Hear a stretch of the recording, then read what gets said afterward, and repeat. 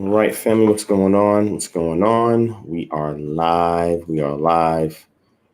Man, thank you for being patient and waiting up on this broadcast. I appreciate that. Deciding whether or not I was gonna go live tonight or not. I almost set out a notification about an hour ago saying I was gonna postpone it till tomorrow, but I figured I'm still gonna go tonight. So it's all good. It's all good. All right, so just give me a second.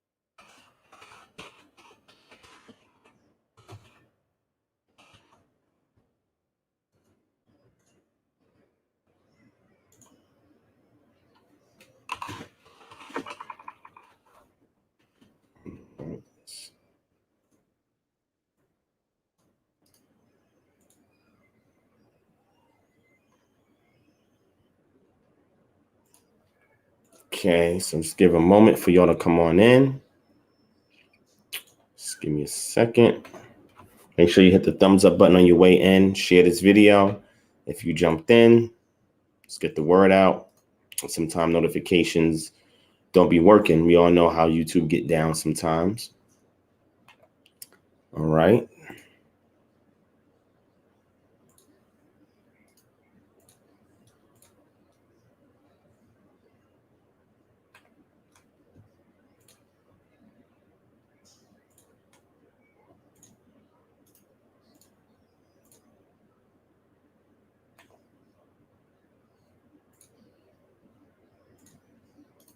All right.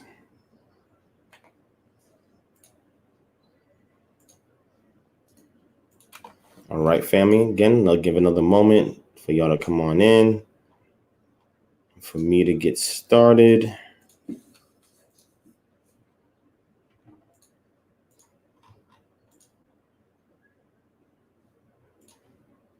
All right, let's see.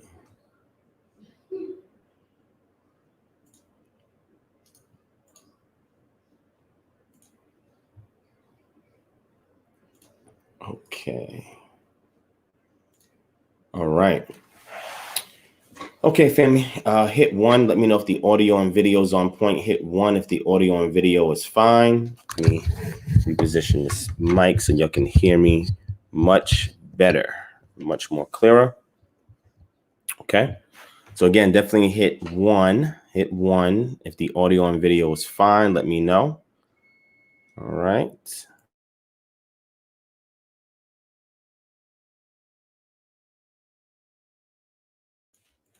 All right. So you're saying it looks good. All right, cool. I had to also do some technical adjustments behind the scenes to make sure these streams are running smoothly. So I'm glad that y'all are not having issues on your end. All right.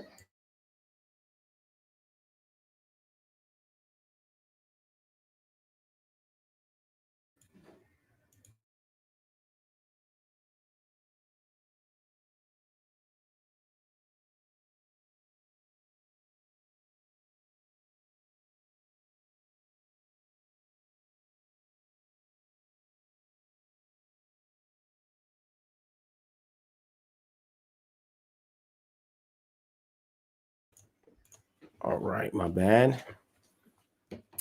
All right, just shaking some kinks out, but we are back. I think everything's good now. Okay, cool.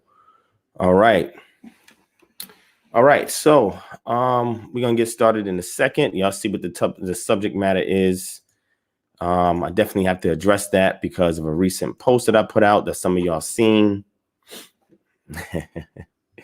Oh man, this stuff is fun, man. It's fun. All right, so just give me a second, family. Give me a second. Let me see if I can pull this up over here. Where is it at? Now here it is. All right.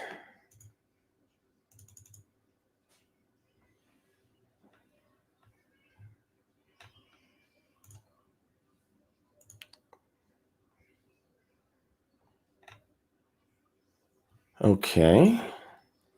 All right. So let's see who's in the building. Shout out to my brother Reckless Animosity in the building. Benjamin Dyer Wolf. Gen 4927. What's going on? Jimmy Johnson. What's up? What's up? Asan Tawa Mullen. Shabbat Shalom. Just call me Tex. Shalom. My brother Jordan. Shalom. Black Av. Ahaya be praised. What's going on? Sister Consuelo in the building. Aishu Code. What's going on? What's going on? JD Israel. P-Way. Bergen Paris. Sister Asante, 916 Shan San in the building. Sister V Love, what's going on? Jay Lockhart, 25. Lamont Johns. Denzel Banks, what's up? What's up? SinCal TV, what's up? The Swooviest in the building. Faith Building by Yah, what's up? What's up? Coco G is with us. What's going on? P-Way in the building. Dennis O, what's going on? Shout out to Star in Austin, Texas in the building. What's going on? Shout out to my brother Jordan's Cadet for the donation. I appreciate that. He said, never give up. You're saving lives. All by means of the Most High, my brother. I'm just the vessel. You know what I mean? So I do what I can to serve the people on his behalf. So I appreciate that. All right. Shout out to Michael Van Nett. What's going on? Sister Yvette Powell in the building. Yahweh Sat, son of light. Shalom, shalom, free brew. Anava, Yesha Moore. What's up? What's up? Azar Yahu Malachi. What's going on? All right. So we got some heavy hitters in the building with us. All right. Make sure you guys stay active in the chat. All right. And try to steer anything that's divergent on the subject matter unless we shift elsewhere. OK, so what I'm going to do, I'm going to do my regular opening, what you guys. All right. Put you on some updates, current events, and then transition from there to the subject matter. And then towards the end, I'll do an open panel Q&A because I know definitely there's going to be some people that's going to want to jump on a panel and have an open dialogue once I say what I got to say. OK. All right. Also tonight, we'll be giving out a Amazon gift card as well. All right. So we're going to be generous on tonight. We're going to give out an Amazon gift card. You have to rock with us from now and towards the end. At the end, we'll be sure to present the Amazon gift card for you guys so that you guys can definitely win that on tonight. Just for being here, rocking out with us, somebody's going to win a free Amazon gift card. Okay. Amazon gift card. I'm going to need to charge my phone because my phone's about to die. Hold on 1 second, y'all.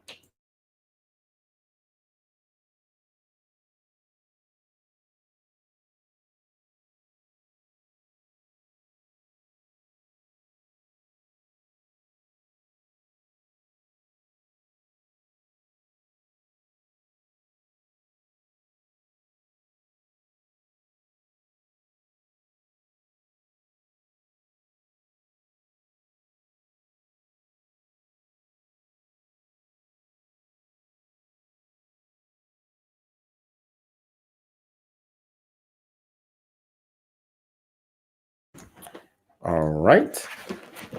All right. I had to go get my phone charged. All right. All right. Shout out to Elephant Man Podcast Network in the building. What's going on? What's going on? All right. So, like I said, towards the end, we'll open up the panel. Those of you who rock with us from now to the end will have an opportunity to win an Amazon gift card. Make sure you hit the thumbs up. Make sure you share this video. If you're brand new, hit the subscribe button. Go back, check out the archives. If you like this show, then you're going to love the archives. You know what I'm saying? We have tons of great content. And again, there's nothing on here that is uninspiring. I mean, everything that we share on here is good information, is wholesome as well. So you can share it with your family, your friends, your parents, your grandparents, whoever. You feel what I'm saying? And let's get the word out, man. Let's continue to build our community, man. Shout out to my brother Gartrell McKinney in the building. What's going on? What's going on? All right. All right. So let me go ahead and go over this. Aishuko, I see your comment there. I'm gonna get to in 1 second. All right. The first thing that I do want to address with y'all before we get started, let me go ahead and pull this up on the screens. Give me a second. Let me pull this up on screen. Where is it at? Where is it at? Where is it at? All right, here it is.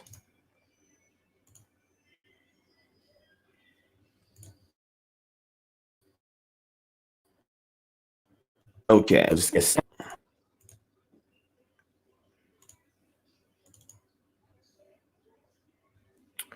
All right, hold on.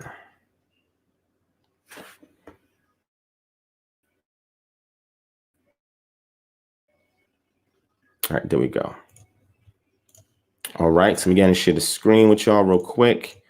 All right, so those of y'all who may not be aware of it, but we will be in Los Angeles, the City of Angels. Okay, KHM is touching down in the City of Angels, November 14th, 2020.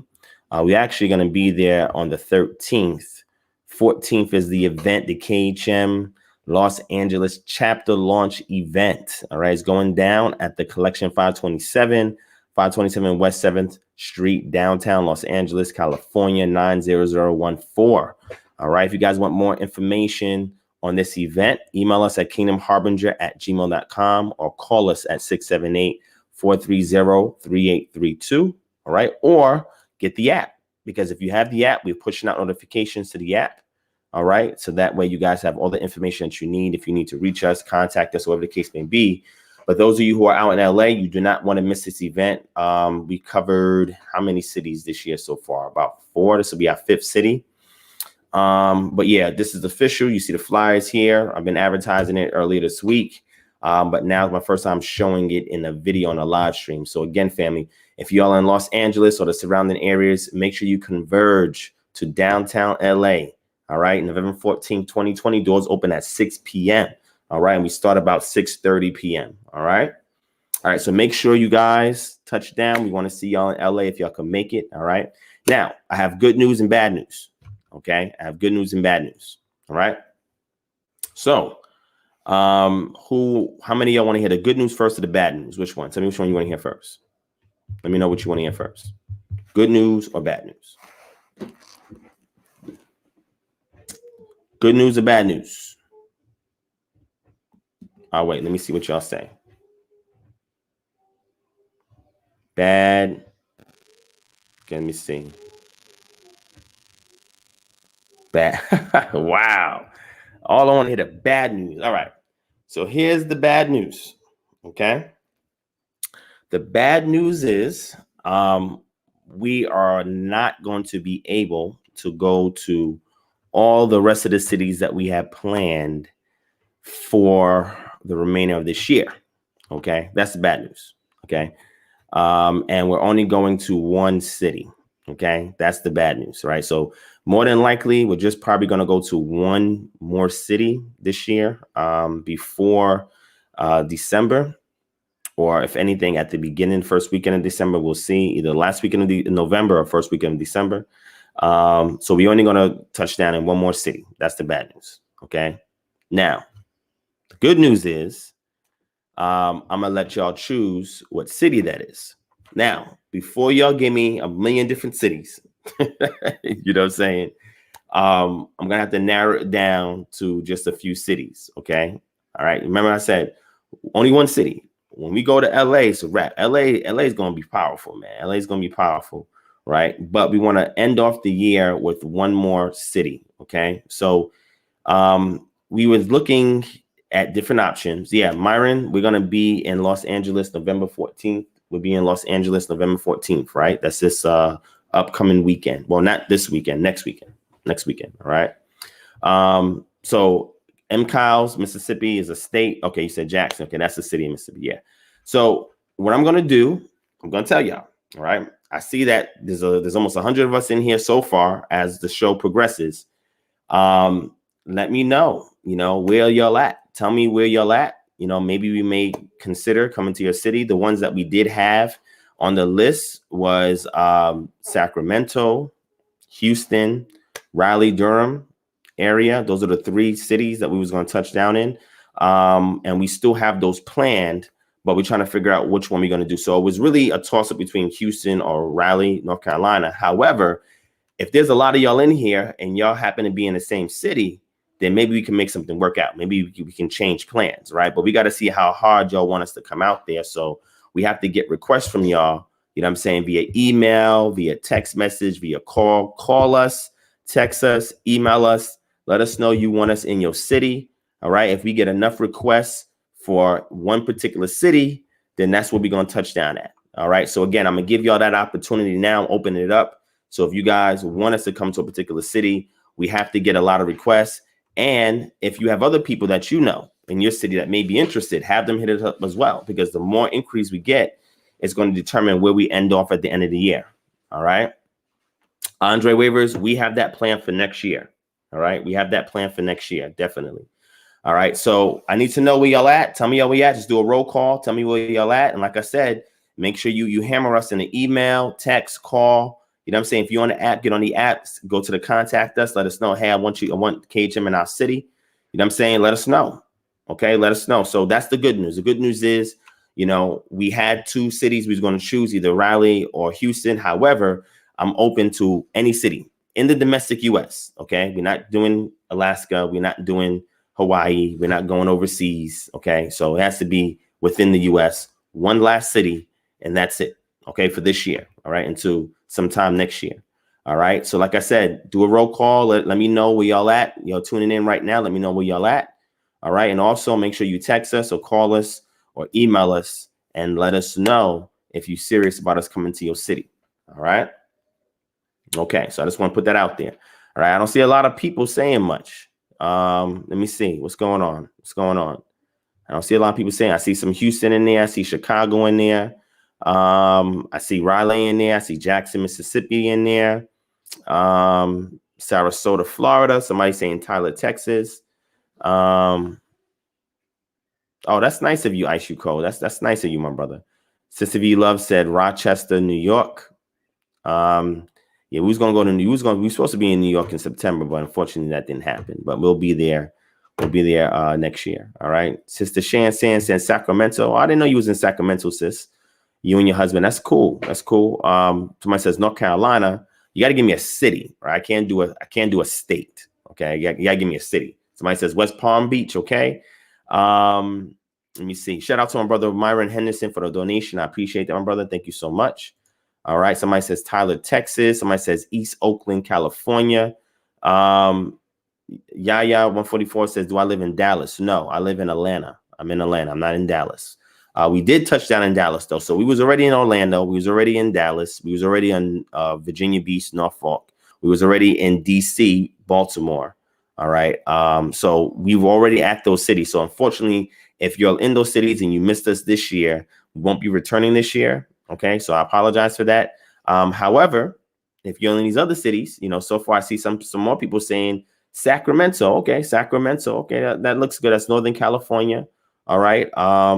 Oshaya Red says you're in Toronto as well. Okay, cool. Yeah, I've been getting a couple of requests here and there, at least 6 different people that requested for us to come out there from Toronto. And this makes like about 8 now. So that's cool. You got people in Toronto. Okay, that's what's up. That's what's up. All right, cool. So I'll keep this in mind. Like I said, y'all got to contact us, text us, email us, call us. Let us know that you're interested in us coming to your city. We'll tally up depending upon how many inquiries we get for a particular place. And, you know, it may be something other than Houston or Raleigh, even those are the 2 main ones that we actually want to go to, that we have planned, but it could be a different city depending upon where the people are at. Okay. All right. Oh, Reno. Yeah. Reno's about what? 3-hour drive from LA, right? Reno's a 3-hour drive from LA. So, I hear you, Zeph. I hear you. Okay, cool. All right. I want to say shalom to the elder Pastor Johnson in the building. What's going on? Von Eric. Yes, we got it. Von, did you call us? I need you to call us. Like we got the app. I think you got on the app. But call us. Don't forget, y'all can call the number that's there. We have a customer care answering service that will take the call, touch bases with y'all, and set up an appointment. All right, for a follow-up call. Okay. So, yeah, that's crazy because in LA, our PR rep is in LA. She's going to be going to Los Angeles next weekend. But me and my team are going to meet her on Friday, and she's going to do PR for us, right, out in LA and abroad. She's going to work on our PR team. Okay. So just so y'all know, we're building up our PR team as well. All right. So Like I said, we're just trying to come to your city, kind of, you know, change the game a little bit in your area, make some things happen. All right. Shout out to my brother Joshua Williams for the donation. I appreciate that, my brother. All right, family. So I just wanted to put that out there. All right. Bad news, good news. You got it. All right. Like I said, hit us up. Let us know where y'all want us to be. And we'll tally up what we get and we'll make a move. All right. Okay. So with that being said, all right, let's go ahead and shift gears. All right. Don't forget, family, our Patreon, www.patreon.com. We added some new content there. Let me see what we got there now. I gotta go back and see what we got. Let's see. Let's see.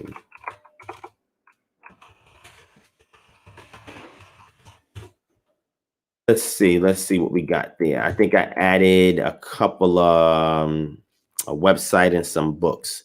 So let me go ahead and share this with y'all the screen real quick. Those of you who have the Patreon, and give you a heads up on what we added that's new. Don't forget, y'all, always check your email. Patreon always sends you an email and or a push notification if you have the app on your phone for any updates from our Patreon. All right, so always look out for that. I'm gonna go ahead and share the screen so you can see what we got here. I'm gonna show you some cool stuff real quick, the stuff that goes down on our Patreon. All right, so here on our Patreon, we just added a new website suggestion called Lexicity. Why is Lexicity important, you may ask? Okay, well, let me show you this awesome free online resource. Okay, so check it out. Let me show you what Lexicity is. Okay. All right, this is Lexicity right here. It's the first and only comprehensive index for ancient language resources on the internet, right? So you see, it gives you Akkadian, Arabic, Aramaic, Church, Slavonic, Ethiopic, Elamite, Egyptian, Coptic, Etruscan, Gaulish or Gaulish, Georgian, Gothic, Greek, Hebrew, Hittite, Latin, Mayan, Old Chinese, Old English, Old French, Old Frisian, Old High German, Old Irish, Old Norse, Old Persian, Old Turkic, Sanskrit, Sumerian, Syriac, and Ugaritic.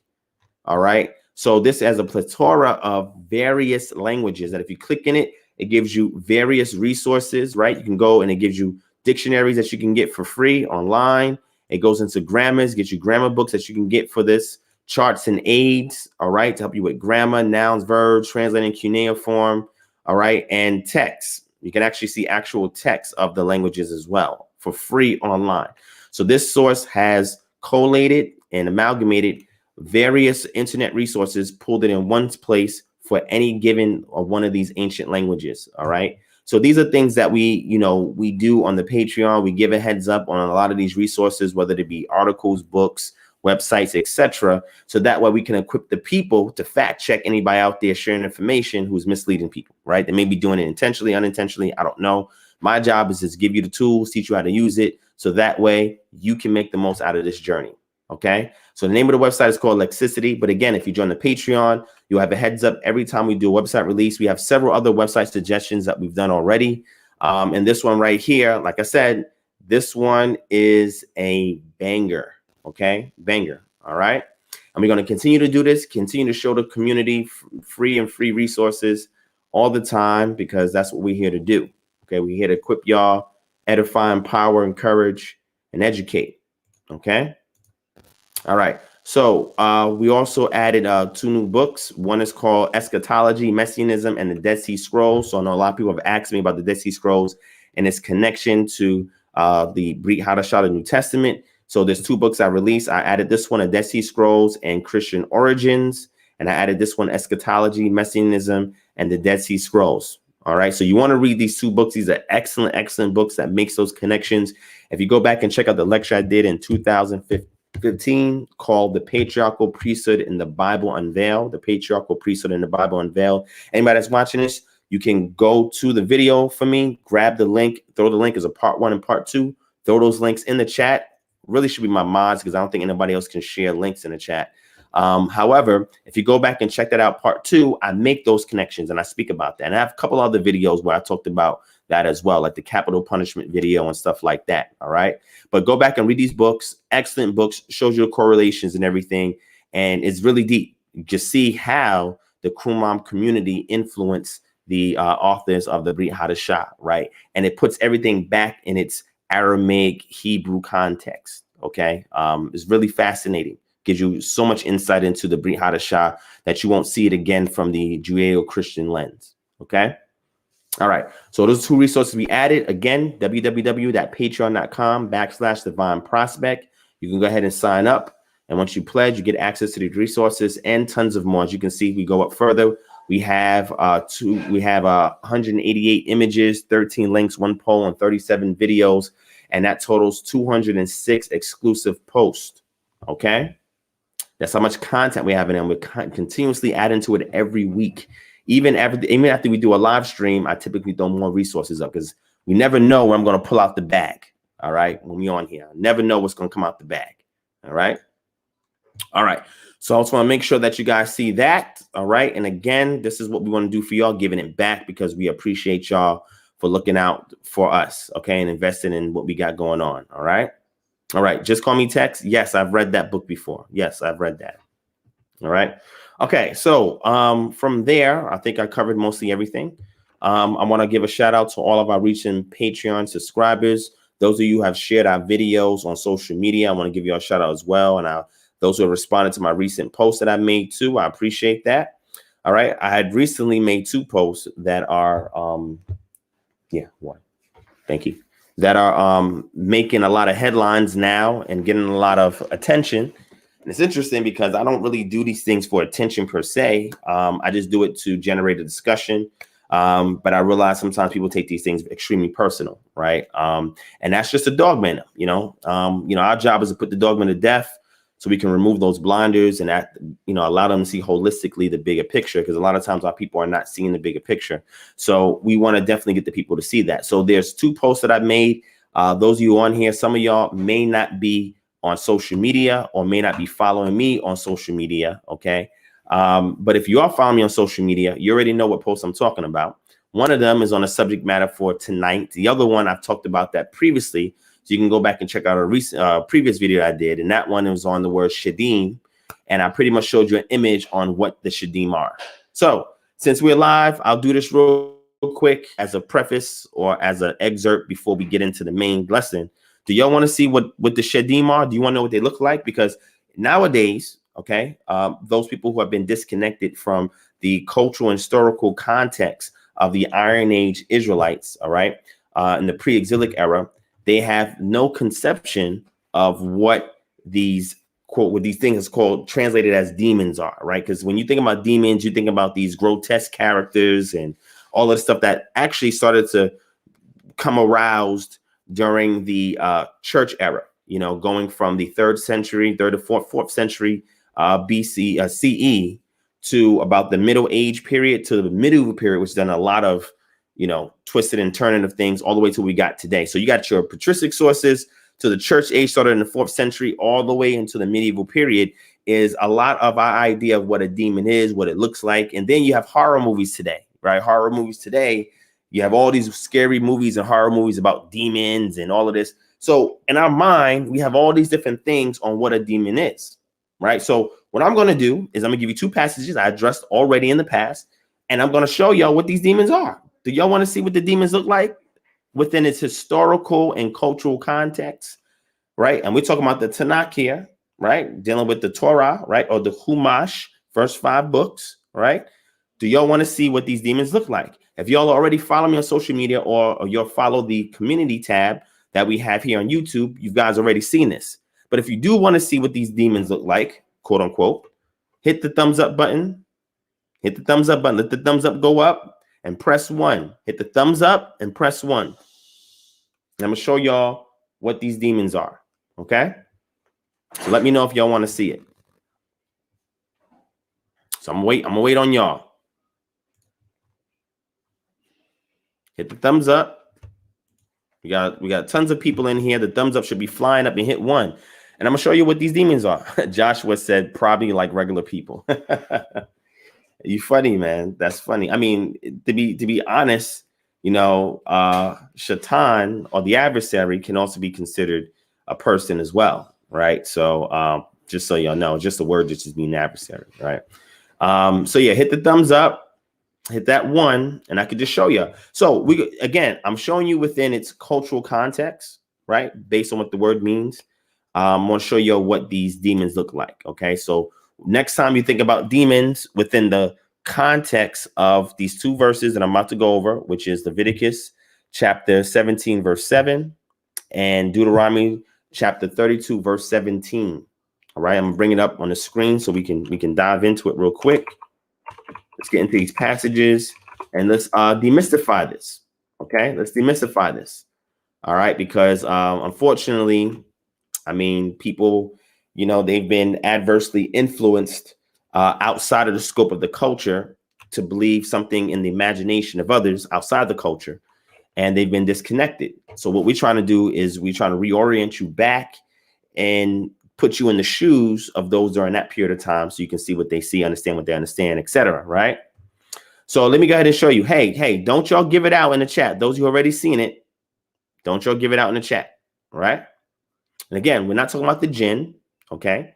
We're referring to what we have in the Chumash, right? That's the context, right? I'm out here doing a full spectrum lecture on it, right? That demonology lecture is still coming up. I've been giving you a lot of previews to it. I didn't even do it yet, right? It's still coming up, but I want to give you some insights. So let's go ahead and check out what these demons look like. All right, let's start first with Leviticus chapter 17. All right, verse 7. Let me bring it up on the screen. We're going to read it. We're going to examine the word, and then I want to go ahead and show y'all what these things look like. All right.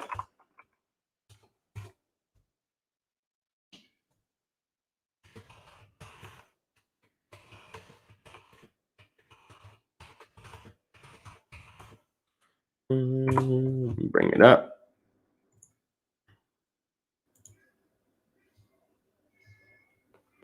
Let me show y'all what these things look like.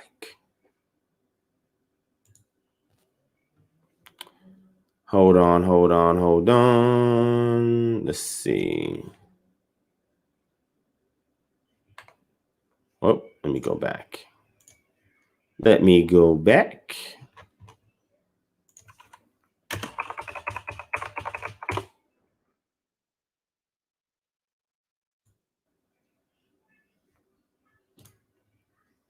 All right. I'm going to show you what these things look like. Let me bring up my images.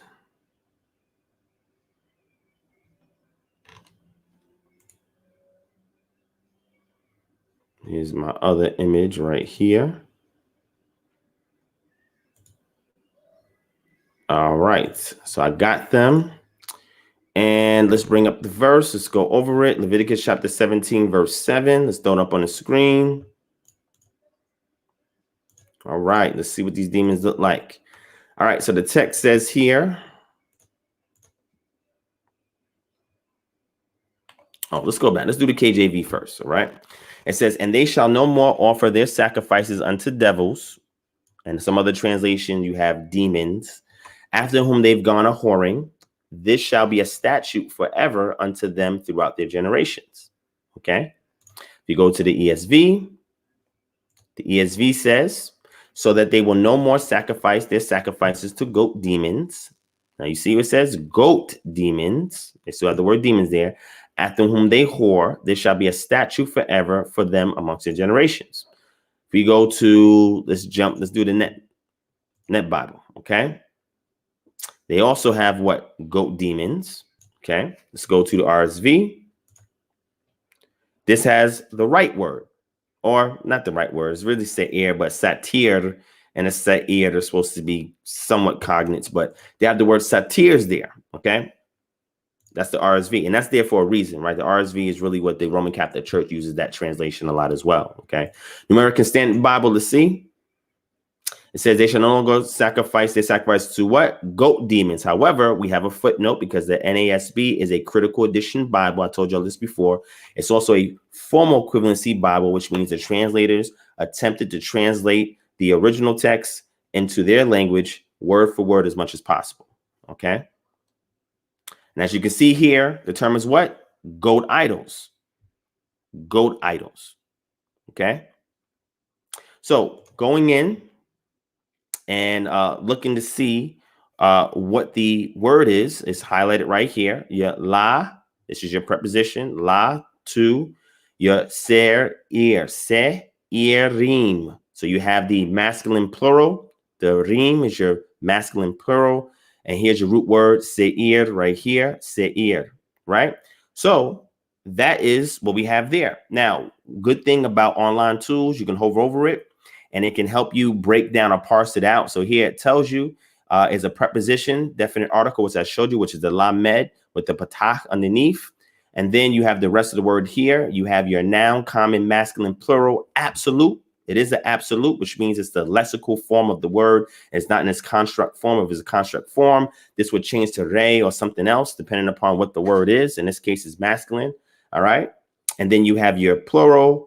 All right. And you have your shewa underneath your shin, and you have your dagesh in the middle as well. All right. And looking at this, it literally says goats. But as you can see here, they said English devils. Okay.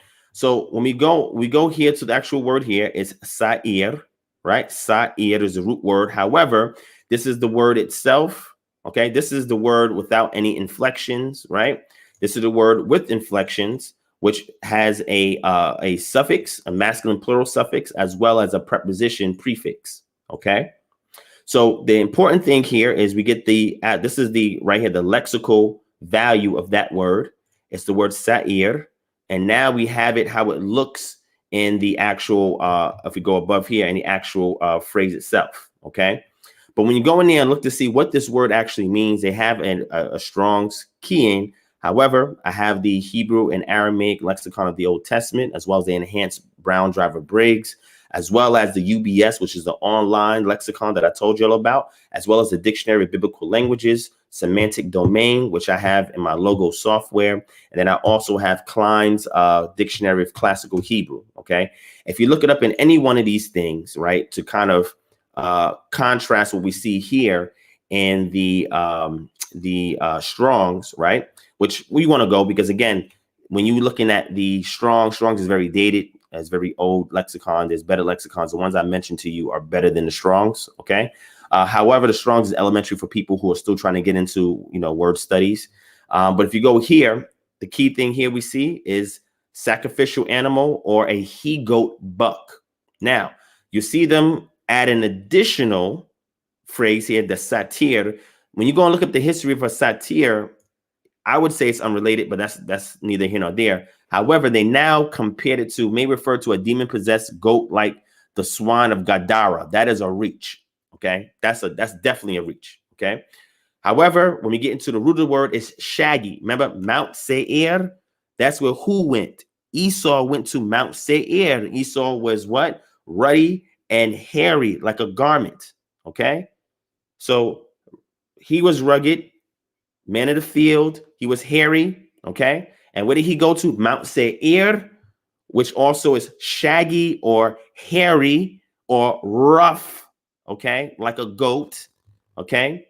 You have the Gesenius Hebrew Chaldean lexicon, which again says hairy, rough, a he-goat, okay? So we know what it is, right? It's a he-goat. So in the context, are they sacrificing to an actual goat? Well, in some cases, yes. And in some cases, it's a representation of a goat because of what a goat symbolizes. Now, if you go back to the Patreon, we have an article up that goes deep into the symbolism behind the goat in the ancient Near East. Okay, very, very insightful article, man. I learned a lot from reading it. All right, and I'm sharing it with y'all. All right. So in the ancient Near East, what is the demon? What did the demon look like? Well, it could look like a goat. Y'all know what a goat looked like, right? If y'all don't, let me show you what a goat looked like. Let me show y'all. Let me show you what the goat looked like.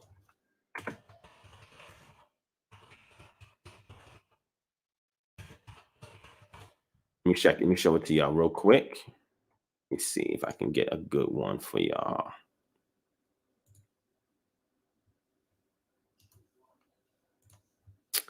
Because I want to show you these other images too. So hold on, let me see.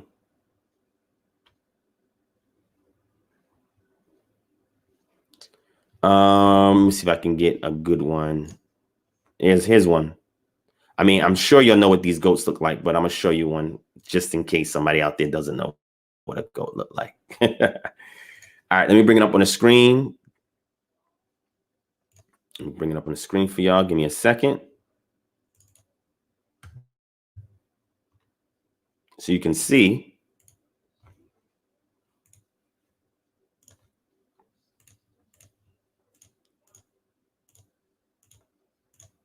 All right, there it is. That's a male he-goat. All right, it's also used as a pack animal. As you can see, this is why it's believed to be shaggy because of the way the hair grows on it, and as well as his beard. Look at the goat's beard. So remember I told you they look at characteristics of the goat and they apply these things or personify these things to a particular ethereal deity. And the hair the beard that grows down symbolizes wisdom, right? You know, the goat was believed to be a very cunning and crafty animal, right? And its beard symbolized, you know, wisdom and intelligence, etc. Okay. You have the horns at the top. Okay. You see here, you see the color right here was like an off-white color. All right. And this was your he-goats. Okay. So sometimes people sacrifice the goat itself. We see that in the Israelite culture, they sacrifice goats. All right. Sometimes in other cultures outside of Israel, they sacrifice two goats.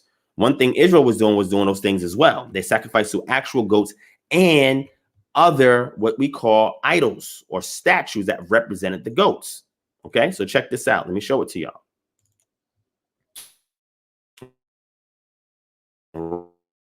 Right. Here it is right here. Y'all can see it.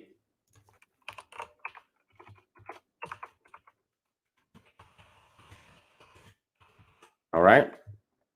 So one thing that I think is important for you guys to understand is what the ibex is. Okay, so the ibex is a type of goat. Okay, you know what? I think what I'm going to do is there's another article that I'm going to add to the Patreon for y'all to check out, but it goes in on the importance of the ibex, right? But let me see if I can read something to y'all real quick in regards to the ibex.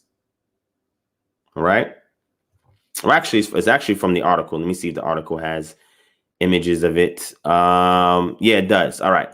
So check this out. This is the article that I'm going to add to the Patreon. All right. Let me bring it up.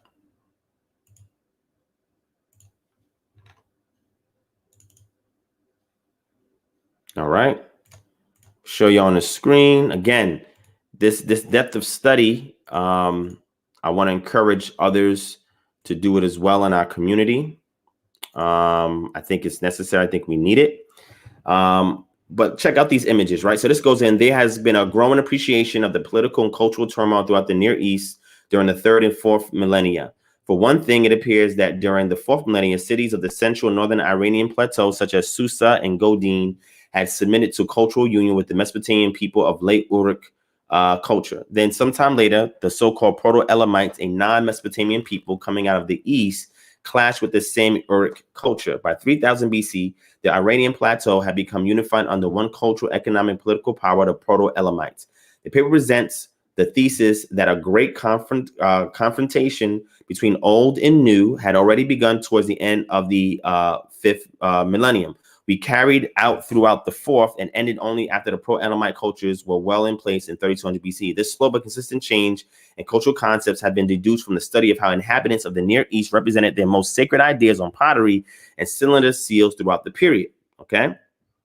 Now, it says, of all the beastery that adorn the objects of the art of the ancient Near East, none has so long nor so eventful a life as the ibex, first appearing as Samaran, where about 5500 BC, the ibex was among the earliest of the animal images to be seen on Near Eastern pottery. This is very important. I'm trying to give y'all history, okay, and culture. All right, check it out.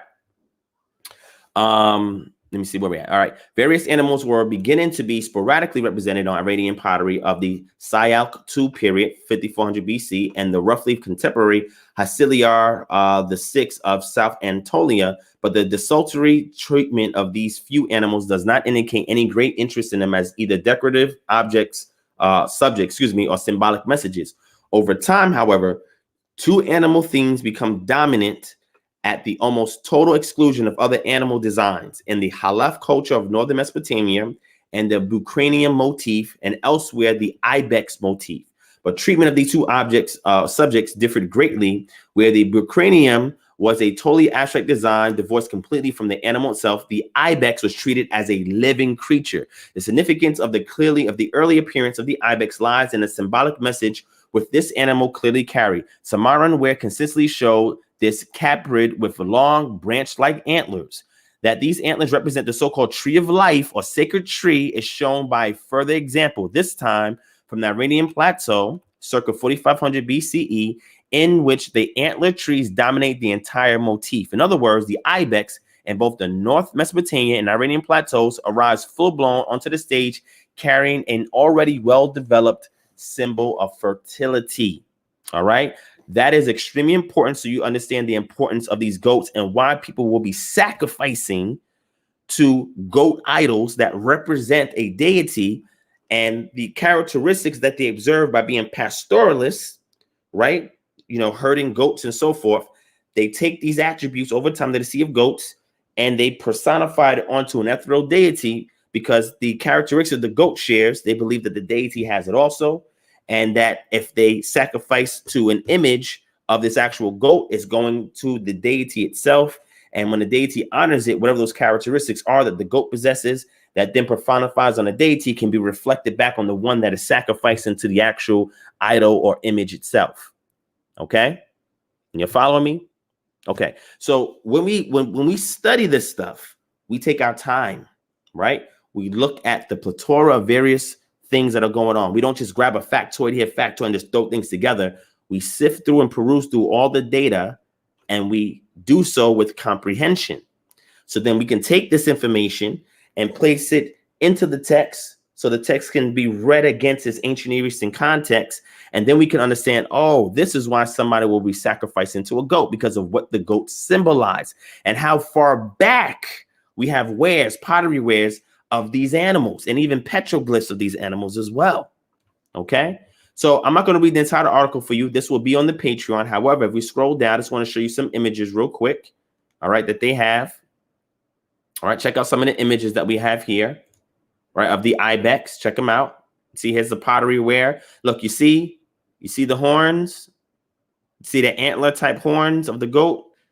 It symbolized fertility, strength. Okay, the shaggy beard represented intelligence, craftiness, cunningness.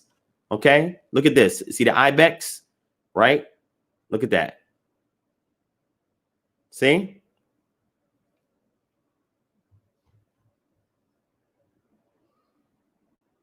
His lions tackling it, and other wild animals. All right. See the goat right here? Sumerian culture as well. Okay. And then here, this goes on the list of the history of a Near Eastern time symbol. Okay. It goes into the history of it. Okay. All right. It gives you here the time period, right? The sites that it was found at, general culture, early dynasty, the third and Akkadian period. Sacrificial scenes begin. Goats presented to priests. Reverse ibex, rampant lions, crescent bull, hero. Earliest reverse ibex and rampant lion at Susa, right? Then it goes on, reverse ibex to rampant lions, lion pulling leg of crescent bull, ibex lion vase or vase, and it goes down. Ibex as crescent, symbol ends, ibex with crescent horns, ibex with crescent horns, Iranian ibex tree of life, okay? And it goes all the way back to 5250, all right? And again, this is in the Eridu site in the south, all right? And that culture there wasn't really an established civilization at that time. Nonetheless, it says they had the ibex with the tree of life antlers, Samara ware. This is like one of the earliest wares that we have, or images that we have. And the horns of the ibex represented the tree of life, right? This goes to show that the actual goat itself, the he-goat, who is very fertile, who is very active sexually, okay, represented life, okay, or the giving of life, because he can impregnate, as many she-goats as you give to him, okay? And like I told you again, when these kids are born, right, from a female she-goat, obviously, you don't get a lot of males. You get mostly females, and then you get a male here and there, okay? So the rarity of the animal, of the he-goat, was also very, very important. Now you understand why the request for sacrificing a male goat was a big deal, because you don't get a lot in your litter. Okay. So let's go back to show you a couple more images. Again, I'm going to show you some more. All right. And I see people talking about bestiality. That was another thing we could get into another time, where there were women that would lie with these goats. It's really crazy. And the purpose of it is so that way their wombs could be open, so that way their male mates, the men, can then lay with them and they can have children, right? That's something totally different. I'm not going to get into that tonight. But this is very important stuff. And you know, Benjamin Wolf says the ibex are the mountain cliff climbing goats. Yeah, they can jump from cliff to cliff. And then we also have them here in Americas, you know, the goats that can climb cliffs, but they're very good with their balance. They can run fast. They can jump high. I mean, the ibex is an amazing creature, and you can understand why those in ancient times, why they would idolize such a creature. Okay. But here in the context of Vayikra chapter 17, verse 7, the Most High is explaining to you or expressing a concern about something. Okay. He says they shall no longer sacrifice their sacrifices to goats. That's what it says. They're goats. But what do you mean goats? Well, things that represent the goat, as some of the images I just show you, with which they play the harlot. This shall be a permanent statute to them throughout their generation. So he gave them something to do, so they will no longer do something else. Okay. He gave them a substitute for a practice that was already going on. And when they do the substitute, that made them kodesh, or set apart. All right. So again, we are demystifying the dogma. Okay. There's people out there that will keep you heavy laden in the dogma and have you think that this is Baphomet. Baphomet did not exist in those time periods I just showed you. Okay. Baphomet was nowhere in the mind of anybody during that time period. Baphomet was an idea that was resurrected much later on, right? I would say during maybe the Age of Reason period, which is much later, the Age of Enlightenment period. You had this Baphomet image that was inspired in the medieval period, but then started being used by certain esoteric groups during the Age of Enlightenment all the way to our modern time. All right. But if you go back to the ancient understanding of the goat and what the goat symbolized, okay, let me show you another image that I think is fitting to give us more context of what we're looking at. See, we get to the root of these things, man. We get to the shoresh. Here's another image of a goat. This is a little votive offering of a goat. As you can see, the face is a bronze color, okay? And the reason why, again, you see the beard is because of the wisdom, right? And the antlers, or that's what they thought of them as antlers, but also the horns represented strength and fertility, right? Same thing when we see with the bull, right? It's strength and fertility, okay? But this is what how they idolize these animals, and they created these votive offerings of these animals to give unto these ethereal supernatural beings, so that they themselves can take on the characteristic of these animals. All right, these are your demons, okay? And in Leviticus chapter 17, these are your demons, right here. These goats and these goat idols and what they represented and the deities they reflected, because there was other deities in Mesopotamia and Levantine region who the goat symbolized. Okay. So again, we're here to demystify this stuff, because otherwise people have you caught up looking crazy. Okay. You be thinking all these other things aside of what the text is actually trying to teach, what it's actually trying to tell you. All right. Here's the last one I'm going to show you right here. This last image right here before we get busy. Here you go. All right. Some more artifacts, ancient artifacts of these goats. Okay. All right. JD Israel, good question. I mean, most of the time it was he goats.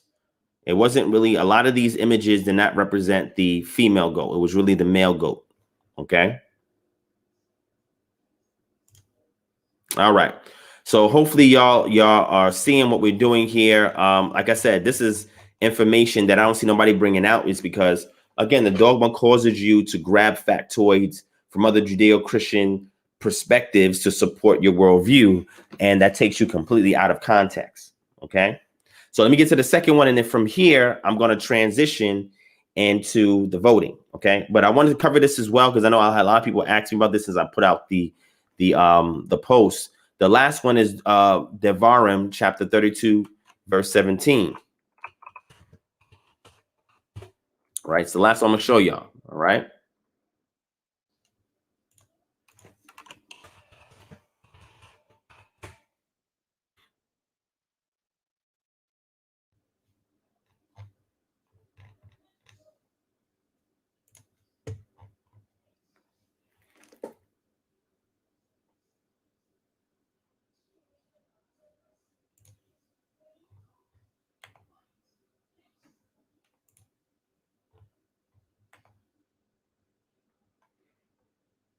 All right, hold on. I'm just grabbing it for y'all real quick.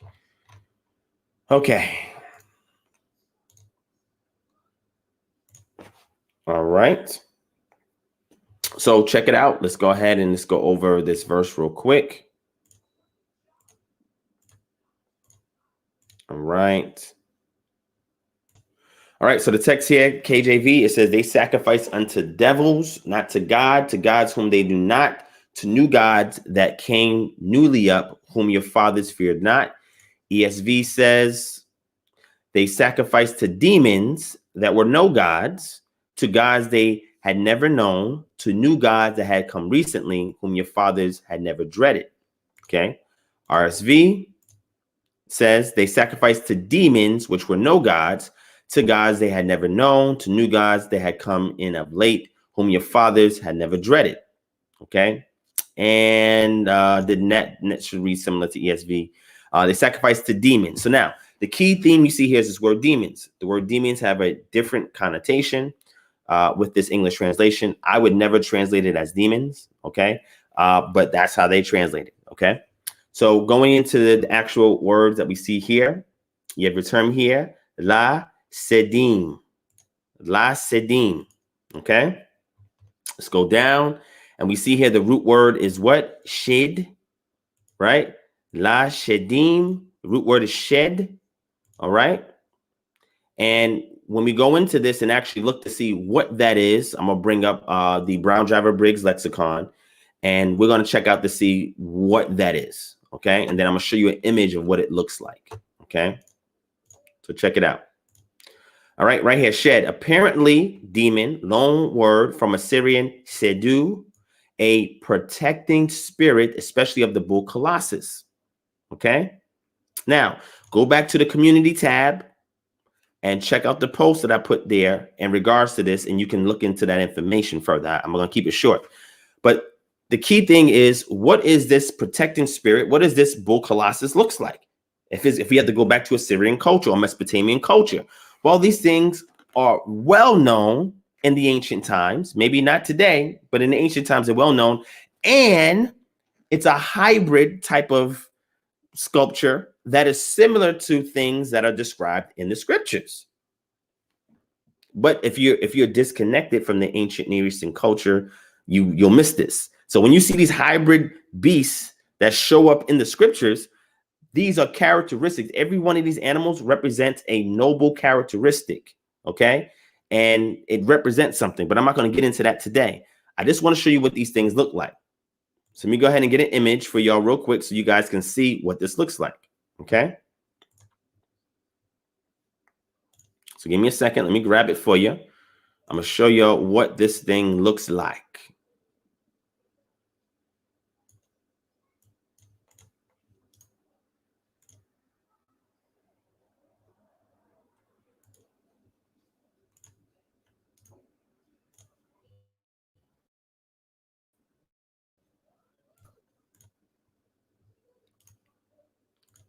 All right, here we go.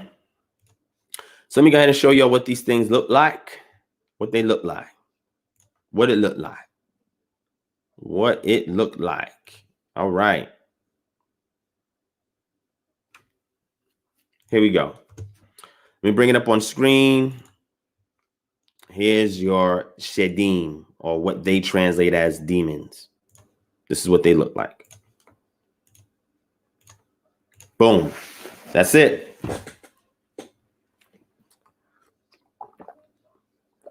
See that?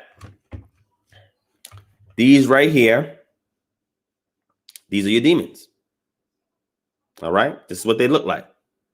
They're guardians or protective entities that are normally placed at the entrance of temples or entrance of palaces, and they're the guardian entity. They represent the guardian entities that protects that area, that region, that palace, that temple, etc. Okay. All right. So let's go a little further. Let me show you a side view. You can see. Here it is right here. This is it. This is your bull colossus. Okay. This is your protecting spirit. So one culture obviously would see it as adversarial, but to another culture is benevolent. It's a protective spirit. It's all in perspective. You see, the Israelites were sacrificing and giving offerings to these type of entities, right? These were the Shadim. Mosai said no. They're giving sacrifices. No. He had to reestablish who he was so they can give the sacrifices to him. Okay. But these are what these things were. And anytime you see Shadim, it is a protecting spirit of another culture that guards or protects another culture, people, group, king, whatever. Okay. That's pretty much what it is. So it's not what you think it is. And that's what we want to do. We want to demystify this from the mindset of Judeo-Christianity, because they've kept us so captive that the way we think about these things is not the way that the ancients would have viewed it. Okay. So check it out. Last thing I'm going to show you right here, right? So this is from Khan Academy. You know, I've subscribed to Khan Academy. I love Khan Academy. All right. That's neither here nor there, right? But the Lamassu, look up the Lamassu. And again, if you go back to my post, I give more information on that. But it says the Lamassu from the citadel of Sargon II, who's an Assyrian king. Lamassu, winged human-headed bulls, possibly Lamassu or Shedu, from the citadel of Sargon II, Neo-Syrian, circa 720 to 705 BCE. Now, we know in 720, 721, what happened in northern tribes history, Israel's history. And we know in 701 BCE, the siege that happened to Lachish and the warring on Jerusalem. So during this period of time, we have these entities that are there. Now, remember I told y'all that the book of Deuteronomy is believed to have been written towards the end and post-exile period. So therefore, in the social memory of this idea of these images that they were worshiping or they was given sacrifices to, one of the things that they remembered was when the northern tribes were paying tribute to the Assyrians. The tribute didn't just go to the king. The tribute also went to the gods, protecting spirits that king of Assyria represented. And some of those things will be the great bull colossus entities that you see here. So as we see Deuteronomy in a social memory through oral traditions being written down and redacted, okay, we have a situation where what comes to mind is in the north. Oh, okay, yes, we remember these Shedim, these Sedu entities that was the guardian hybrid bull colossus of the Assyrian temples, right? That our kings would go and pay tribute, like Asada would go and pay tribute to these foreign kings, and they would do so really to the point where it was like outside. They didn't really let them in the throne room, okay? It was typically outside or someplace in between, but you would have these bull colossus that would be there, and they would pay homage to these deities. They would give sacrifices to these deities, because if the deities accepted it, then the deities will prevent the king from moving on these people. You see, the kings had to consult with these other entities, right? That these idols or these sculptures represented. And these sculptures or these entities had to accept whatever these foreign rulers, kings, or peoples are subjugating themselves to the Assyrians. That's something totally different altogether. But I just wanted to show y'all, to give you some insight, to demystify it, to let y'all know that this thing runs deep, and you can't just grab fat toys. You got to read this, and you got to understand these things in depth in order for you to make sense on what's going on. Okay. So I just wanted to intro with that. Hopefully you enjoyed what you got so far. Okay. Again, as we transition from the Iron Age period that we have these things written in, all the way towards the Greco-Roman period, we see a shift. And the idea of what these things are, when the word daimonion comes into play, and it's translated for the word shedin. You have the word daimonion. Daimonion was used in classical Greek by, in the works Homer and other works like that. And I showed it to y'all, Herodotus and so forth. Daimonion just means lesser deities or protective or tutelary or guardian spirits. That's what the daimonion was. That's why they chose that word to translate what we have here in the Hebrew as shedin. However, it wasn't until the patristic sources from the church fathers that started to change the meaning or the semantic range and narrow semantic range to just mean something that is evil, all right? That is malevolent. It has nothing to do with anything that is benevolent, is malevolent, because they were religious in their thinking and their typification of the guardian spirits of other cultures, okay?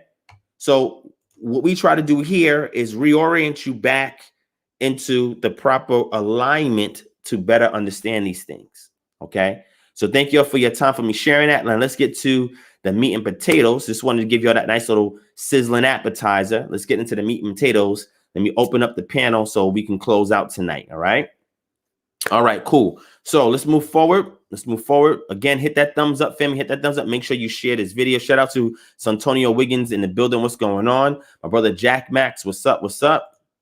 Chronicles of Moon. What's up? What's up? Lamont John. Sister Nisi's Pieces in the building. Sister Vanessa Satterwhite. What's going on? My brother King David, the Lucid Fire. What's going on? Derora. Oh, Derora. Deror Yahoo Bendora. Shout out to you, my brother. Sorry, I don't know how I slowed it this time. I don't know. Maybe I'm tired. I don't know. Maybe. Who knows? Shout out to Young Judah in the building. What's going on? Feed the Spirit, Yah's son.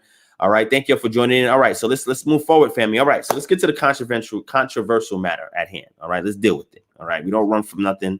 We address it. We confront it straight up. So I did a post recently, and I did the post. Not because I wanted any recognition, anything. I did the post just to see how people will respond so we can start a dialogue, a conversation, okay? And the important thing is I realized that there are people that are very attached emotionally to certain beliefs that they have, okay? To the point where they're willing to attack you in response, right? To feeling attacked. Even though you didn't direct nothing towards them, they just feel attacked, okay? Like, for example, I just told y'all about what these words mean in Vayikra or Leviticus and Devarim or Deuteronomy. I know people are going to see this and feel attacked. Like, oh, he's attacking me. No, I'm giving you the context. Like, I'm just sharing with you what these things mean and what they are in their context, right?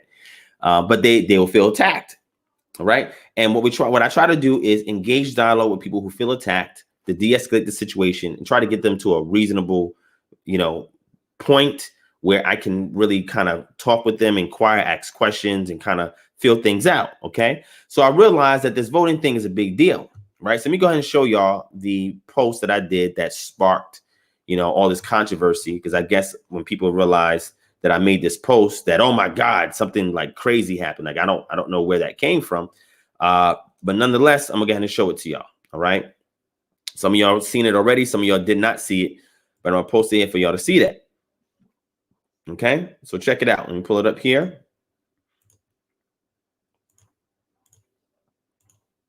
All right, here we go. All right, so here's the post of me. I said, fulfilling my civic duty. All right, with the fist up. And then look, oh, whoa, what? I'm a Georgia voter. I secured my vote. So, people are going to get automatic search. So look, 156 responses with 291 comments. Okay. So it went really heavy. Okay.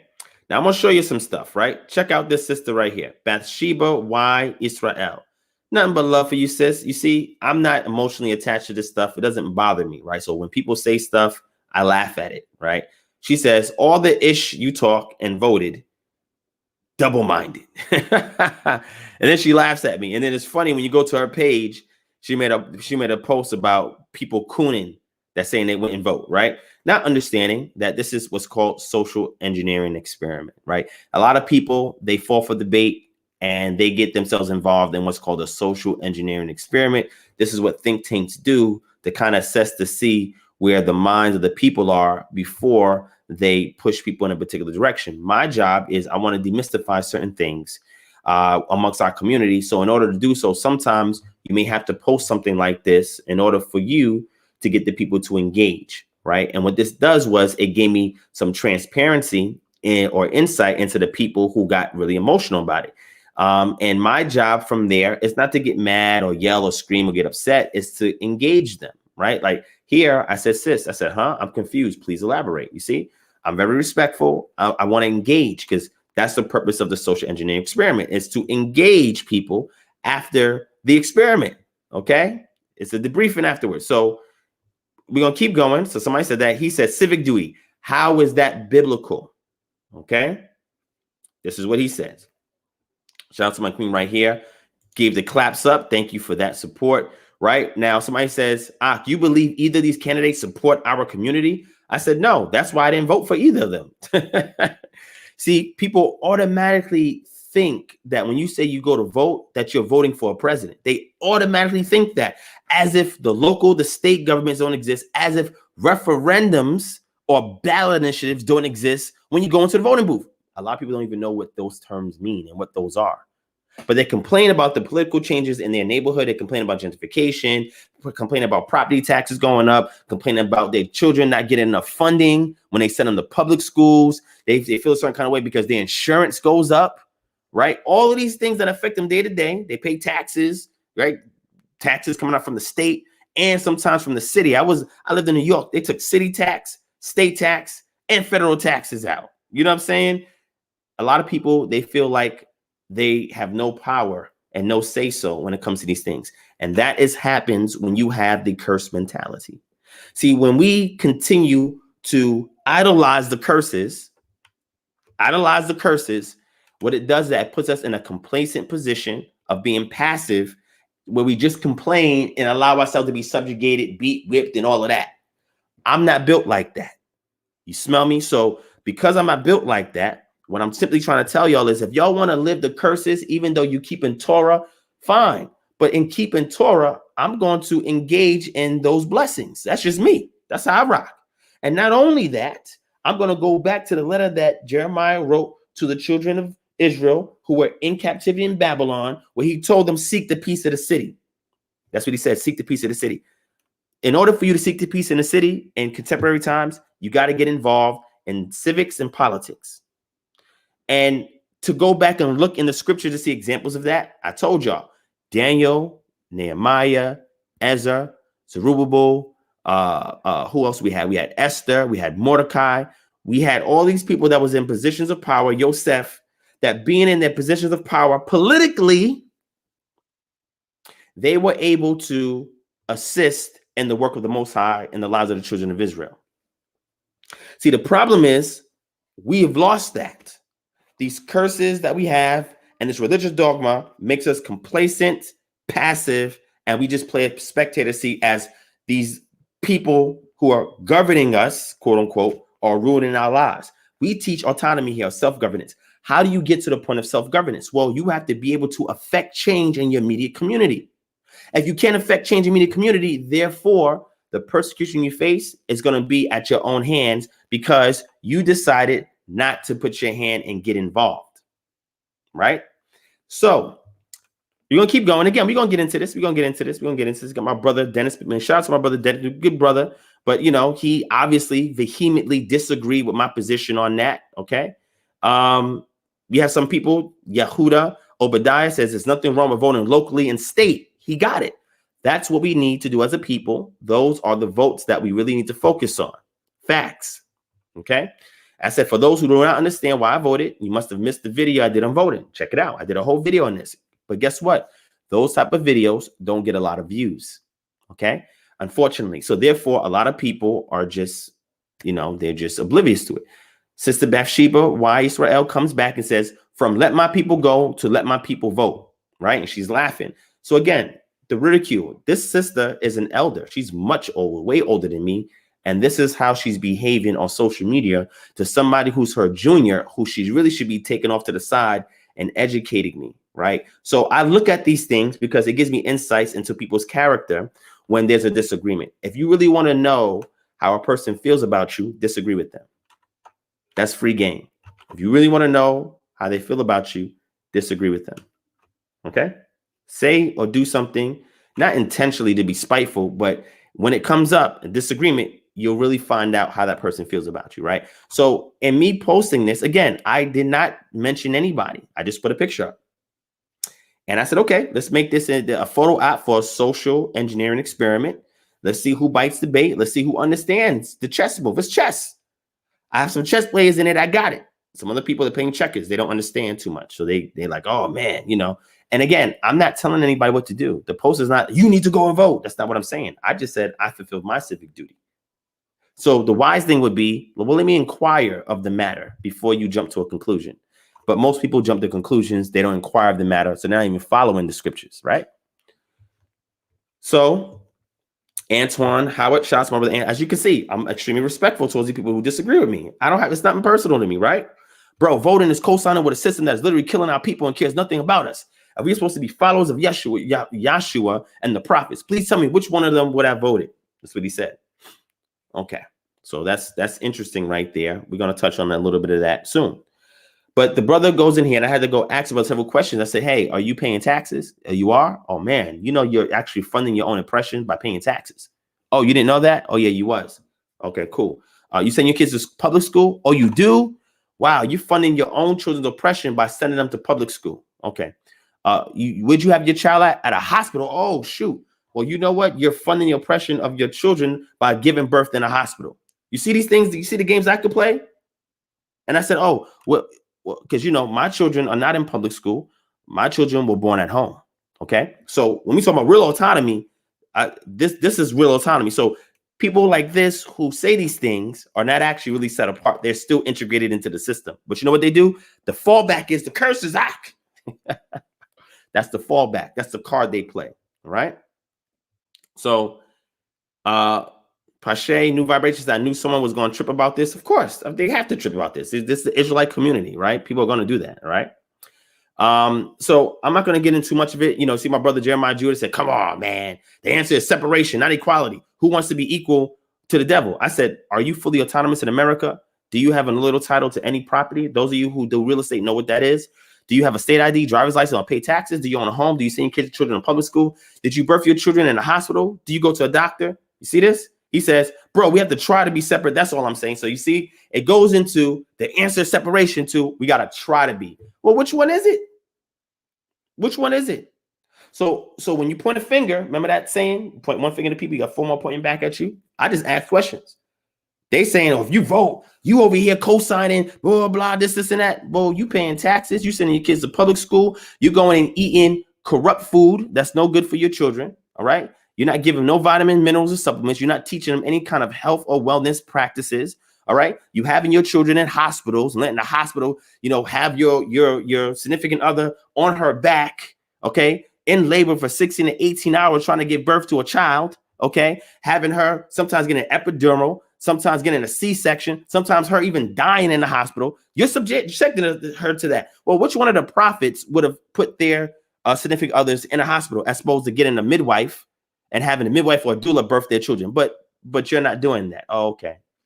Gotcha. You send your kids to public school, which is very secularized. Don't care nothing about Israelite culture. My children go to schools where the whole foundation is on Israelite culture, along with academics. But, you know, I don't boast about these things. I'm just saying, you want to talk about autonomy being separate. I'm telling you how I'm getting busy, but let's keep going.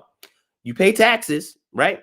And the tax that you pay, you have no control over the amount of taxes you pay. Well, here in the state or even in county, we can control the taxes. Did you know one of the referendums had to do with us voting on how we wanted certain things to be changed, and just in regards to the taxation laws here in Atlanta? Well, y'all didn't know about that because y'all don't go and vote, so you have no clue what these things are. So nonetheless, you send your children to the hospital. You send your children to the hospital. You don't send them to a naturopathic physician. Oh, no, you don't do that. Okay. Oh, well, you got your children vaccinated too. You did? Oh, man. Okay. You got a state ID, driver's license too, and you got a social security card and a birth certificate.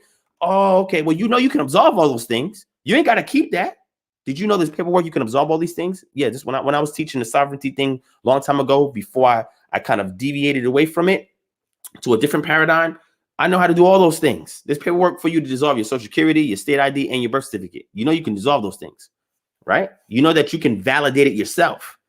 So just because you have, you say, oh, because we got to get these things. No, but you can get rid of those things. You see, the problem is you're not fully autonomous or separate like you say you are. So therefore, you can't absorb those things because you will not know how to live off the grid. Oh, you have a house and you don't live off the grid. You don't have a self-sustainable house. You don't have an earth ship. You don't have a hemp house. You don't have a container. You don't have that, but you're talking about being separate. You don't even have a garden or farm to feed your house or your family, but you're talking about being separate. Oh, okay, I got you. See, you say all stuff about me. You don't know the work we putting in over here, but yeah, you more connected to the system than I am. And when I go to vote, I'm voting strategically. It's chess. I'm voting because I'm showcasing power that we can affect things. See, what happens is when you don't know how to use something, I'll give you an example, right? So if I was to buy, let me see, I have this light right here, right? And I have this light right here. Now, if somebody was given this light with no instructions, did not like me, I even had a hard time trying to figure out how to do it. And then, I figured it out. But if I gave it to somebody, this light, the light has an intended function. Okay. I give the light to somebody. They're trying to turn it on. They don't know how to turn it on, how to function. Oh, this thing is bad. It's terrible. Don't do it. Why are you going to buy that light? But yet somebody else has it and able to turn it on and operate it with no problems. You see, the problem is one person has know-how and or has read the manual. Somebody else hasn't read the manual, trying to do it, get frustrated and then get rid of it. And that's the problem. Our people don't know the instruction manual on how to gain autonomy. They don't know. And they refuse to know. So therefore, they want to point the finger at other people while subjugating themselves to the system. You see, that becomes problematic. Now, trust me, we're going to get into the scriptures. I got the scriptures on. I got it lined up. We're going to get into that. I just want to simply preface it with this, that people are quick to render judgment, point fingers, and they don't even know the full scope. Like you're dealing with somebody that's not a newbie in this, right? I've been around the block. I've gotten involved in a political process out here in Georgia. I told you all about it, the Green Haven Initiative. Y'all know about that. I also brought out South Fulton and Stonecrest. I mentioned these things to y'all. I even did a whole video where I was giving a consultation with somebody on how to set up your own community, your own city. And I'm going to go over a little bit more of that with y'all in a second. I'm going to put y'all in the game because you know what? I realize a lot of these people don't know. Their thing is, when I vote, nothing happens. Well, it's because you don't know how to vote. That's the problem. You don't know how to vote. There are voting strategies that other ethnic groups do. They have voting blocks. They create ballot initiatives. Do you know what a ballot initiative is or a referendum? Do you know what those things are? You probably don't know what that is because you don't vote. You don't get involved in a political system in your immediate community. I'm not talking about the federal government. I'm not talking about the president. That's not what I'm talking about. When I voted libertarian. I voted for Jo Jorgensen. Why would I vote for her? Well, she doesn't have any electoral college electors in any state for her to become president at all. She doesn't. There's no way she's going to win. And everybody knows that. I voted despite the bipartisan candidates, Biden and Trump. That's why I did it. And I did it also because I want it to be reflected that people in my county actually care about candidates outside the two that are being shoved down the throat of everybody else. It's showing independence. And again, when they go back and look at the statistics, she got 1.2% of the votes in the state of Georgia. Go back to the statistics and say, okay, look, we've seen over time, more people are voting this way. So they're not buying into our game. They're not buying into the red and blue no more. You see, it's strategic. But I understand people, they try to play checkers on the chessboard and they don't understand why it's not working, right? It's okay. I'm here to put you on the game. I'm here to help y'all understand what this is. And if y'all took some time to go back and look at my previous videos where I talked about these things, you would know where I'm coming from. Okay. Everything is in holistic alignment with the scriptures. Nothing that we're saying or doing is out of pocket of scriptures. So let's continue on. Somebody gives the Deuteronomy 17 and 15 that they always take out of context. I ask people properly exegete that for me or give me the midrash on it. And it's very difficult for them to do that. Why? I don't know. They think right here, let me throw this scripture up there. It'll nullify anything he's saying, and it doesn't. So I broke it down. Israelites are no longer sovereign in Israel. So unfortunately, we cannot employ this commandment. There are no kings in America, only governments. Unless we can get a piece of land where we have a little title to in order to establish our own king there, we are at a disparity here. You see, I take time to respectfully and intelligently respond to all these people who jump on here and try to crucify me. Okay. I also want to show people that this is what you do. My brother Dadius, Len Creot shares the sentiment of a lot of people in our community. It says, I didn't vote. I didn't vote. So the same people that said, you ain't got to tell people that you voted, or the same people that tell people, I didn't vote. It's double-minded. You're talking about me being double-minded. That's a double-minded person. However, he says, I didn't vote. I respect that. I have no issues. As you can see, I hit like. I ain't got no problem with that. Okay? I have no problem with that. So, all right, there's other people. My brother Joseph Younglord Wooten, very intelligent brother, says, do people even ask questions anymore or just jump to conclusions with a little judgment sprinkled in? I said, I know, right? I even mentioned I did an entire video on this topic and no one's even referencing it. Oh, well. I can see if somebody says, hey, I watched your video and you said this and this and I disagree with that and that. They'll understand what my premise is. I just made a picture and people just jump to conclusions, right? Shout out to my brother Labio Israel. He said death to dogma. Facts. My brother Sean McGee in the building. Jack Max, he says, so for those blasting people who voted, why are you still in the U.S.? Why not leave? There's plenty of other countries to invest in unless you have a felony. What's the holdup? You ain't got to stay here. Y'all can leave. Who's keeping y'all here in America? Nobody's keeping you here in America. So all these things, oh, we can't do this, we can't do it, we can't do it. See, that's I don't have that defeated mentality. We can't do this, we can't do that. You see, that's the problem. When you have Torah, you can do anything. See, that's the problem. Y'all don't understand what power looks like because we've never been given power. The Most High gives us a degree of power even behind enemy lines so we can have that breathing room before he intervenes and redeems us. See, we're not exercising that, right? We want to continue to disable and handicap ourselves and then complain. Because as long as I'm not obligated to do anything, it's safer for me just to complain and ridicule and criticize others.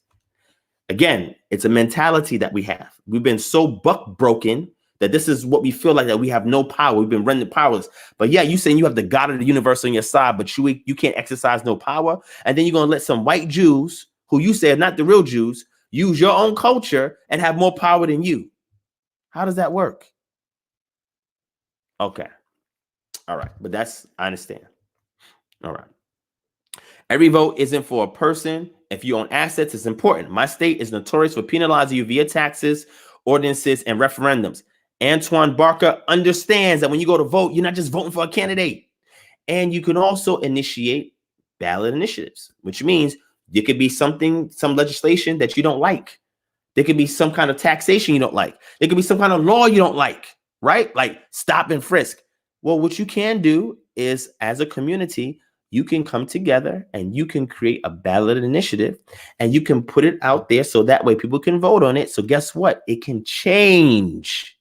See, you have that power to do that with a voting block, BLOC. But we don't know about these things. We don't. We just defeat it. Okay. Let me see if I have any noteworthy. Again, Eliezer Yisrael is going to make a funny post. That's fine. I thought that was funny and cool. Again, Sister Nava Ya Yisrael. Shout out to the sister. Again, another elder sister, much older than me. It's really interesting that these older sisters, now I can understand this from men, okay? It's just men, but older sisters, just I must say, I'm shocked that you voted for either of these Gentiles. Who said I voted for a Gentile? Where did that come from? Did I say that in my original post? Did I say I voted for Trump or Biden or?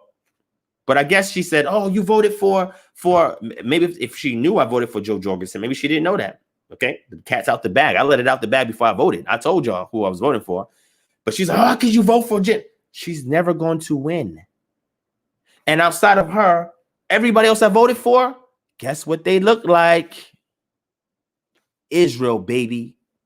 But again, y'all weren't in the booth with me, so you didn't know how I rocked out. But it's okay. Y'all assume things. When I say y'all, I'm not talking about everybody. Some to the ones who got hit and hollers. Okay. She said, you voted and not one person is of us. How does she know that I didn't vote for nobody that's of us? How does she know that? How does she know I'm not involved with the campaigns of people in my locality or state that look like us? How does she know that I wasn't on these conferences that we had, these virtual conferences, these Zoom calls? How does she know that how do you know? How do you know? Like was you in a booth? Did you see everybody I voted for? No? Okay. Okay, cool. So then she says, your ancestors died so that you could be free from European domination, not so you could choose your next slave master. That's interesting. When there were tons of slaves, ex-slaves who died during the Reconstruction era trying to vote. They wanted land and they wanted the right to vote. You know why? Because when they voted, they get to put their own in office so they can have autonomy along with the land ownership. They understood this. But today, we miss out on that. I'm going to get to those scriptures. I know y'all waiting for that. Boy, you got to address that. I said, when you say that one person is of us, can you elaborate? I'm happy that I'm involving myself in the political process so I can better my community for my family. I've made massive strides to make a difference. I laid out blueprints as well. Have you? So, and maybe you're unaware of our history here in America, but our ancestors also died, because I understand our ancestors was dying during revolts, right? They didn't want to be involved or whatever. Cool. The revolts did not work. Well, it did. Let me rephrase that. Revolts did work, because, you know, I'm a fan of the revolts, okay? During that time, it's not going to work today, but during that time, I applauded our ancestors from revolting against the oppression that they immediately was facing day to day, because those were inhumane conditions. Their human rights were being violated, so therefore they had every right to defend themselves. Bravo. I appreciate my ancestors. I've done a video on this before in the past. However, when they did that, Civil War happened, Emancipation Proclamation, all of that, the game shifted. Now, I'm all for self-defense, okay? So when you see a KKK riding through your neighborhood, you got to defend yourself, do what you got to do, right? However, that is just part of the entire puzzle. I mean, it's just one piece. The other part is being able to vote people from amongst your community that looks like you to represent your interests, your values, and be able to put them in office. As an Israelite, my objective is to craft up Torah-based policies that could be inserted into legislation in my county that can positively effectuate against the things that are adverse to me, my family, and my community. Okay, so again, she says Martin Luther King died being a hypocrite and a sellout. Well, that's not true. Martin Luther King realized he was bringing his family, his people into a burning building, and he started to shift. That's when they killed him. Do some more research, sis. And he sold us into integration, which was the worst thing that could have ever happened to our people. And I don't care if some of our ancestors died that we get to vote. You don't care about those ancestors who died trying to get us to vote? You don't care about them? Okay, I got it. The vote never changes anything for us. Yeah, it doesn't, because we don't know how to utilize it. That's why. That's why. The vote never changed anything for us. They never changed the 13th Amendment, and we are still a people kidnapped and oppressed. I agree with that. I'm not saying I disagree with that. The SSN and birth certificate means that we are owned by them. Well, you know, you can disvolve that. You can get rid of that, right? Maybe she doesn't know that. There's forms you can fill out if she needs them. Sis, if you're watching, let me know. Email us, kingdomharbinger@gmail.com. I'll send you the forms. You can get rid of your birth certificate and you can get rid of your security number. If you don't, then you just love oppression. See, you say this and somebody offers you a solution. You're like, no. Well, why not? So that means you're making a choice now. Got it. It means that we're owned by them. They treat us like property, taking out loans on us and our children. That is why Yah said to come out from them and not be a partaker with them. Well, you say that, but yet you're not living off the grid. Yet you don't have your own farm. Yet you sent your kids to public school. Yet you own a house and you pay taxes. Yet guess what else? You work a job in a society. So you're going back and you're funding your oppression. Yet you go to their hospitals and their doctors. You're doing everything. You're supporting the system that's destroying you. Where are you showing any form of autonomy? Okay. Do not learn their ways. Voting is their way, not Yah's. Well, voting is not their way. Voting precedes the establishment of this nation. It precedes it. So you're saying you don't want to vote, but you complain about taxes. You complain about statutes and ordinances in your town. You complain about these things. You go to college and get student loans. Did you know that there's referendums that can eliminate the student loans? Did you know that? But you just want to complain. You don't want the solution. You just want to be able to be in a position. I just want to complain. That's the problem with our people. We just want to complain. And that's what they were doing when it was with Moshe in the wilderness. Just complaining. Blah, blah, blah, blah. No matter what solutions Yah provided, they still complained. They still complained. That's why the text says that Moses knew the ways of the Most High and the people just know the acts.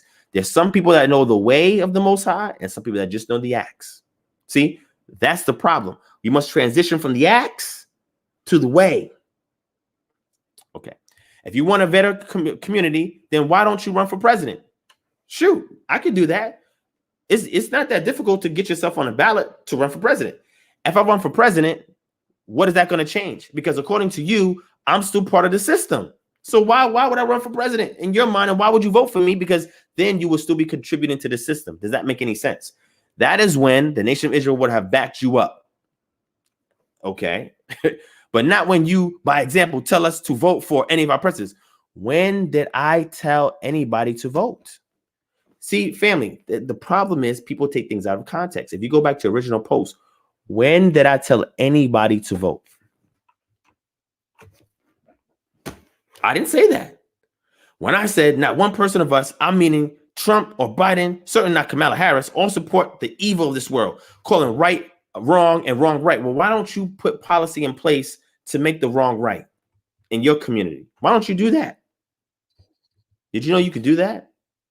Oh, you didn't know you could do that? Okay. See, the problem is if you're keeping the Torah, you should be the head and not the tail. But you don't even know how to be the head. You're getting into this mindset so much of being the tail every day that the moment somebody says, yo, you keeping Torah, you could be the head. Oh, it's crazy. Okay, I digress. One of the reasons why I don't vote, so-called African-American settles for anyone this wicked government chooses for us. Not really. Did you know that we can choose our own president? We can choose our own congressman. We can choose our own local government for our school board. You know, you can pick them yourself. The city council, you could pick them for yourself. Your mayor, you could pick them. Did you know y'all could do that? You ain't got to settle for nothing unless you want to settle. And guess what? When you don't vote, you're settling. You're still settling because you're choosing not to do nothing about it. Shouts to my brother Ezekiel Ben Yakub said, stop misappropriating and misapplying scripture to topics that have nothing to do with it. That's fine. But I have to take it there because some people are there, right? So sometimes you got to meet them where they at, right? He says, I love you, Aki. Shout out my brother Yesha Moore. You know how to get the people going. It's just a picture. Of course, no one asks a single question before jumping to conclusions. Most people here vote and are thinking two parties, two candidates, and nothing else. Everything is emotional after that. I commend you for your educated decision-making. You're an inspiration. Thank you, my brother. And then you're right. Does that break scripture when somebody does not inquire of the matter before coming? Yeah. Do y'all want the verse for that? If so, hit one, let me know, and I'll show it to y'all. All right. All right. So Archie and Barrier, vote Yah. I vote Yah every day. That's why I keep Torah. Right? Do your thing. People will jump to conclusions, blah, blah, blah. So let me stop there. All right. Let me stop there. All right. Let's transition. I don't know what y'all have there. I can't see what you have saying there. But at the end of the day, once I devolve into this and I give you a chance to speak, I want somebody to tell me how what I'm saying is absolutely wrong. I need to know this. Shout out to my brother Chris in the building. What's going on, my brother? What's going on? All right. But I need to see. I need to see those of you who's telling me, oh, you voting, looking like a coon, but yet you send your kids to public school. I don't. You had your kids in a hospital. I didn't. What you talking about? You got a garden, you got a farm, you know how to live off the grid. Do you have a household? Y'all not doing none of these things. We teaching people how to do these things. Y'all not doing that. So who's really looking like the coon? Who's really looking like the tail, not the head, because they enjoy the curses so much, it absolves them from any responsibility. See, that's the problem. Y'all don't want no responsibility. That's the problem. What? What was that? Oh, okay, cool. You know, I did a whole lecture on rebuilding the Black community. Whole lecture showing you how to be autonomous. And then I said several videos after that showing you how to be autonomous. I gave the blueprint, I gave the solutions, and I showed you how it aligns with scripture. Y'all don't want to hear it. That's okay. That's okay. Hold on.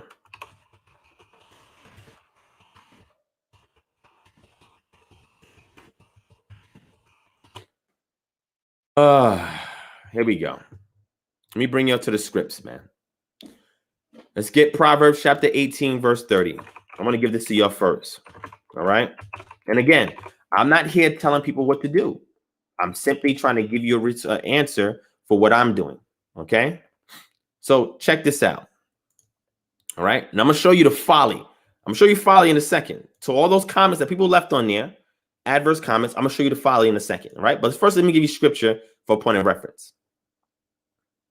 It says here, Mishle of Proverbs chapter 18, verse 13, he who gives an answer before he hears, it is folly and shame to him. You see, Hokmah was operating, and some of the brothers and sisters on that post, when they said, Yo, nobody even asked you a question about it. Because they understood, like it says in Proverbs chapter 8, that when Hokmah cries out, the wise, the prudent man, he hears it and he responds. Well, this is wisdom. He who gives an answer before he hears, it is folly and shame to him. So everybody who responded adversely without hearing the conclusion of the matter has brought folly and shame to themselves. And I'm about to show it to you. Not only did I just ask some questions that made y'all look crazy, respectfully, but I'm about to show you a continuous folly and shame, how you taking things out of context, and I'm gonna break it down. See, I strive, I'm not perfect, I strive to keep Torah. These things come to mind. If I see somebody putting a post like that, I would just simply ask questions. As y'all see, when people responded, I simply just asked them questions. I ask questions, they ask me questions, I answer it, because I'm trying to follow Hokmah when she cries out. Take your time. The scripture says, be slow to anger, slow to wrath, quick to hear.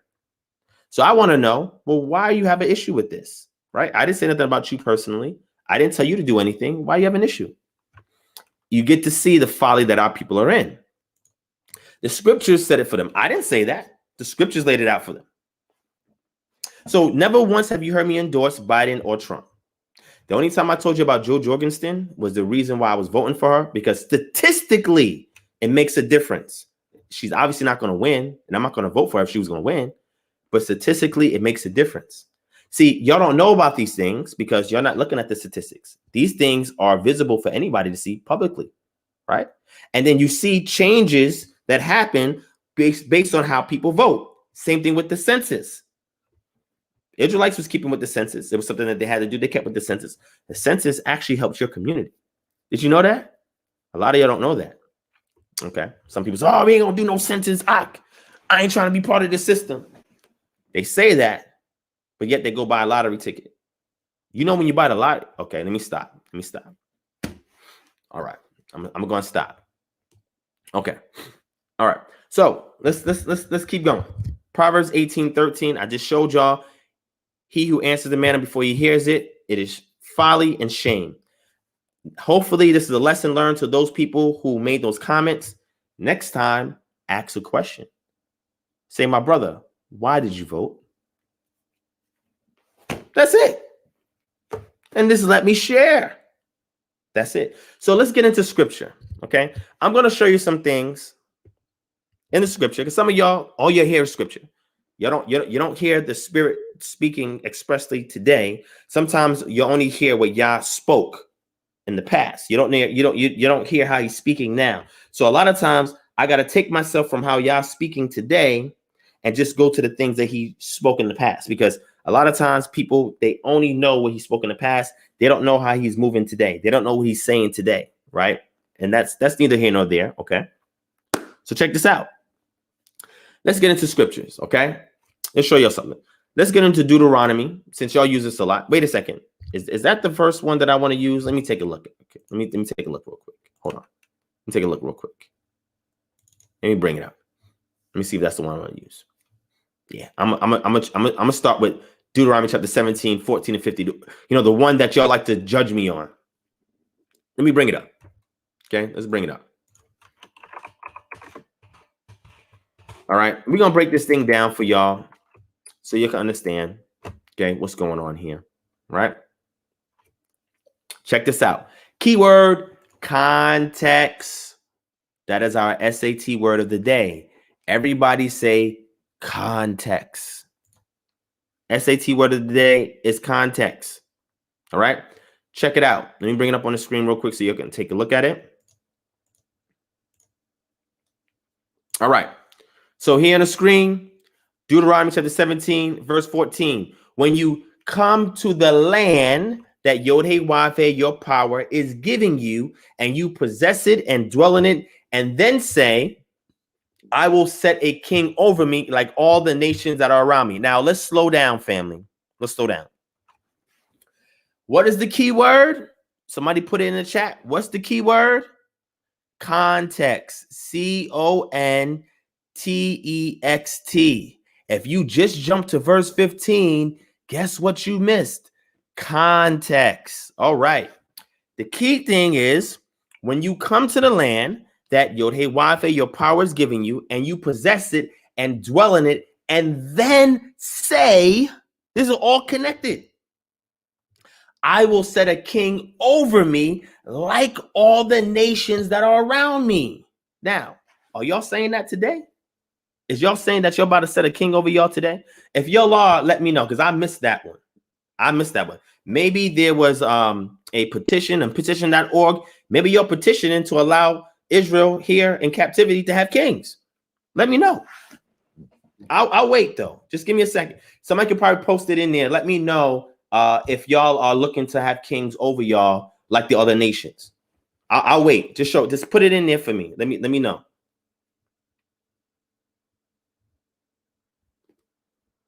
What?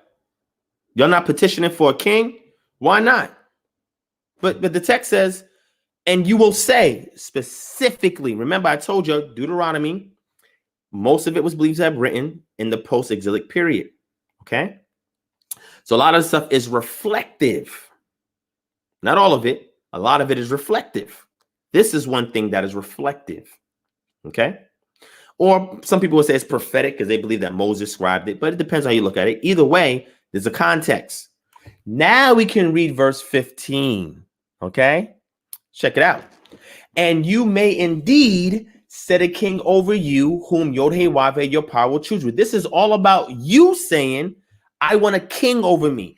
If y'all not saying that today, this has nothing to do with voting. Do you understand?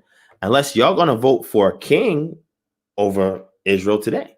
You know, y'all can actually do that. Did you know you can start your own municipal corporation in a home rule state?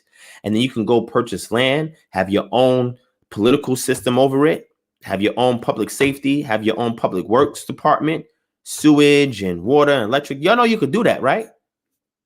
Y'all know you can do that. And then you can set over you a mayor and call him a king. Y'all could do that. That's what y'all could do. If you don't know how to do it, let me know and I'll let you know. I've already done videos on it. Go back and check it out. But you can email me and I can tell you how to put y'all onto game. I can tell you how to put you on the game. But you're not about to do that right now. So I'm going to fall back. It says, you may indeed set a king over you, whom Yod-Heh-Wav-Heh, your power will choose. One from among your brothers you shall set as king over you. You may not put a foreigner over you who is not your brother. Now, with that being said, when we say your brother, that's kin, one that looks like you from your tribe or whatever. So you telling me if one that looks like me is on those ballots, I can't vote for them? That's what you're telling me? You know, in America, there's no kingship. There's an oligarchy. Yes, we understand that. It's an oligarchy. However, there's no true king. The president is just a figurehead. He's not no king. If y'all think the president's running stuff, y'all need to exit this channel right now. If y'all think the president runs the show, raise your hand. Let me see your hand up in the chat. Put your hand up if you think the president is a real king and he's running the show. Put your hand up. I want to see the hands up. I'll wait. I'm going to give you a second. I'll wait. Let me know if you think the president is actually a real king in America. I'll wait.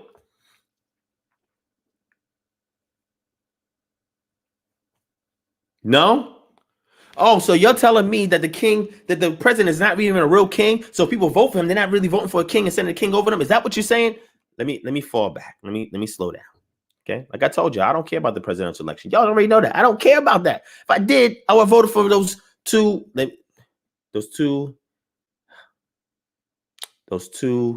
things called Biden and Trump. Okay. Nevertheless, there's no kings that rule America. There's an oligarchy that controls everything. The president is a figurehead. So if you're thinking this is a king, you're so out of touch. I'm just saying this. I'm just saying. America, like people say, is a corporation. It's been incorporated. Everybody who knows that. Y'all know about that? The Incorporation Act, 1871. How many of y'all know about that? Y'all know about that? Okay. There's no true kings. There are only people with money that have power that control the kings. Rothschild says, I care not who makes the laws. I run the money system. I don't care who makes the laws. I don't care what kings and presidents you have. We run the money system. It don't matter. He who runs the money controls the board. That's how monopoly works. You control the money, you the bank, you control the board. So you thinking these people are kings, You are so out of touch. But let's keep going. Let's keep going. Then it says, you may not put a foreigner over you who is not your brother. Okay. That's what it says. You may not put a foreigner over you. As what? As a king. Now, remember I told y'all, we have to first interpret things in its original context before we can apply it practically today. There's no kings today. The president is not even a pseudo king. Okay. He's a figurehead. All right. They don't write most of the policies. They have an administration team that does that. Okay. He is the general, the chief general. That's what the president is, right? Commander in chief, chief general, commander in chief. That's what he is.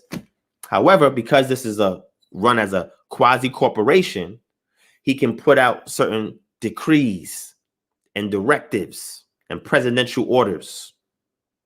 When you understand how this works, all right? Corporation, you understand how this works? Okay, cool. So now I'm saying it says you may not put a foreign over you who is not your brother. When you decide, I will set a king over me like the nations. When you get to that point where you're about to say that, then yeah, you'll get somebody that's not a foreigner. Then it'll apply. That's not applying now. You're not trying to be sovereign in America. How many of y'all got land? How many of y'all own the politics? See, land is not enough. If you don't own the policies that dictates what can be done and can't be done on that land, don't matter what land you got. They could get you off of there anytime by creating any kind of policy. And you're going to say, well, you know what? I don't want to get involved in the political process. But yet you have all this acres of land. And now they're writing new policies, getting jealous of y'all. Say, yo, we're going to take their land. As opposed to you having people in those positions of power, you know, like your Nehemiahs and so forth, right? Cupbearer and all of them, that is saying, oh, you know what? Let's rewrite this policy because blah, blah, blah, blah, and avert them taking your land or getting you off your land. Y'all don't play chess. Y'all don't know how to operate. I understand why everybody here does not want to be those Nehemiahs, those Daniels, those Joseph, those Mordecai's, those Esther. Y'all don't want to do those positions. It's a dirty job. Y'all don't want to do those positions. However, we need those positions. Let's keep going. So now that we've read this in context and we understand, well, let me show you when this happened. Did you know that this incident actually did happen in Israel's history? Did you know that? Did you know that? And you know what happened when y'all folk choose the king? Don't choose me. I ain't trying to be nobody's king. I'm good. When y'all choose the king, guess what happens? Y'all disqualifies him. Did y'all know that? Did y'all know that Yah also chose a foreign king to rule over Israel? What? You telling me that Yah did something that he told the Israelites not to do? Yeah, let me pull that out. I'm gonna show y'all. Let's keep going. That's why I just want to keep things in context, right? I was gonna exegete this, parse out all of that. I think y'all get the picture, right? If not, let me know. I can go further and exegete it. But let's step back. Let's step back. I want to step back for a second. All right. Let's step back for a second. Let's go and look at the example of where this actually took place. Okay. Let's take a look at that. Shall we? We can go there, right? Give me a second. Let me pull it up. All right.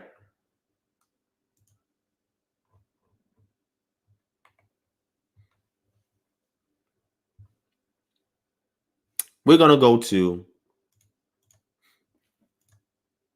1 Samuel chapter 8. Let me bring it up on the screen for y'all. All right. 1 Samuel chapter 8. Okay.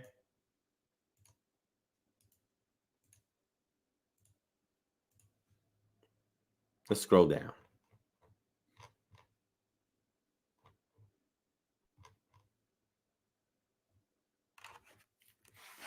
We have a situation where Samuel says he's getting old, right? When Samuel became old, he made his son judges over Israel because Samuel himself was also a judge, right? Yet his sons did not walk in his ways, but turned aside after gain. They took bribes and perverted justice, right? Then all the elders of Israel gathered together and came to Samuel at Ramah and said to him, behold, you are old and your sons do not walk in your ways. Now appoint for us a king to judge us like all the nations. So now they went into the land, they possessed the land, they dwelling in the land, according to the context of Deuteronomy chapter 17. And now they're asking, remember, these are all prerequisites before the set a king over you and not get a foreigner over you. These are the prerequisites. They've met the prerequisites. Y'all not meeting these prerequisites today.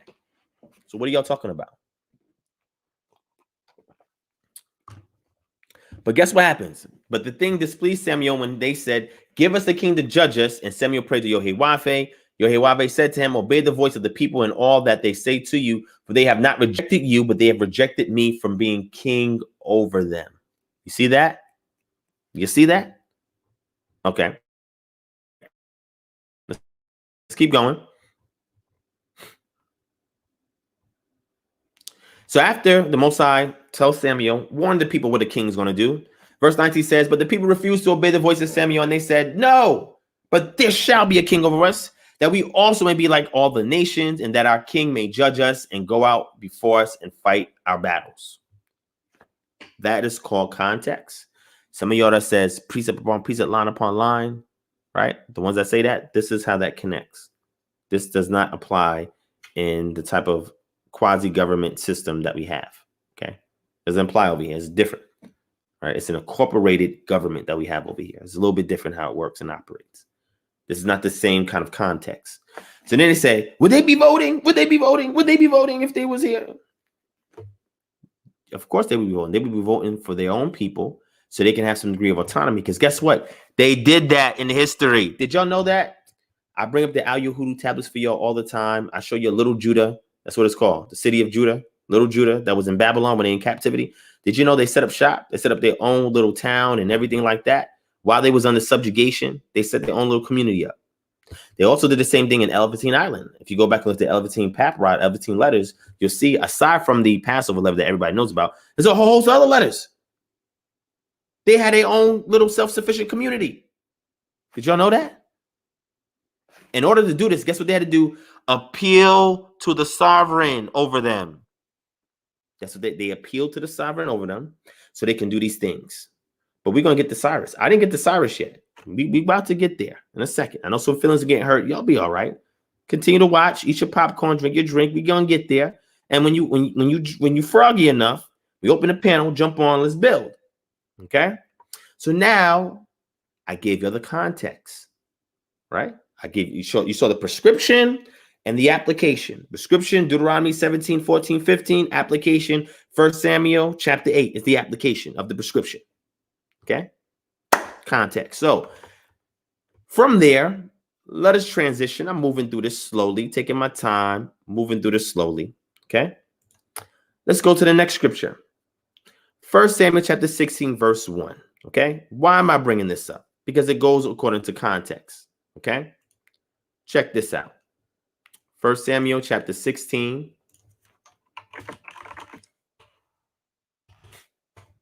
Okay? Verse 1. And again, this is what happens when we want to choose our king. This is what happens, right? Because, you know, the people chose Saul or Saul, in case y'all didn't know the story.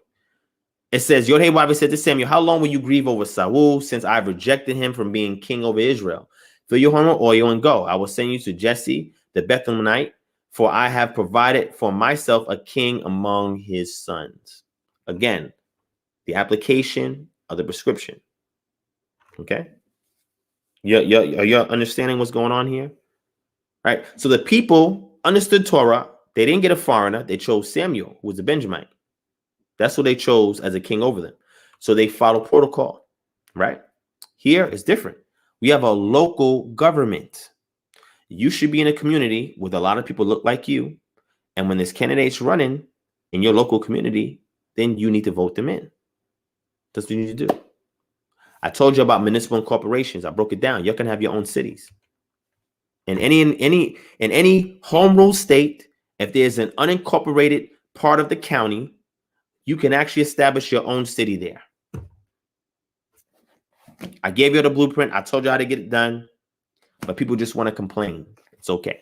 But again, here's context. Okay.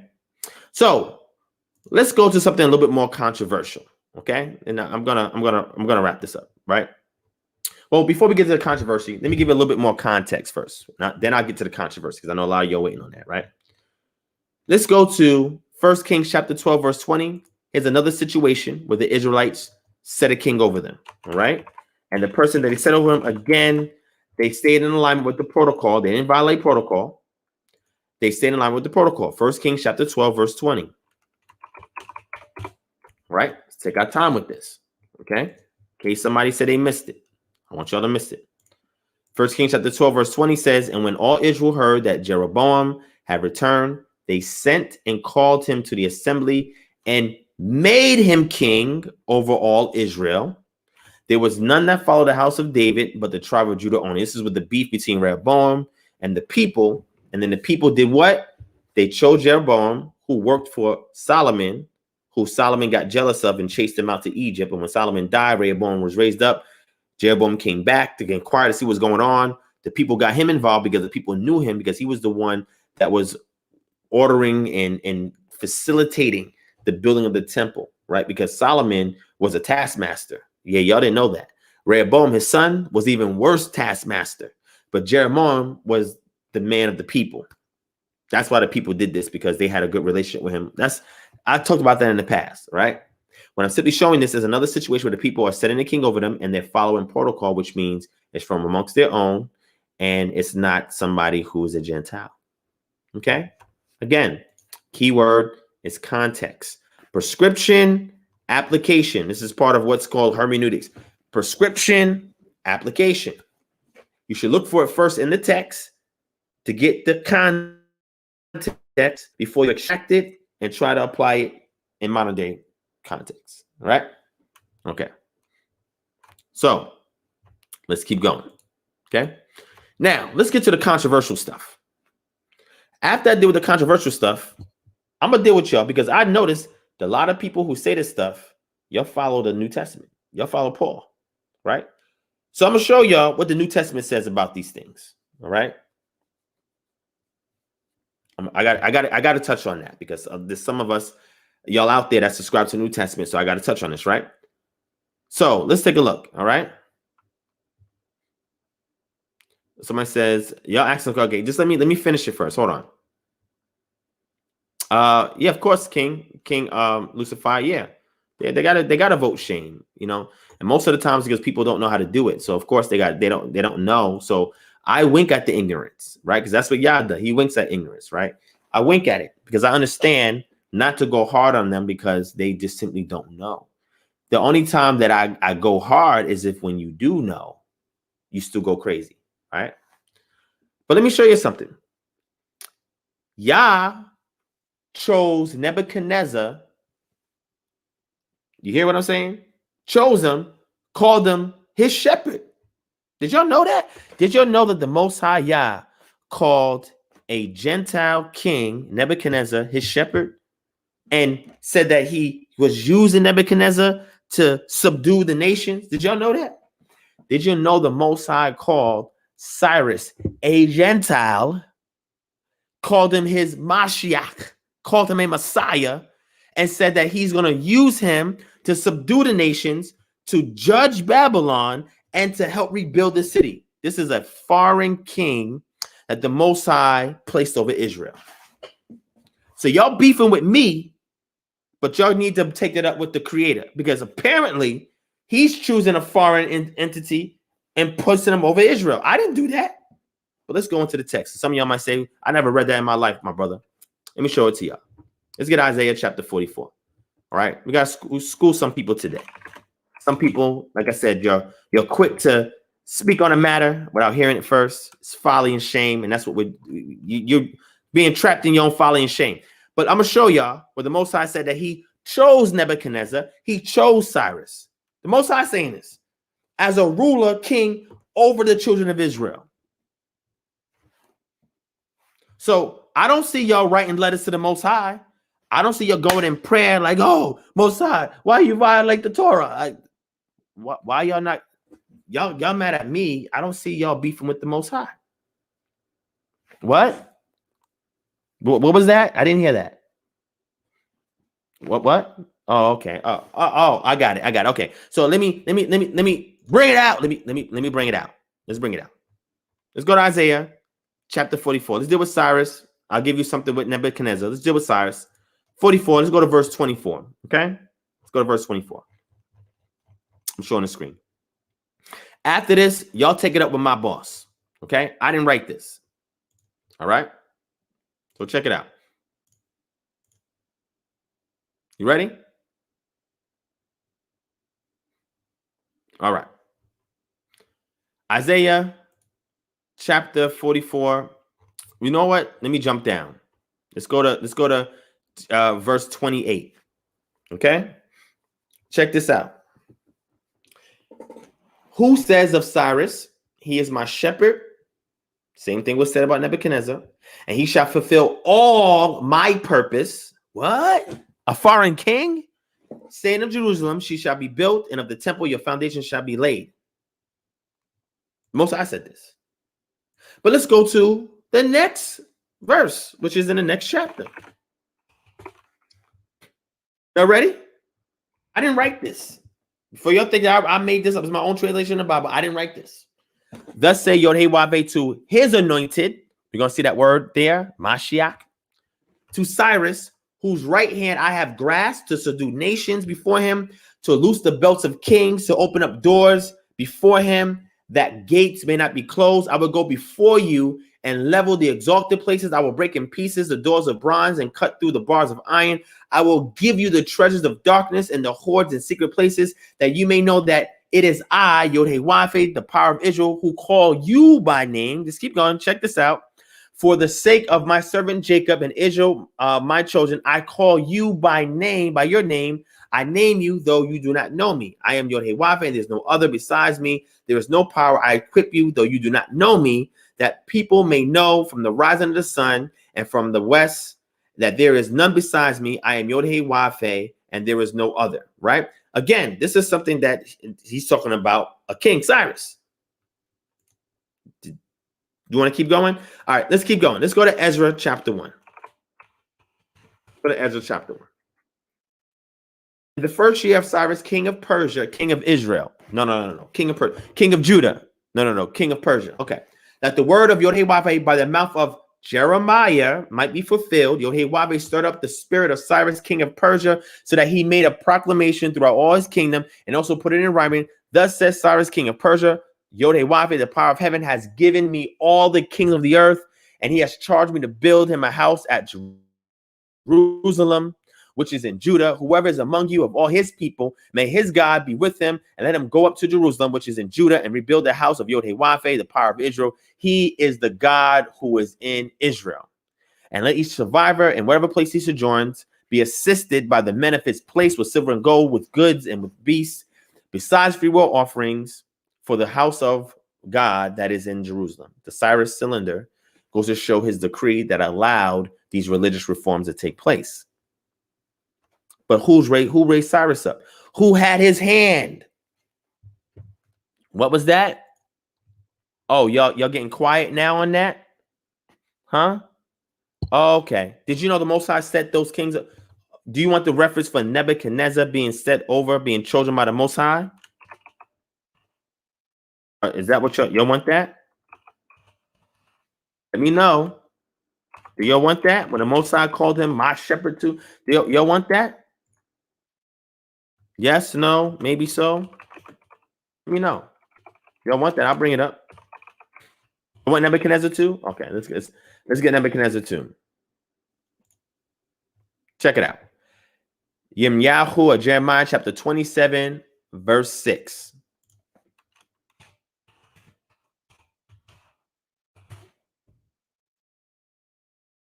Now, oh wait, it is I who by my great power and my outstretched arm have made the earth with the men and animals that are on the earth, and I give it to whoever it seems right to me. Y'all said this. Now I have given all these lands into the hand of Nebuchadnezzar, the king of Babylon, my servant, and I have given him also the beasts of the field to serve him. All the nations shall serve him and his son and his grandson until the time of his own land comes. That many nations and great kings shall make him their slave. But if any nation or kingdom will not serve this Nebuchadnezzar and put its neck under the yoke of the kingdom, I will punish that nation with the sword, with famine, with pestilence, declares Yod-Heh-Wav-Heh, until I've consumed it by his hand. I didn't write this. He said all nations, that's including Israel, because this was the whooping for Israel. So Israel had to put their neck under the yoke of the king of Babylon. So therefore, the Most High is raising up a foreign king and placing it over Israel. Why y'all not beefing with the Most High on this? What? What was that? Hello? Why y'all not writing a letter of grievance to the Most High on this? Look what he's doing. Y'all talking about me, but the Most High is putting foreign kings over Israel. And you talking about me. Okay, cool. All right.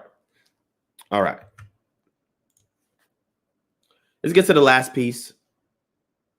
We're going to deal with this New Testament because a lot of people that say here and say this stuff to me, they are New Testament keepers, followers of Paul. So let's read what Paul says. Okay? Let's read what Paul says. Remember I told you, as an Israelite, Paul doesn't have any authority over me. So when I read his epistles, I read it as tertiary letters that has some good information that can apply to us. But I mean, you can pick and choose whatever you want. Paul personalizes the gospel at times. It says my gospel, makes it distinct, right? It's a personal pronoun, my gospel. He says that. And then he gives his own advice at times. And Peter says, if any man speaks, let him speak as the oracles of the Most High. But sometimes Paul just speaks his own mind and says, look, the Lord don't tell you this. I tell you this. What? So nonetheless, Paul does have some good information in there that I like from time to time. However, it's not authoritative over Israel because he was given the right hand of fellowship over the uncircumcised, and I'm circumcised. Okay, but let's read it. Romans chapter 13, verses 1 to 14. Okay, matter of fact, let me share my screen so y'all can see it. So I don't want to hear no excuses after this. Okay, I'm only doing this because some people have put themselves to folly and shame. All right. Check it out. Again, I didn't write this. Romans chapter 13, verses 1 to 14. Let every person be subject to the governing authorities. Paul said that. You know, one of those rules of subjugation, we want you to vote. That means you're not obeying Paul. Paul's telling you, this is your apostle. Paul's your apostle. So if he's your apostle, he's telling you to be subject to the governing authorities. He says, for there is no authority except from the Most High, and those that exist have been instituted by God. Paul's saying this. I didn't write this. Therefore, whoever resists the authorities resists God, what God has appointed, and those who resist will incur judgment. So that means y'all not voting. You're being encouraged by your government, and actually a civil obligation under the government that you are a part of. Like when you get that ID, right, is that you have to vote. You know, that's your civic duty, that you have to vote. Paul's telling you this. Paul's saying this. And if you don't do it, you get judged. He says, for rulers are not a terror to good conduct, but to bad. Would you have no fear of the one who is in authority? Then do what is good, and you will receive his approval, for he is God's servant for your good. Paul's telling y'all to be a coon. Excuse me. I'm sorry. Because, you know, when y'all tell me, oh, you voted, you a coon. Paul's telling y'all to coon. He's telling y'all to do that. He's saying this. You're not trying to receive the approval of the government. Why not? He said it's God's servant for your good. But if you do wrong, be afraid, for he does not bear the sword in vain, for he is a servant of God, an avenger who carries out God's wrath on the wrongdoer. Therefore, one must be in subjection, not only to avoid God's wrath, but also for the sake of conscience. Did y'all miss that part? Paul telling y'all this. Did you know that voting is your civic duty and is an obligation that you have when you have a membership card, a state ID to the actual local government and town that you live in as a citizen? Did y'all know that? Did y'all know that you're disobeying Paul? Right. Well, I didn't write this. Let's keep going. 1 Timothy chapter 2, verse 1 to 2. First of all, then, I urge that supplications, prayers, intercessions, and thanksgivings be made for all people, for kings and all who are in high positions, that we may lead a peaceful and quiet life, godly and dignified in every way. Paul says supplications, prayers, intercessions, thanksgiving be made for kings. Y'all told me when I'm voting, I'm sending a foreign king over me. So that means y'all see Biden as a potential king, Trump as the current king, and anybody else is the king. So now Paul's telling you pray for them. Yo, shame and folly. Paul's telling you through supplications, prayer, intercession, and thanksgiving for those kings. And if they're not a king, high position. Paul's telling y'all to do that.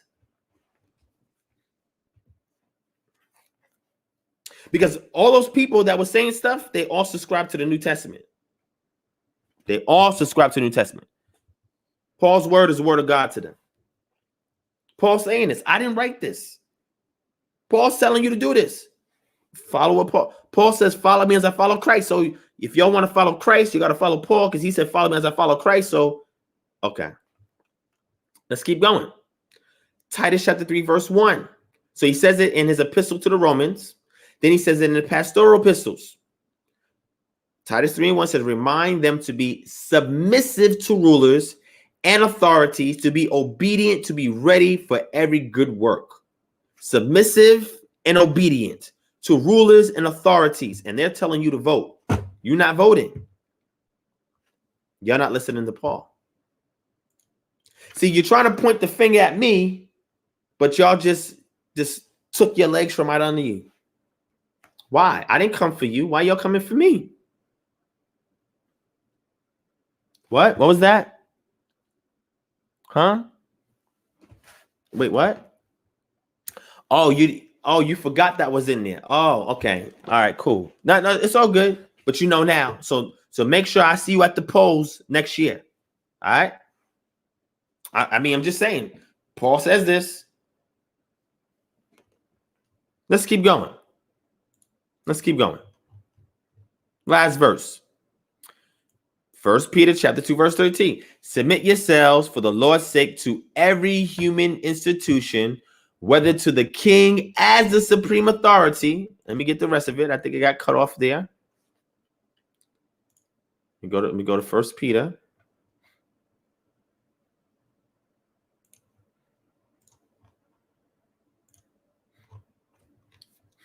Again, I didn't write this. I did not write this. He says, or to governors as sent by him to punish those who do evil and to praise those who do good. For this is the will of God, that by doing good you should put to silence the ignorance of foolish people.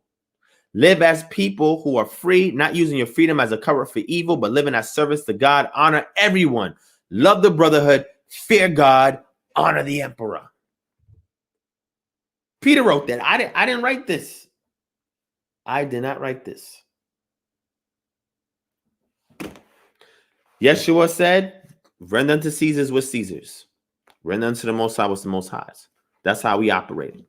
Render to Caesar's what Caesar's. This is a system that the Most High has us in captivity in.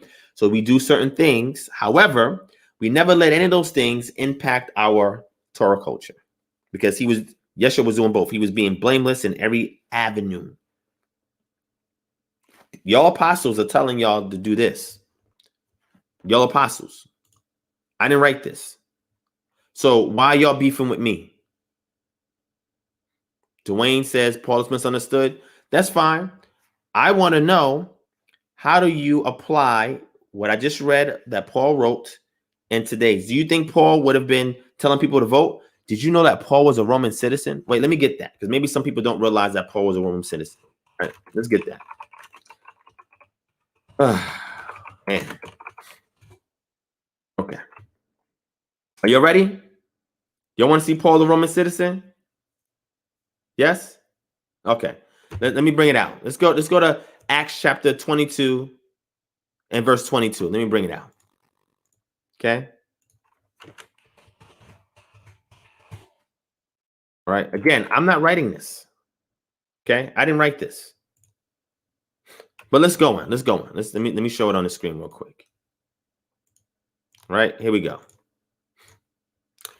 Then he said to me, go, because I will send you far away to the Gentiles. The crowd was listening to him until he said this. This is my Paul. Then they raised their voices and shouted, away with this man from the earth, for he should not be allowed to live. While they were screaming and throwing off their cloaks and tossing dust in the air, the commanding officer ordered Paul to be brought back into the barracks. He told them to interrogate Paul by beating him with the lash so that he could find out the reason the crowd was shouting at Paul in this way. Do you want to understand why Paul writing these things in the book about subject to authorities? Because he was a citizen. He was telling you to perform your civic duty as a citizen, because he also was a citizen. Let's keep going. When they had stretched him out for the lash, Paul said to the centurion standing by, is it legal for you to lash a man who is a Roman citizen without a proper trial? When the centurion heard this, he went to the commanding officer and reported, saying, "What are you about to do? For this man is a Roman citizen."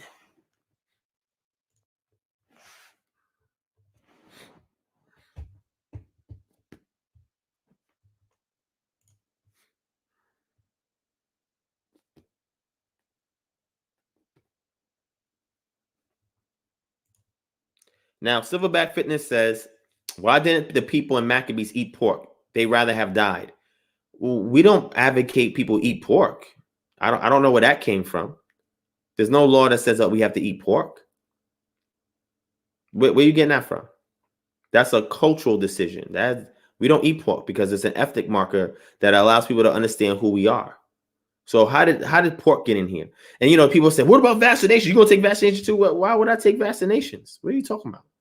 What does that have to do with voting? I'm voting so we can get autonomy, so we don't have to get vaccinations.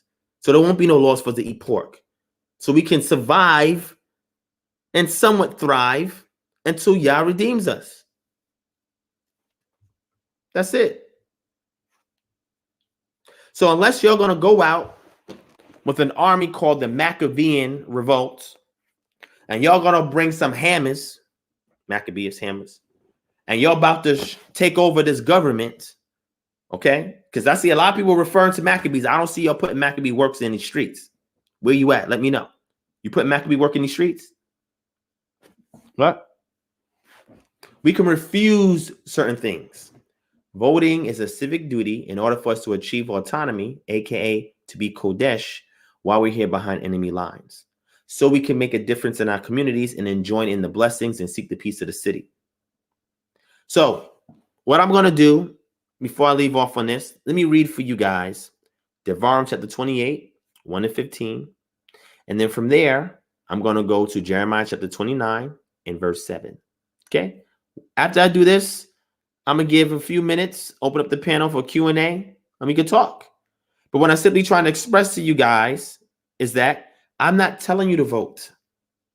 I'm simply telling you that Paul's telling you to subjugate yourself to the ruling authorities and high positions and king. He's telling you that. And they're telling you to vote. And you're rejecting that. That's how it works.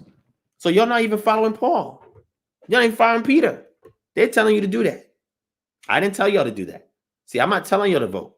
I'm telling you what I did as an example. I'm telling you why.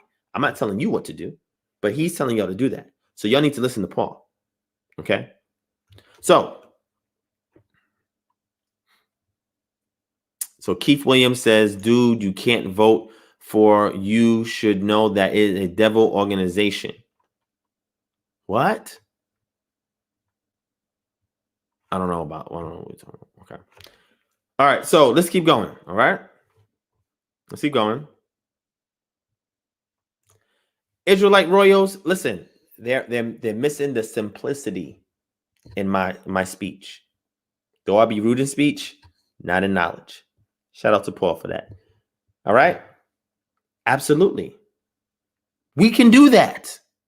And I've given the blueprint on how to do that. But you know what people want to do?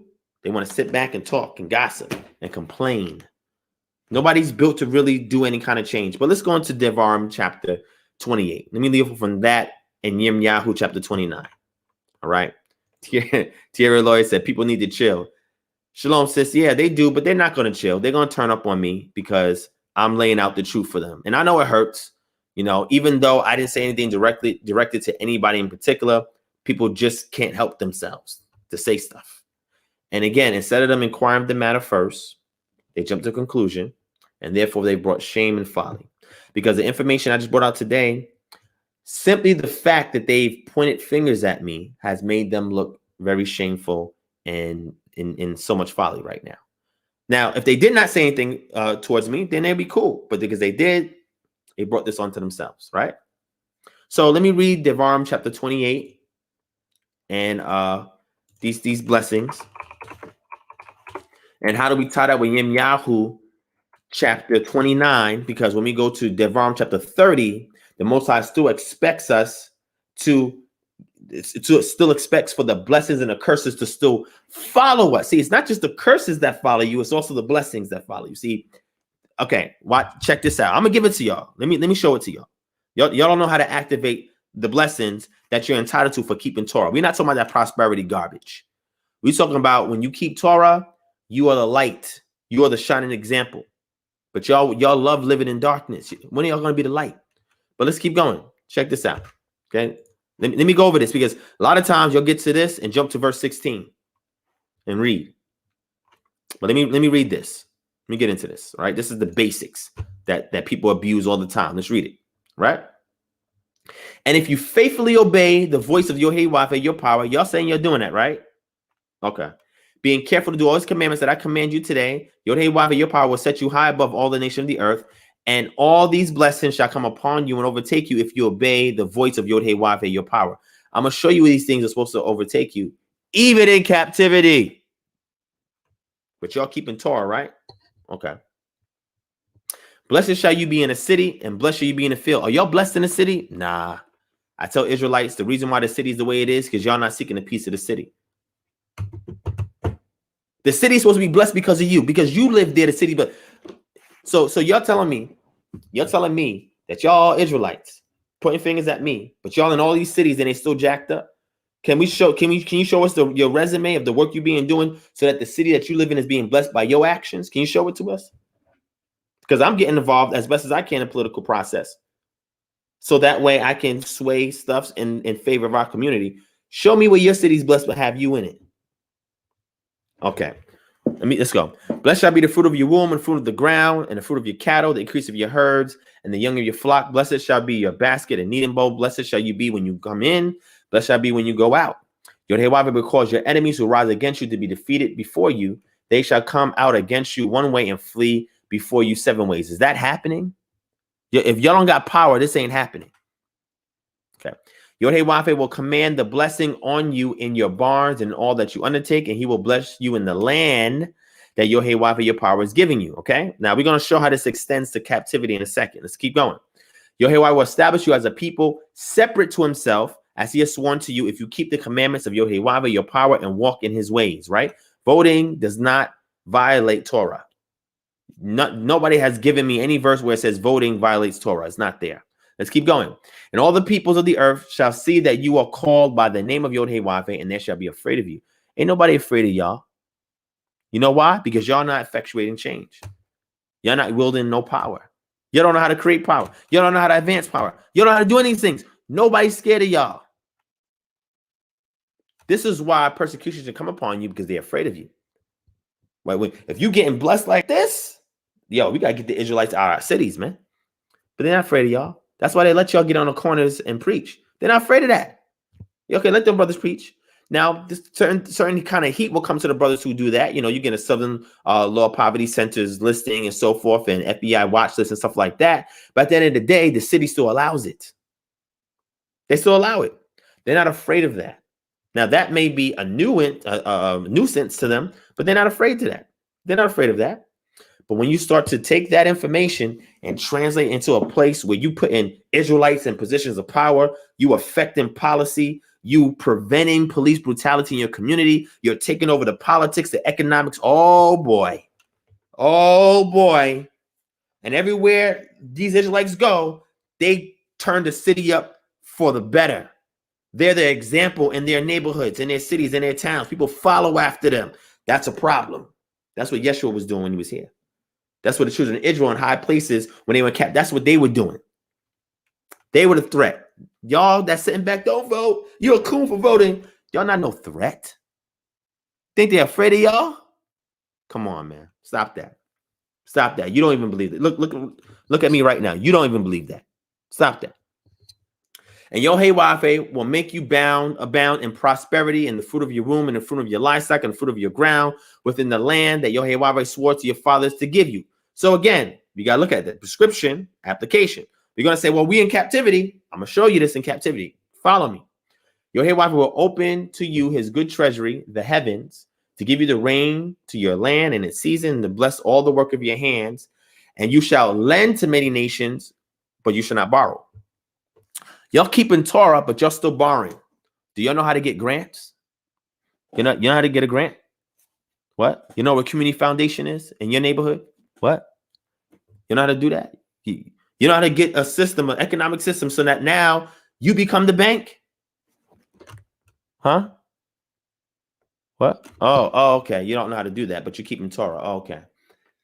All right, gotcha. All right, let's keep going. Okay.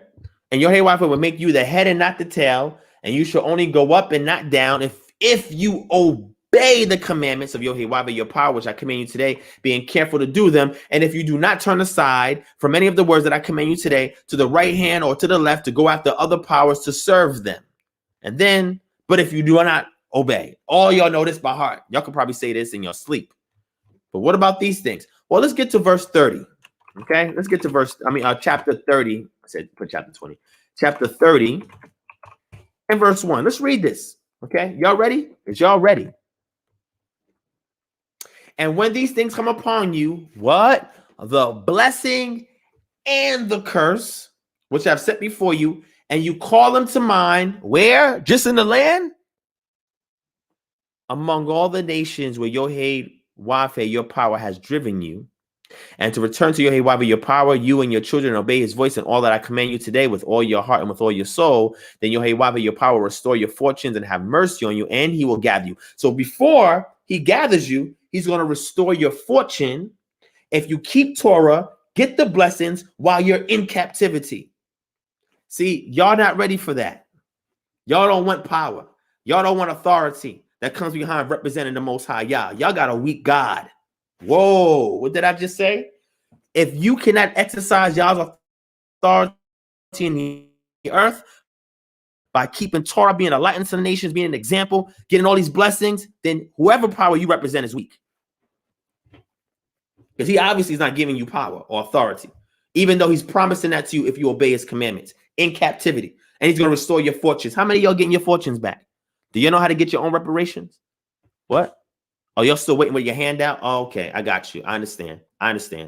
Okay. You see, sometimes I got to do real talk with y'all.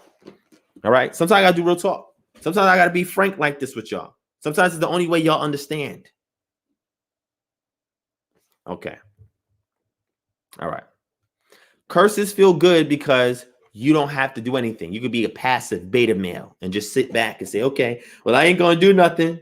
All right. The Most High put these curses on us, so I can't do nothing. What kind of weak beta male mentality is that? What is that? Well, we got the curses on us, so I can't do nothing. They raising taxes. Oh man, they teaching our kids this craziness in public schools. They trying to give us vaccinations. Oh man, what's going on? What type of beta male behavior is that? That's stuff you should expect from women. Why y'all talking crazy like that? Man up. That's what the Most High told the Job. Stand up like a man and handle this. Can y'all handle that? Can you handle being the head and not the tail? Can you handle getting your fortunes restored before you regather? Can you be a blessing to your city? Are y'all ready for that? Y'all not ready for that. See, that's the problem. We're not ready for that. You wake up and you wake into the truth and you just want to tell people identity and that's it. Y'all ain't got no game plan. You ain't got no end game. That's like you playing a football game. You get 50 yards and you stop advancing from there. Okay. All right. We got a lot of weak people in Israel, man. That's all I got to say, man. I don't know what's going on, man. It's just people that want to be spoon-fed. I don't know what it is. Let's get Jeremiah chapter 29, jump to verse 7. All right, let's do this. Okay? Check this out, man. I didn't write, for the record, I'm not writing this. It's not my work. It's not my words. Verse 7. But seek, let's get context. Go to verse 1. These are the words of the letter that Jeremiah, the prophet, sent from Jerusalem to the surviving elders of the exiles and to the priests and to the prophets and all the people whom Nebuchadnezzar had taken into exile from Jerusalem to Babylon. What is today's application? We have been driven and scattered into the nations, as we see in DivineProspect chapter 30. So we are in exile. So the same example that was given to those people in exile, we should also assume the same thing. You know why? Because it's in accordance with DivineProspect chapter 28, verses 1 to 14. Okay, so verse 7 is what we're going to hone in at. And it says, but seek the welfare. We can break it down, get into the words there. But seek the what? Shalom. Ha'ir of the city. I share that he has sent you. it kim, right? Definite article. Shema. Wait, let's go up. Hold on. I just want you to see something. Let's slow down. But seek the welfare of the city where I've sent you into exile, and pray to Yahweh on its behalf. What you mean? Intervene to Yahweh, interpose to Yahweh on its behalf. That's what your word palau is actually going to the side, to judge, to interpose, to intervene. It's not the way pray that you think about me today. On its behalf, for in its peace, you will find peace. Y'all ain't got peace because you're not seeking the peace of the city. Because Yah has taken you to exile. Because you're not intervening on its behalf to Yah, so that you can get peace and the city can peace. Y'all not ready for that type of advancement. When I say y'all, I'm not talking about everybody. It's the ones out there that's pointing the finger. You're not built for this. You're not looking to get peace in the city. Okay? Most obviously is going to judge America. We know that. We know that. But what about where you at? Do you have a small Goshen where you at in your community? You should have a small Goshen. Because what happened was Egypt, Israelites were still in Egypt when it was being judged. But this spot, it says, the text says, was not touched. That means if we have our own community, our economic system shouldn't be touched. Our health system, nothing we do amongst ourselves as being self-governed at all times and set apart should be touched while he's judging the nation. If we had that much power and we knew how to really move, but we don't. We're too scary. We're too spooky. Y'all want to live on the curses perpetually. This is not saying, yeah, let's get rich and let's take over. That's not what we're talking about, man. We're talking about increasing a quality of life that will enable us to continue to keep Torah. You know the persecution is going to come, but if they're going to persecute you, give them something worth persecuting. And with that, I'm done. I'm done with that. Okay. All right. Let me open up this panel real quick. All right. So y'all can chat. And then I'm out of here. Okay. I think I've exhausted my time. I share what I need to share. All right. Let me drop the link in there. I'll get a few people. Come on. Not too many because it's getting late. Here we go. All right. So please, if you're coming on, let's keep it on the subject matter that we have there. And Yarden, you're right. We're not ready for the destruction because we ain't built nothing. So we are so attached to this society that we're saying we need to be separate from, that if y'all was to judge it right now, almost all of y'all would be doomed. Y'all be done. This is why we are advancing KHM, so we can create these safe havens in every city. So when y'all judges this nation, we have a Goshen everywhere for our community. So y'all criticizing what I do, but the way I'm moving is to provide havens for y'all. Because when that time comes, some of y'all gonna be hitting up my jacket like, yo, Divine, need this, yo, Divine, keep. I'm like, wait, you the same one that was saying why was I voting? What? Oh man, okay. But because I operate at a higher frequency at what they call the genius level. See, people think genius means you're super smart. Go back to the Latin word, look up what that means. Like there's two level spirits that lead you and guide you to do certain things on behalf of Yah. So I try to access that level of consciousness. So when a brother does defraud me, when a brother does speak ill of me, that I what they call stand in the gap for him. There's people that's mad shady, talk mad stuff about me, but yet call us and say, hey, I need $100, Ak. I need $500. I'm about to be put out. Ak, what I'm going to do, I need a letter for vaccinations. Ak, I need this, and Ak, can you help me with that? And I have a whole bunch of screenshots of all these people talking crazy about me. And I never bring it up to them. I said, okay, you need help? We'll do what we can to assist you. It's a different level when you get up there. When you get up to that level, it's a different level. That stuff is just petty. You understand that's beta male activity, they petty. Okay, cool, no problem. You allow them to be that. What can you do? Right? It's like, okay, cool. You know what I'm saying? So I'm gonna bring a couple people on. Again, those of you are on, ask a question, make a statement, and we're gonna move across the board. And then from there, we're gonna sign off. Okay. So I'm gonna bring on the first person, second person, third. There's 4 people right now. I'll bring all of you on. Anybody else? The link is in the chat. You can come on, either ask a question, make a statement, give feedback or whatever, and then we're gonna move on to the next person. All right. So I just want to make sure y'all know that. All right. So let me go ahead and bring everybody on. I'm gonna mute some of y'all real quick. All right. So my brother Jordan's Cadet, you're the first up at bat. How do I sound? You don't sound good. You sound muffled. What about now? What about now? I hear you, but it's like really muffled.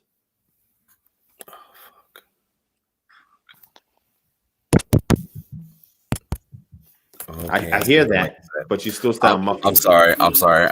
This computer sucks. But I'm gonna try my best. Still can't hear you, my brother. All right. I'm gonna come back on my phone. Yeah. Okay. Cool. All right. And I'm gonna say for shout out to the Dove says I need to make moves. Listen, if y'all want to get with us with KHM and see what we're doing in the community, y'all can definitely email us at kingdomharbinger@gmail.com, or you can call 678-430-3832 and set up an appointment so we can rap with you, or download the app. Go to your Apple App Store, Google Play Store, look for My One Church app, download that, install it. In the field for zip code, type 30064, click on the Kingdom Harbinger Ministries entry, and then from there, you can go to contact us and reach out to us. All right. So if you really want to affect change, we're trying to be one of those many avenues of getting that done. Right. So you can link with us as a collective, and we can put into practice what we preaching. Right. What the scripture says, we can actually show you how it can actually change your community for the better. All right. So the next person is my elder on the scene, Vernon Mickey. What's going on, elder? Hey, I'm blessed, brother. And how are you? I'm doing good. Is it my speakers? Hold on. Because you sound the Can you hear same me? way that Yes. y'all hear? If y'all can y'all hear him, hit one. You can speak, Vernon. Let me see if they can hear you. Maybe it might just be yeah. me. Okay, it might be. Well, just let God got it. Hey, look at Okay, so it's me. Okay, I everybody think it's me. All right, hold on 1 second. Hold on 1 second. 1 second. Let me see if I can fix what's going on my end.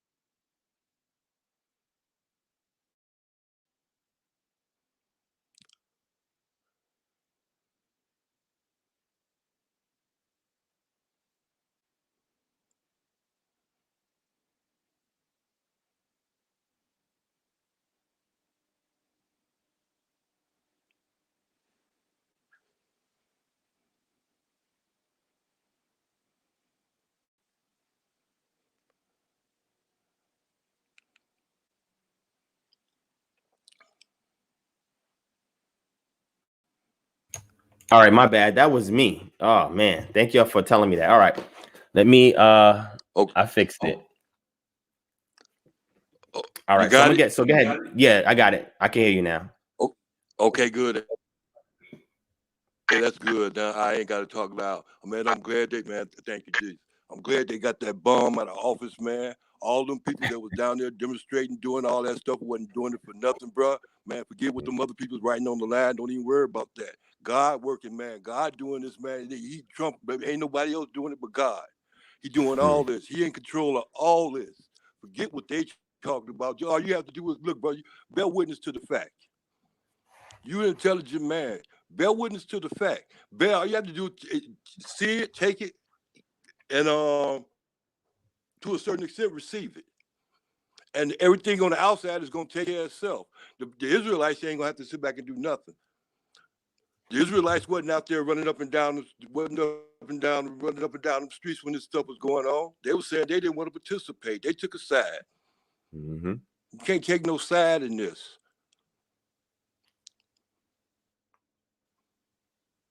You're either going to be one way or you're going to be the other, bro. For real. Mm-hmm. People better wake up. People, and I'm going to say it for the third time. People better wake up. And look at here. Look at the 77 million votes. It look like people waking up, B. Some of them still sleep. People waking up though. It ain't got nothing to do with no black, brown, or white thing. It's a right thing, and do wasn't right. I can't wait till they run him up out of office. I can't wait till they drag him out of the office because they're gonna drag him out of the White House, right? Because he ain't gonna leave. He got too much what God call it, pride. So they're gonna drag him up out of there, and he's gonna be all on TV, and they're gonna drag him from there. They're gonna drag him back to the Trump Tower, and they're gonna let him stay up in there, and then they're gonna drag him up out of there and put him in the federal penitentiary. And then when they do that, they have to have Secret Service security to guard him because he's the president. Or was the president. So they gotta guard him. But he ain't gonna be in no federal penitentiary. He's gonna be in a state penitentiary, probably somewhere up in New York. What is it called? Rikers Island? Man, get the truth. Yeah. Y'all better wake up out there. Y'all better wake up out there. That's all I got to say, bro. I ain't got no questions. Only thing I gotta say again, I love you. I support you. Keep up the good work. Man, wake these peoples up, man. I appreciate that, man. I'd have voted. Yeah, I appreciate that. And I'm glad you did vote. I applaud you because out of the Israelite community, you probably a couple of the few. I appreciate. But I applaud you for that, though. I appreciate that, y'all, man. I keep up the good work, bro. I got to get to go. All right, I appreciate that, Vernon. Thank you so much, Elder. All right, yes, Vernon. Always good. See, what I was gonna do also was bring in some more information. Since it's late, I'm not gonna do it tonight. Where I can show y'all how to get involved in politics and actually make changes in your community, and even how to create Torah policies that you can put on a ballot and have it applied in your community. This could be done, right? I can show you how to do it if y'all are interested of that level, but we'll get there. All right. So next, I'm gonna let my brother Jordan's Cadet. You're next, my brother. You have the floor.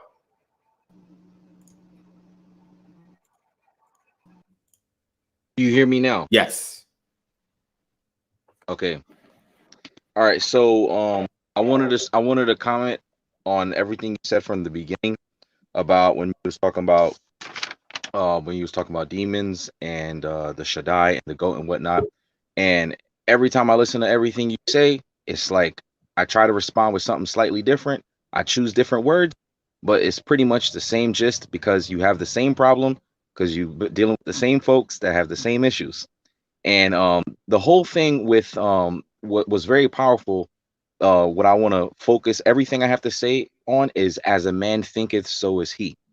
And a lot of the conversations that we have really focus on the transition from the abstract to something concrete.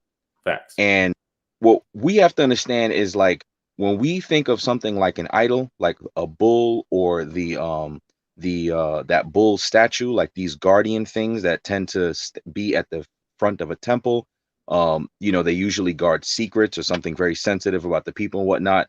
What people have to understand that these statues were designed to express meaning that could not be expressed without the statue being the way that it is. Sometimes you see a man and a wing, like just like when you look at Daniel and you see a statue made of different materials. This is or we see like Joseph and the dream interpretation. Oftentimes these seemingly strange messages, if you look at it from a concrete perspective, but really it's almost like God's way of compressing a deeper meaning into something that seems basic, but it's not. It just takes someone that can think abstractly to be able to unpack it. But a lot has been said with very little, and a lot of time art is like this. And what people have to understand is that like as a man thinketh, so is he. Like you said earlier, the cities are like that because the people aren't doing that and doing what they need to do. And it ultimately boils down to what is on the minds of the people that live onto the city. Because as a man thinketh, I'm sorry about that. As a man thinketh, so is he. And then eventually the thoughts that you think are going to, they're eventually going to shape your behavior, which is ultimately going to shape your environment. So when you look at the hood, you see the trash, and you look at like like you put a clean person in a dirty place, they will clean the place. You put a dirty person in a clean place, the cleanliness of that place will drop to the standards of the person that's dirty, and it will stay there unless that person decides to change. It just is what it is. We are the actuators of life. Now, Facts. another thing I want to say just to support all that is that when Wisdom of Solomon says righteousness is immortal, he's trying to express the fact that you have to understand that the meaning of a lot of these things, like when we look at a lot of idolatry, it's not, when you see a man standing in front of a statue, it's not a man worshiping a rock per se, something of wood. It's he's worshiping an idea. It's that that thing represents something.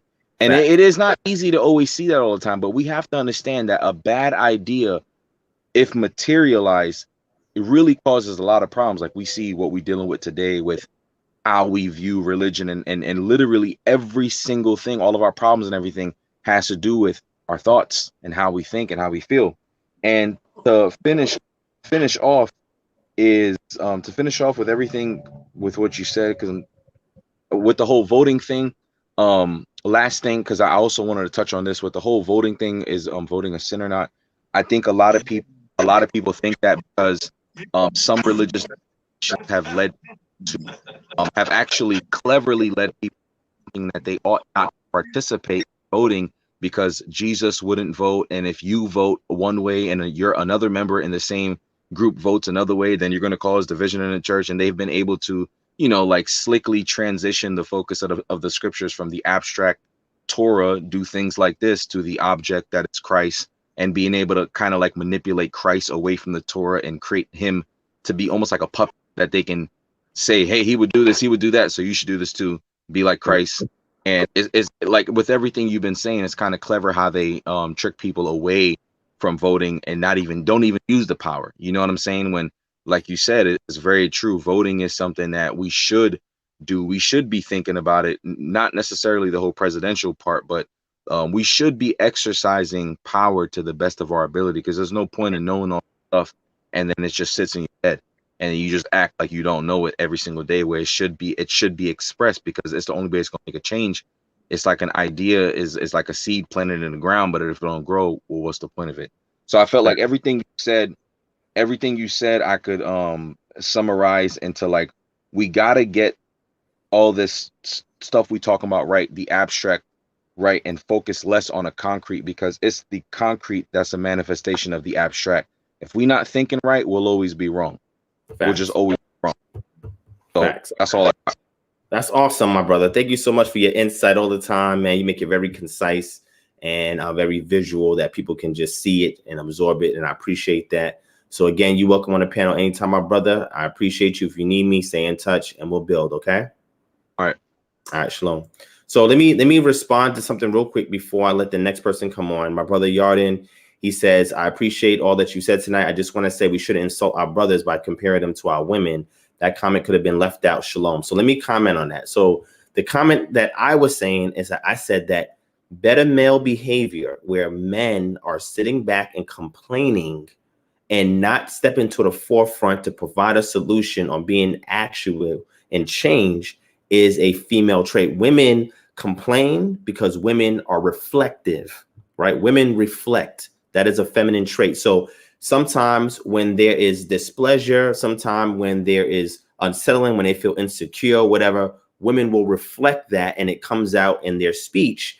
And men discern that as either complaints or nagging. What I'm simply saying is the reason why women do that is because they look towards the man to help bring guidance, comfort, security, and a solution, right? So I'm saying, if I have men that are pointing at me because I'm being proactive to bring solutions to the village or the community, and all they're doing is sitting back and complaining, what I'm saying is you're acting, and not saying you are, you're acting like women, because it's the man's job to go out, to make things happen, to provide, to protect, to make, this is the man's job.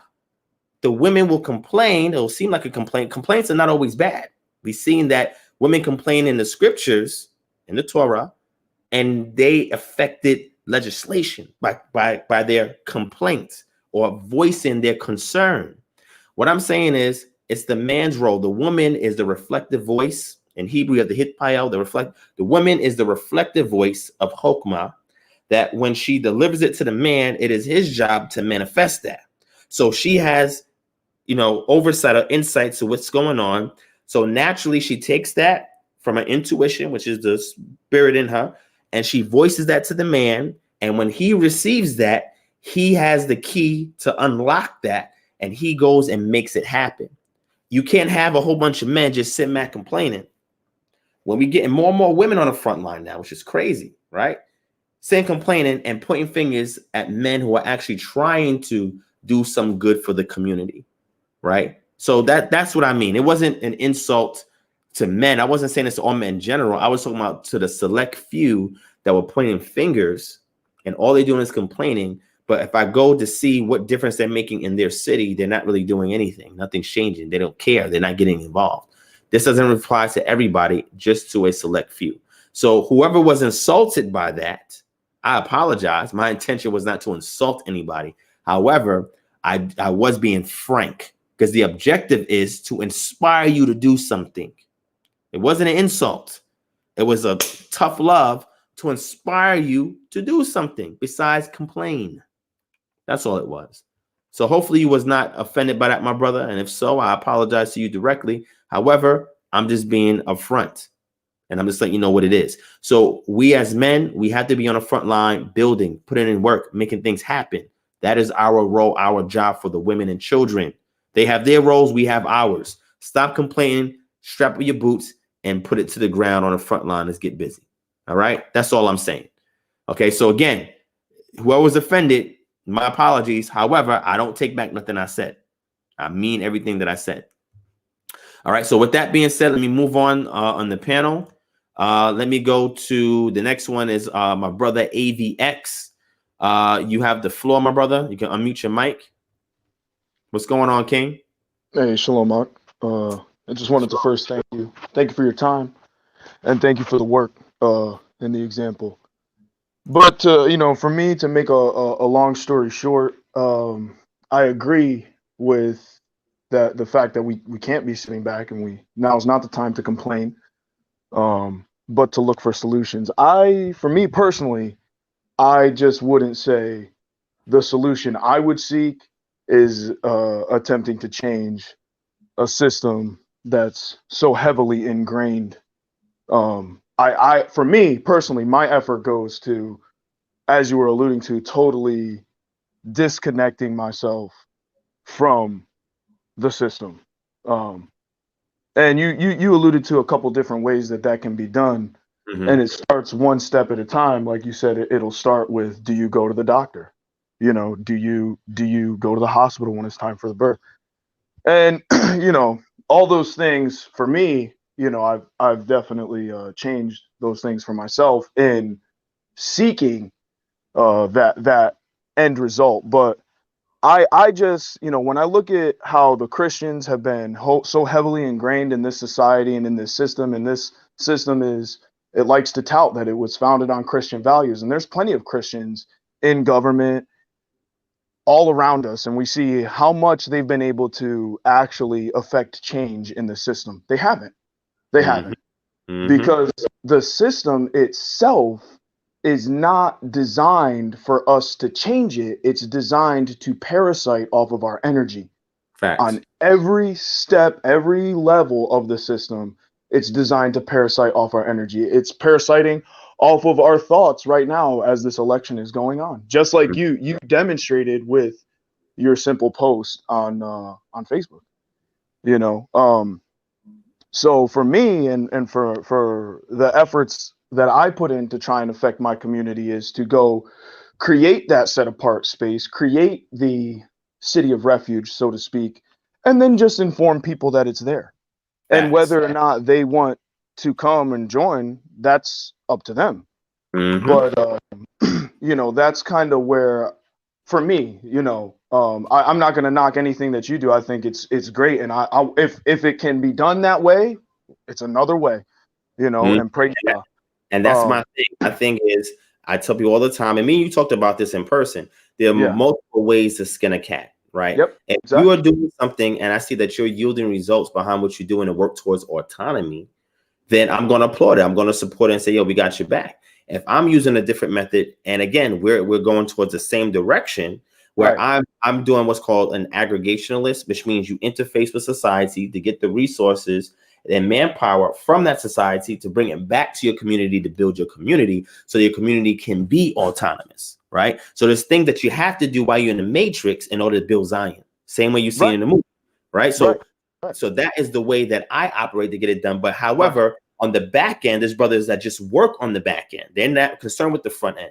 But we have to work together in unison to support each other. So that way we may need each other at some point to do something to get something accomplished. And that's simply what I'm saying. Nobody was inquiring. They were simply just coming out and criticizing, not trying to find out, well, what is the strategy? Right. And I think that demonstrates exactly, you know, that even a kind of even bigger problem is Israel. We have a hard time dealing with disagreement.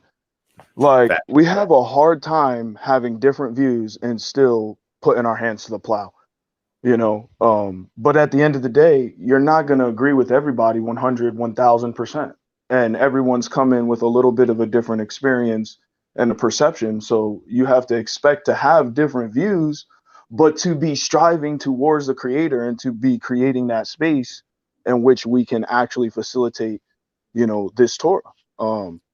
And, you know, my only worry about getting in bed with such a system is when this system starts to see the light that's in you, the light that's in our people, it does a really, really, really good job of chasing it and stamping it out.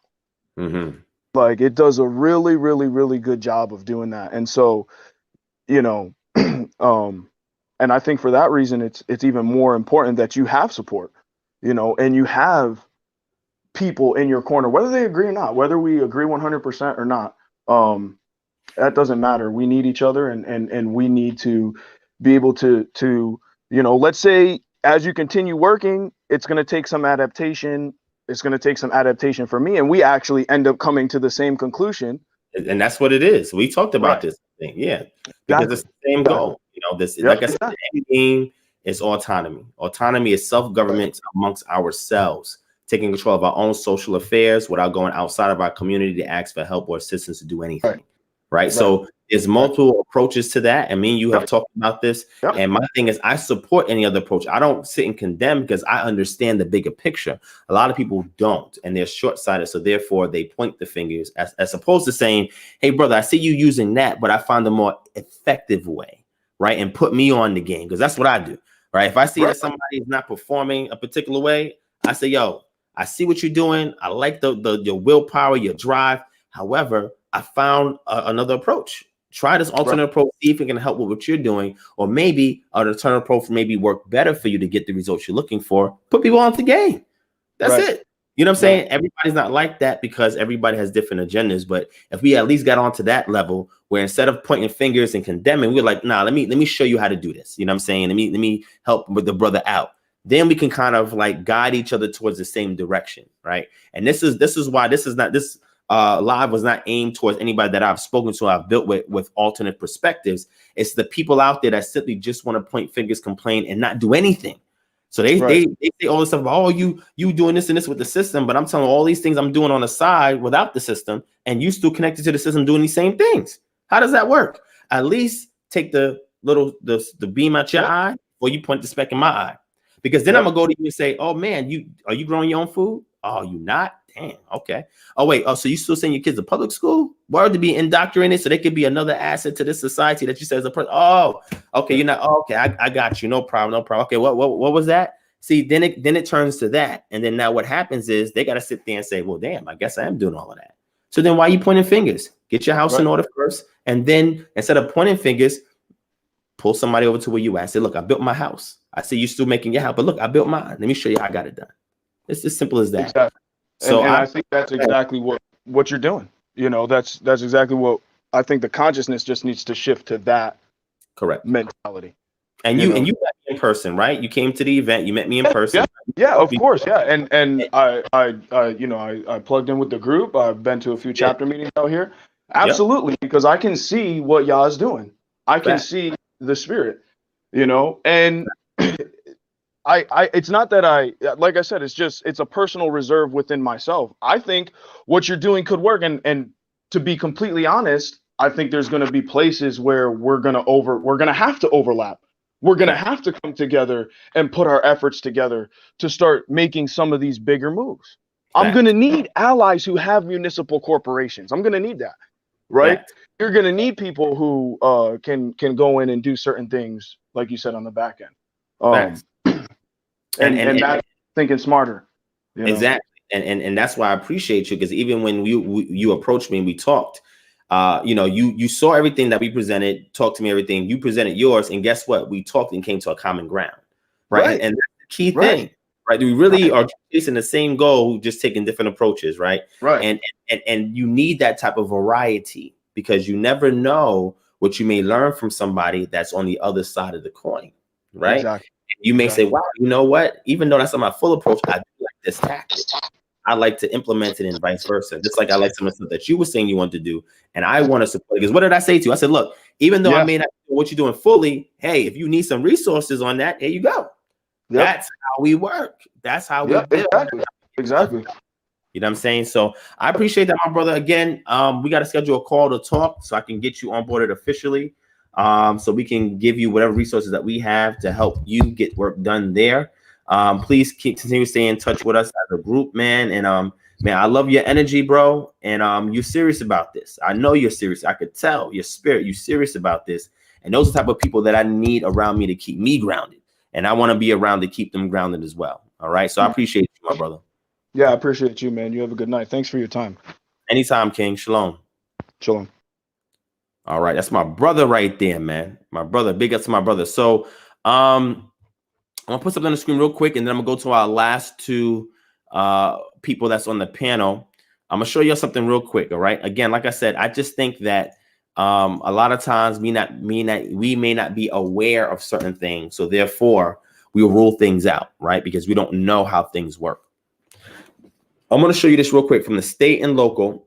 This is from Ballotpedia. So I tell anybody, if you want to get involved in a voting process, the political process, to understand how these things work, to understand who these candidates are, what their campaigns are, if you're interested in that, Ballotpedia is the best website to go. I did a whole video where I referenced this, okay? Here you have something called state ballot measures and local ballot measures, okay? Most people don't even know what that is, but I'm gonna break it down real briefly, and then I'm gonna move on, all right? It says the state legislature referred two constitutional amendments to the ballot. One concerned the dedication of revenue from taxes and fees. The other amended the Constitution to allow residents to seek declaratory relief from the state or local laws that violate the U.S. Constitution, state constitution, or state law. This is one of the things I was going there to vote on, and I voted on. But you see, when y'all don't know, when you're not in that arena, you don't realize that these ballot measures are there because there are things that are adversarial at the state level. And I'm gonna show you at the local level too, that people say, yo, no. We need to put a ballot to vote on this because we don't like that. Did you know that you can change things by getting ballot measures forms? But let's keep going. The state legislature referred one measure concerning a property tax exemption for property owners, property owned by charities for the purpose of building or repairing single family homes. Did y'all know that? Let me say that one more time to those in the back who didn't hear. The state legislature referred one measure. That means on these ballots, after you vote for everybody, there's all these referendums. One of them is saying, hey, we want to do tax exemption. This is to inspire more nonprofits, more charities to get involved in fixing single family homes. So they say, look, if your not-for-profit, your charity is designed to fix single family homes, you know, we have a lot of that in the Black community. Guess what? We'll exempt you from taxes. Did y'all know that? You know, we had to vote on that. Oh, but y'all wasn't at the polls. All right, cool. From 1996 to 2018, 81 measures have been on the ballot in Georgia, of which 84% were approved and 60% were defeated. Right? On the ballot, right? Type LRCA, Title Amendment 1, subject taxes. Authorizes the Georgia legislation to dedicate tax or fee revenue to the public purpose for which the taxes or fees were imposed. LRCA, Amendment 2, Administration of Government, allows residents to seek declaratory relief from state or local laws. Did you know that? If you feel that you've been violated, you can get declaratory relief. You know, because you'll complain a lot about things in your community. But did you know that there's an amendment that if you vote on, it gives you more power behind making your complaints? Oh, but you know what? Y'all wasn't in the polls, man. So they probably shot that down because none of y'all going to the polls voting on this. Now, this is just the state of Georgia. I looked at all the other states. They have similar things that's there. Y'all not showing up. Y'all probably don't care. And like I said, I can show y'all how to create these ballot initiatives and get them on the ballot for voting in the polling stations. Then you have referendum A, taxes exempts from property taxes, property owned by 501c3, public charity if the property is owned exclusively for the purpose of building or repairing single-family homes, and the charity provides interest-free finances to individuals purchasing homes. See, this benefits to some of y'all out there, but you're not voting, man. All right, I got it. All right. Getting measures on the ballot. As of 2020, Georgia did not allow any form of citizen-initiated ballot measures, so all ballot measures must be referred by the Georgia legislature, who you do vote in. The legislature can put a proposed amendment on the ballot upon a 2/3 majority vote in both the legislative chambers, which means you put pressure on your congressional representatives in order for them to initiate these ballot measures for you to get them passed. This is at the state level. Now we're going to go to the local level where you can actually get more involved, but this is how you can get these things done at a state level. The legislature can repeal a vote to put a proposed amendment on the ballot with a 2/3 vote of both chambers when the vote is done at least 2 months prior to the election. Constitutional amendments must be approved by a majority of the electorate, right? Referral 2020 measures, you have all of them. Georgia dedicating tax and fee revenue amendment. Georgia allows citizen residents to seek declaratory relief from certain laws. Georgia property tax exemption for certain charities mentioned. Then it goes into historical facts. Then local ballot measures, which is the next important thing. I'm going to go over real quick, and then I'm done. All right. It says Georgia voters decided 3 statewide measures on November 3rd, which we did. Voters in Atlanta decided on 1 local ballot measure. Okay. Now let's check this, see what this out. Fulton County. Atlanta, Georgia property tax homestead exemption. A yes vote supported authorizing $30,000 property tax exemption for homes located on community land trusts defined as property subject to a lease not less than that of 99 years to 501c3 nonprofit landlord. A no vote opposes measure authorizing a $30,000 property tax exemption for homes located on community land trusts defined as property subject to a lease of not less than 99 years to 501c3 nonprofit landlord. Glenn Cali says they're not on the ballot. It says a yes vote would have supported abolishing the Glenn County Police Department and transferring all existing equipment, resources, and funds to the sheriff of Glenn County effective May 2nd, 2020. Did y'all know that? I guess some of y'all don't even know these things don't even exist. Just you can abolish police departments, but we're gonna leave that alone. We're gonna leave that. You can go back and check it out yourself. Tells you how to cast a vote, how to get these things, these ballot measures, so that you can vote on it. When you learn this stuff, you can take advantage of it, and it can help you build up the Israelite community. But you got to know about these first. You got to be exposed by it. You have to at least open up your ear to hear the matter before you judge. All right. So that's all I'm gonna share on that. I was trying to bring up something else, trying to explain to y'all that a lot of people who say don't vote, don't get involved, you have the 501c3 mentality. You say, what the heck is that? Well, let me show it to y'all real quick, and we're done. Okay. The restriction of political campaign intervention by Section 501c3 tax exempt organizations. Under the IRS code, all Section 501c3 organizations are absolutely prohibited from directly or indirectly participating in or intervening in any political campaign on behalf of or in opposition to any candidate for elective public office. Contributions to political campaign funds or public statements of position, verbal written, made on behalf of the organization in favor or in opposition to any candidate for public office clearly violate the prohibition against political campaign activity. Violating this prohibition may result in the denial or revocation of tax-exempt status and the imposition of certain excise taxes. Certain activities or expenditures may not be prohibited depending on the facts and circumstances. All right.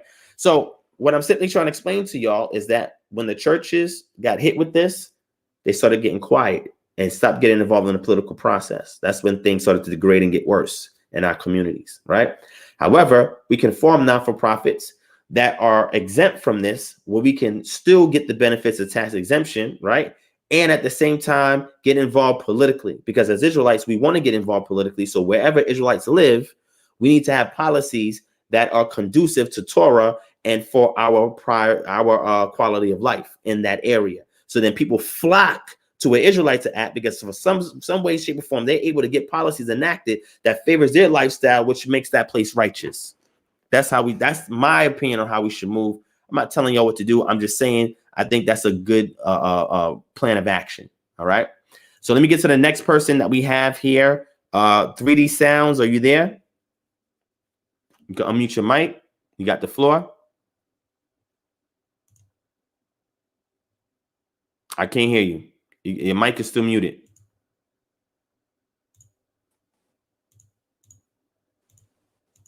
What on now? Can you hear me? Yeah, I can hear you now. Shalom, brother. How are you tonight? I'm doing good, King. How you doing? Pretty well, pretty well. I just want to start off before I start getting into what I wanted to get into. That I really respect you, and I'm really learning a lot from you. I've just really started following you about the last month or so, and I'm a street teacher. I've been in the truth for about a little over a year. And I've really learned a lot about, language and culture and things of that nature, and even got one of the books that you recommended as far as ancient Israel to try to, take on that challenge that you said that Hebrew Israelites need to do as far as um, learning the language and the culture and being able to, properly exegete scriptures and things of that nature. I also want to say, that I do support the idea of autonomy. I think that that's very important in our community as well.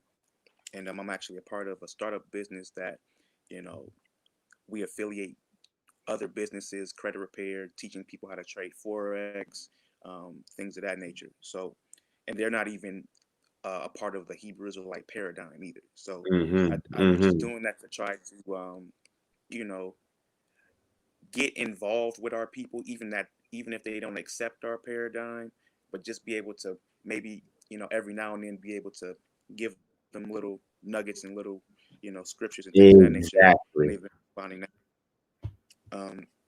So I just wanted to start off by saying that. Now I do disagree with voting, however. That's fine. I say that to say, okay. So the reason why I do disagree with voting is because I see it as a form of oppression, right? I don't go to Deuteronomy 17 and 15. I think that's the scripture that most people run to. Yeah. To point to why that's a sin. I understand in this cultural perspective that that was for when we had a government and we had a system. I use it more so as a point of reference to where we were autonomous. I use it to show our people like this is what we did, and that other people don't have our best interest at heart. So I use it as a point of reference, as more of than condemning people for voting. As far as the voting is concerned, I go to Proverbs 3 and 31 and Psalm 62 and 10, because even at a state and local level, I have many, not many, but I have a few friends who are into politics and who work at the state and local level here in Ohio, Akron, Ohio. And the thing is that even when you do vote on those issues and you come together on those issues that most of our people are unaware of, they don't necessarily have to honor that, right? They have a track record of, when I say they, I mean state and local governments, right? They have a history of not honoring those things, right? Whether it be openly or covertly, whether it be by circumventing the agreement, which is the vote that people voted on, by other statutes or whatever. So I don't put my trust in that for that reason alone, right? That's my stance on it. I respect other people who take a different approach. As far as it being a sin or a transgression, me personally, I don't only look at Torah as a guideline to what transgression is. I also look at the Tanakh as well, because we see sometimes the Tanakh further elaborates on Torah. Also, we see Yahushua. He says, is it not written in your law that we are gods, right? And that's in Psalms, right? So Mhm. I see Torah in the Tanakh as well. So when I see us trusting, or the appearance of us trusting in oppression, I know that's not what you're doing, which is why I'm glad that I listened and got to hear your whole, you know, understanding of why you chose to vote. Because I was actually thinking about that the other day. I'm glad that you Mhm. did that, but that's the position that I hold, and that's the position that I teach. I do. Cool. I would like to further, link up with you though, because I do see that you are, one of the rare people that are trying to create an autonomous community, and I like that approach. I understand that it's a chess game. I might not agree with, your strategy all the time though, All the moves, but yeah. I do, I definitely would like to, link up and, kind of pick your brain on some of the issues that, I face in my community and how to approach different situations. But So let me ask you a question real quick. I appreciate that feedback, my brother, being honest and straightforward. I give all praise to the Most High for any benefits that come from anything we share to one another. I'm here to serve, so I'm just grateful that anything that I have served to you, that you actually consumed it, right? So praise to the Most High for that. What I will say is this: do you think that if we had Israelites that were politicians, that were lawyers, and that was responsible for lawmaking, that were in the Senate, and that was in other positions of power to maintain righteousness? So when referendums are voted on, and in some cases, yes, they can be cast down, but in a lot of cases, they're not, right? So we just got to see, every case by case. But if we had people in positions to monitor these things, have people in positions to help make sure these things get passed, and they are upholding Torah until they die, which means they're going to maintain righteousness. They're not going to accept a bribe or anything like that. Do you believe that any of those ballot measures that would reflect, I would say, the best interest of Torah policy would actually come to pass, or actually come to fruition? that's a great question. I think that's a lot in a question. My answer would be, to be straightforward, I would say no, and the reason why is because of what I see in prophecy. A lot of what I conclude on why I teach is also in alignment with what I see in the prophecies. So I don't Okay. see us being in those positions and creating an autonomous community. Like Zephaniah 2:1 tells us to gather together before the great day of the Lord is. So that's why I believe in autonomy. But as far as the Senate and the governors and people in politics, I don't see that because of the prophecies. I don't see that aligning with what I believe is going to transpire. Now, does that mean that I'm not going to support somebody who would venture off to do that? Go for it. If that's what is going to happen. But I think it's very, very hard to uphold Torah and do that. I think that that's very, very tough. I don't know. Maybe people that would do that. I don't know anybody that can get into that space and wholly keep Torah, because what you have to do, what's required for you to get to those levels, is all going to be against Torah, in my opinion. Now that there in is that that space. yeah, that is. Remember, I told you, you can create your own city. You can create your own town. So if you create your own city, own town, that would be the practice ground, right? That you can see, okay, let's see if this works. And if it doesn't work anywhere else, at least it can work here.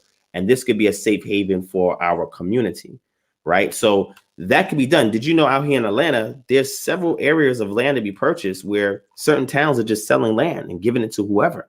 And that there's Black families that purchase land out here. Now imagine if Israelites decided that we want to put our money together and buy up the land and establish our own form of government on there. We don't have to worry about corruption. We don't have to worry about somebody says, oh, this, all that. We are getting the authority at a home rule state level to impose any kind of local autonomous laws in that region to secure and protect what we have. We can establish our own public safety department, which is our own police department, own security for that community. We can create our own statutes and our own ordinances to protect anything that we do in that land. And if everything that we're doing is righteous, we have no fear of anything happening to it unless Yah allows something to occur. So we're not saying we're trying to get in the system and change it and make it for the better. We're not saying that. We're saying we're trying to build a Goshen to buy us time while Yah judges his place and before he takes us out. So getting into these positions, getting involved, gives us that breathing room. Shout out to my brother Brian Gate to give us that breathing room, right? So that way we can breathe while we watch Yah do his thing and watch we have our little Goshen situation going on where we're not tethered to society. So when things happen, we're not worried about, oh man, I got my money in that bank. Oh man, I got something. It's like, oh, cool. We already got currency amongst each other, community currency. That's something that does exist. We can create community currency or line of credit where it's only valuable amongst each other. We ain't got to worry about what happens in the system. We got credit amongst each other. There are things that we can implement as we use this system to get those resources to create that. So now when the whole world's worried about coronavirus and economic depression, we're like, okay, so what? We over here, we chilling. We got everything we need right here. Like we don't care about that. So while y'all are going crazy, we taking advantage of the system, getting what we need so we could be fortified while y'all judges this place. Like that's all it's there for. Not to make some kind of luxurious lifestyle or try to think we can make things better. America was not designed with black people in mind. We know that. However, today, there are some things that allow us to have more liberty, not full freedom, to do certain things. So that way, if we perform it, we can have that little town or community or whatever, a little Goshen until Yah decides he's finished with judging this nation. Okay, yeah, I definitely feel you on that point, and I agree with that. I think what I was saying, maybe I misunderstood your question, was, as far as the actual us being politicians and the aspect of having to when you engage in meetings with with the people, they're gonna ask for kickbacks and things of that nature. Like there's just the element of folly in it that I'm just not comfortable. You have to come in there. You have to come in there strong. Come in there strong, flat-footed, and not bending or caving to anything. People will respect that, right? The problem is that we don't come like that. We come in the mindset, well, maybe I have to compromise. You don't have to compromise anything, because if that's not for you, then you're not going to get it. Y'all's just not going to have it for you, right? But what I'm saying is, you'll be surprised how many people that operate in society identify as Israel. They just don't publicly say it. And they are moving in certain ways that is actually helping our causes, right? The problem is because we condemn those things a lot, not them particularly, but those positions a lot.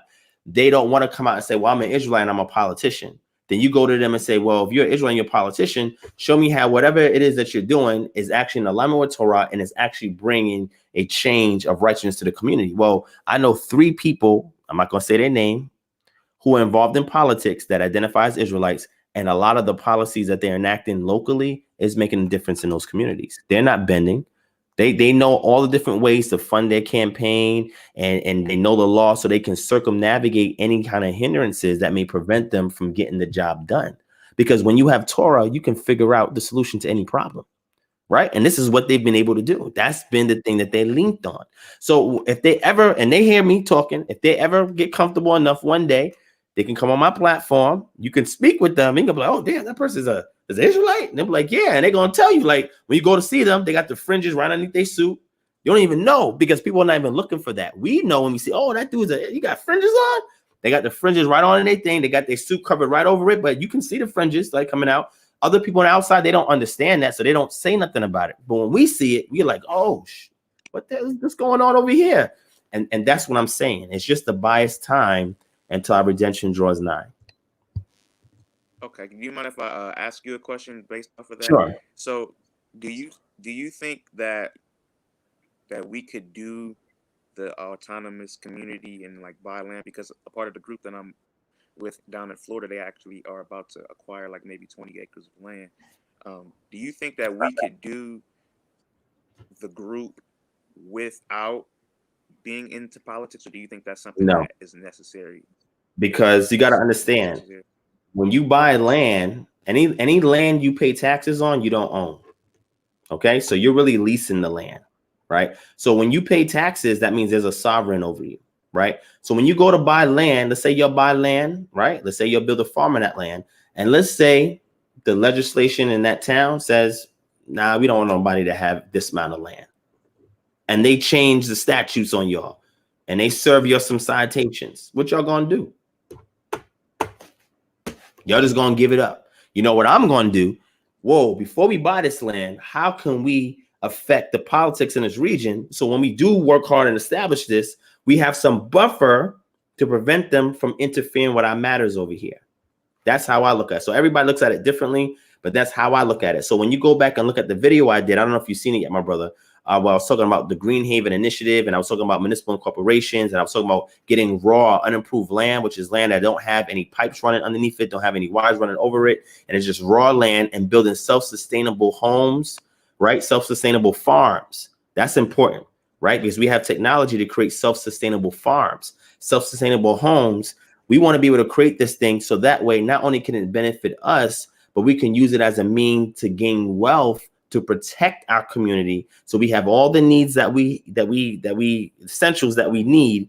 So when y'all starts judging, when I say is judging happen, the economic system is going to crash, the system as far as government is going to crash. All these things are going to happen, but at a microcosm level, we are operating with a similar system amongst ourselves and not even worrying about that happening.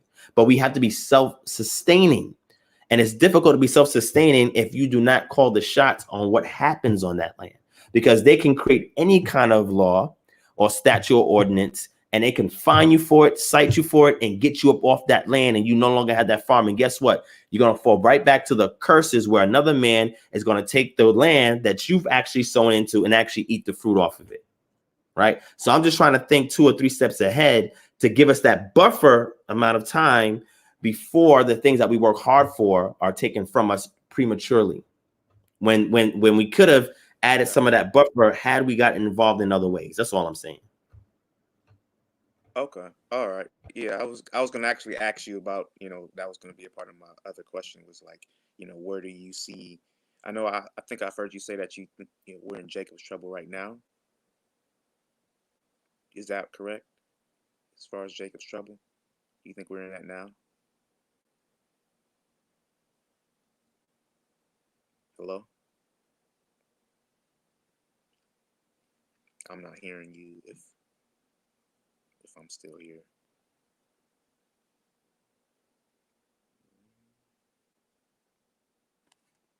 Maybe it's me. I think he got froze. I can ask you a question. Jacob's trouble, I believe, it started at the cross. After the cross. Okay. That's what I believe. What passage of scripture would you go to show that, or why do you think that? If we don't have to go to the scripture, like, why do you believe that? Because after Jesus died, at the 70 AD, that's when all the trouble started. Persecution of the Christians. Until this very day. Okay. Well, yeah, I was gonna actually ask him. I guess, I'll ask him still too, but I'll ask you since you said maybe he can give you better scripture. Right. But do you think that there's gonna be? Do you think that this is the height of Jacob's trouble, or do you think it's gonna get worse from here? I believe it's gonna get worse. All right. I believe it's gonna be more killing in the streets, more police killing. And I believe that it's going to take. My bad. Hold on real quick, Kevin. My bad for that. My internet dropped, so I don't know what happened. That was on my end. I thought it was me. No, that was on my end. Okay. So yeah, so I'm gonna let you give your final word. Go ahead. Yeah. It's just if it's just my final word, I will say this, and I've heard you kind of go in on my brothers on the street corner, but no. And I trust understand. Me, I love my brothers on the street corner. I mean, I get what you. I know, but you kind of like are the way that you, because you, like I said, you challenged me to actually pick up on my scholarship and things of that nature. I want to say that don't ever, or understand that they are the groundwork. The street teachers are the Hold on. to our Hold on, my entire bad. I got kicked out again. I think. Okay, talk. I'm sorry. Go ahead. Okay. I just want to just leave you with I hear this. you. I would just want to just make sure, and maybe you disagree, but I don't know how you came into the truth. I'm not. I don't. I haven't followed you all that long, but as for me, I minored in philosophy. I've been experiencing other cultures and things of that nature. The brothers on the street are the groundwork and the foundation for what we're able to do, even talking or having this conversation, right? They're the reason why people know about Hebrew Israelites in the first place, whether it's because you don't like their tactics, or we yelling or whatever. Also, the words that we're actually speaking out there, when we speak prophecy, we are unlocking different vibratory rates. Just even speaking the words, whether we're speaking to nobody out there, right? I think it was a scripture, maybe Ezekiel, we said prophesy to the wind, right? So even us doing that is causing things to take place and to happen.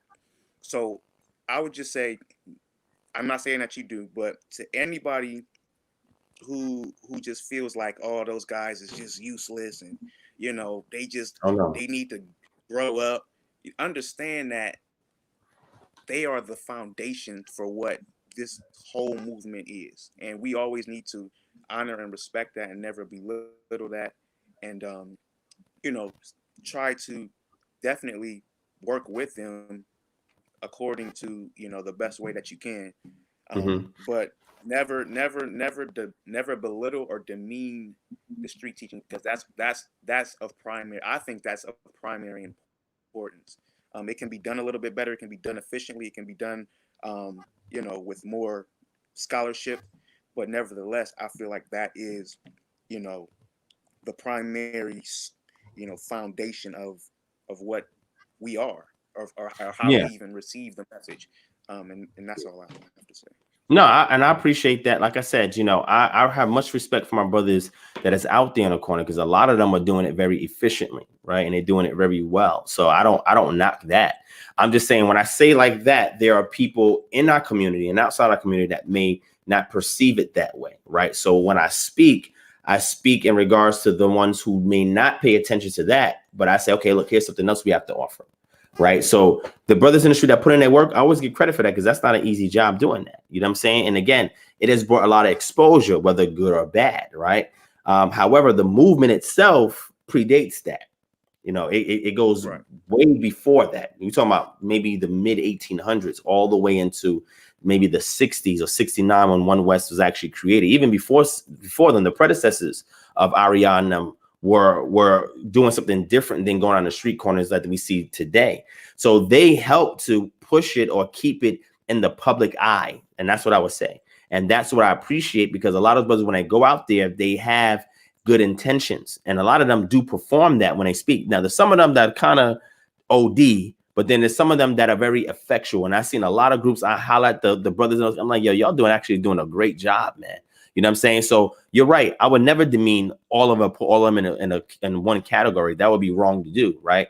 However, there are some that are too extreme. I put in one category, but the others, I'm like, yo, you doing a good job, bro. Like I said, I've been out there with unity camps and all that with the brothers. Now, I didn't know you did that, but since you did do that, feel free to y'all on YouTube. I'm just on my Facebook Live right now. I'm in the process of creating a YouTube page. It's right now. Are you friends with me on YouTube? Are you friends with me on Facebook? No, I'm not. What's your Facebook? Ron Shields. Send me a request, or DivineProspect. Send me a request so I can check y'all out and support y'all. That's why I'm asking, so I can support y'all. All praises. I'll definitely do that. I'm Dominique Drummer on Facebook. So I still got the same profile picture. So. Oh, mine too. So you can't miss me. All right, King. I appreciate your time. Yeah. Anytime, King. Shalom. All right, my bad, Kevin. Go ahead.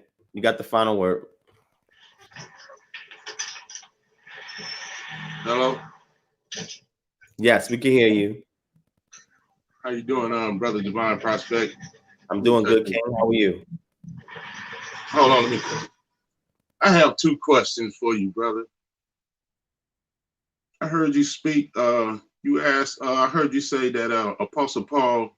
You asked the question: is he your apostle? And I heard you speak a couple times on other platforms speaking against Apostle Paul. My question to you, oh, sure, go ahead. Is Apostle Paul your apostle? Do you listen to Apostle Paul? All right, so great question. So I don't speak against him. I just said that he doesn't have authority over me as an Israelite. That's what I say, right? So, and I use his own words in Galatians chapter 2 that he was given the right hand of fellowship to speak to the uncircumcised, and that the other pillars, which would be Kephas, Yachanan, Yaakov, have been sent to speak to the circumcised, right? So he already parsed out who his audience is. It was verified in Acts chapter 15. So that is who is under his authority, right? So the other apostles that have gone out have gone to their own, which is the circumcised, which I will fall under, and Yeshua, who obviously was an Israelite as well, and was the one that actually started the movement that Paul was even interested in himself. So I say that Paul doesn't have authority, which means that his epistles, when I see his epistles, they're not authoritative to me. That doesn't mean there's no value. That doesn't mean there's not good instructions, information in it. Of course, I glean from that all the time. However, I'm simply saying it has no authority over me identifying as an Israelite. That's my position. Okay, if Paul have no authority, you say he has no authority over Israelites? Yeah, he saw that he didn't. They did not respect him. They even rejected him. And as a result, this is why he went to the Gentiles. Yes, that's my question to you. Even though the Israelites didn't listen to Paul, Paul say, I go to the Gentiles now. But his mission was to the Israelites. If you read in Acts chapter 9, verse 10, verse 9, verse 15. Yes, exactly. His mission was to the kings, Gentiles, and the Israelites. But if the Israelites don't listen, then he went to the Gentile, and the Israelites is not listening to this very day. That's my question. And I have one more question, if you don't mind, and I get off. No. Look, I'm okay with this. I'm good. I love talking about it. It's cool. So if you have a couple more, that's fine. You're the final guest, so we can talk. So I'll respond to that. So I would say I would have to ask in return, do I need the information in Paul's epistles for salvation? Like, do I need? So you're saying I need the information in there for salvation? Yes. So you're telling me that the synoptic gospels is not enough? The words of Yeshua is not enough for salvation, that I need the epistles of Paul? Yes, Jesus' words are enough, but I believe he blocked us from trying to go to him and not listen to the apostles. Because if you read chapter, I want to say, I don't have my Bible open, but if you read John chapter 17, where he prays for the disciples, and I'm just paraphrasing right here because I don't have my Bible open. I'll bring it up for you. He prays for us too, not just the disciples. He prays for others outside of him and the disciples as well. So that would include me and you. That would include me and you too. So we're included. Read that around maybe verse 20. Sure, I get it for you. Yeah, let me get Jeremiah. Let me get John chapter 17. Right. Let me zoom out a bit. All right. And you said down at verse 20. All right. So let me go ahead and share the screen. Can you see the screen? No. Do you see anything now? Yes. Okay. So chapter 20, it says, I do not ask. 17. I'm sorry, verse 20. It says, I do not ask for these only, but also for those who will believe in me through their word, that they may all be one, just as you, Father, in me, I in you, that they may also be in us, so that the world may believe that you have sent me. I believe that is it right there. Read that again, verse 20. I believe that's the verse. Yep. It says, I do not ask for these only, but also for those who will believe in me through their word, that they may all be one, just as you, Father, are in me, and I in you, that they may also be in us, so that the world may believe that you have sent me. Okay, now who is they word? You said who is their word? Yes. The stuff that we're reading on the page right here. No, Because no. In verse 20, when it says believe through they word, who is they word? Who? So my question is, who is the they? So the they word would be his apostles, right? And these are the ones that were there with him. And he's saying that those who believe their word, meaning the apostles, the ones he's praying for, right? And I'm saying the book of John that we're looking at right now, one of the apostles wrote this. So guess what? So that we can believe. We see that at the last verse in the book of John, chapter 21, that expresses that, right? That he says, if we was to write all the things about Yeshua, it couldn't fill all the books that we have. So this was written by John for us to believe in the word. So John wrote this. So this is what he's saying. John wasn't there writing this while he was speaking this, because he was alone when he did this, right? But what I'm simply saying is the word, and there's the apostle, John is one of them, who wrote this so that people can believe this and they could be one with Yeshua like he is one with the Father. So this is one of those examples, having this gospel right here by the hands of John, just like we have it by the hands of Matthew, who was another apostle. And Mark's gospel was from Peter, who was another apostle. And Luke was one of the ones that was following him around, more so beholden to Paul. So that's how I'll translate that. That's the word, because John is writing this. There's a prologue, verses 1 to 18 in chapter 1, which has nothing to do with the narrative. And then we go into the narrative, and then we have an addendum, chapter 21, and then we have him saying something at the end of that addendum about the things that he already wrote, that it was sufficient enough that if we read it, that we'd be able to receive him as the Messiah. So that is what I hold to. That's why I said I don't need anything outside the Gospels to understand what salvation is. Everything is in the Gospels. Anything outside of that is additional, right? But the Gospels right there should contain everything that anybody needs, especially if they're an Israelite, because that's who Yeshua came to when he was alive. They should have everything that they have in there to get salvation. So that's why I said, as far as Paul's concerned, he was rejected. They didn't pay him attention. So he refocused his entire ministry to the Gentiles. I believe John was saying that we believe this word. Jesus was sending the prayer out that we believe the word through the apostles. We can't get it no other way except through the apostles. And we got it through the book of John. That was written by an apostle, right? Yes. Then that's how we got the words of Yeshua. So my question is, why you don't listen to Apostle Paul? That's my question. Because Jesus said, my prayer is that you will listen through, I'm just paraphrasing, through their word. Now you can't get it no other way besides through the apostle word. Now, if you want to take it for its literal context, Paul wouldn't have been included in that. Why not? Because Paul wasn't a disciple of his during this time when he's saying this. It don't matter. Paul still met Jesus. You have to be, if you met Jesus to be apostle, you would have to have met Jesus. Physically, that was one of the conditions in Acts chapter 1 when they were casting lots for the replacement of Judas. They laid out what those requirements were. Like they had to be there during the baptism. They laid out those requirements in Acts. I'll bring it up real quick. Acts chapter 1 really lays out what the requirements are for anybody to actually be an apostle, right? So we go to Acts chapter 1 and we drop down.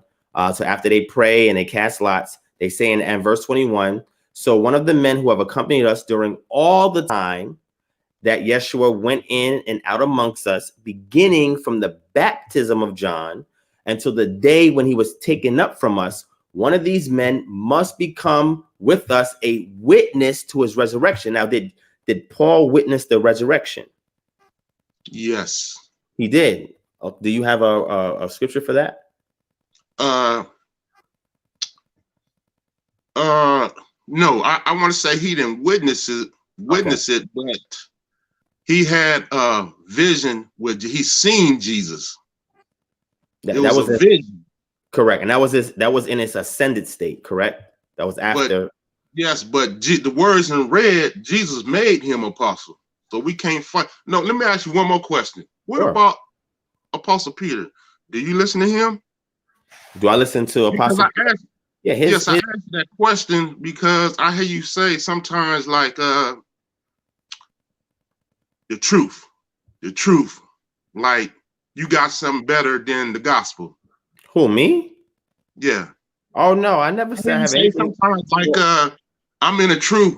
We're in the truth.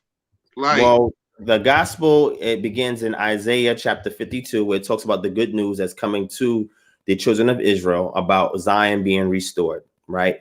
And the only way that they can get that restoration is through repentance, right? And returning back to the Most High. When Yeshua came on the scene, Mark chapter 1, verse 14, 15, 16, and 17, it begins his ministry. And based on what's called the Markian priority, scholars believe today the consensus is the book of Mark was written first. So that's why I'm referencing it.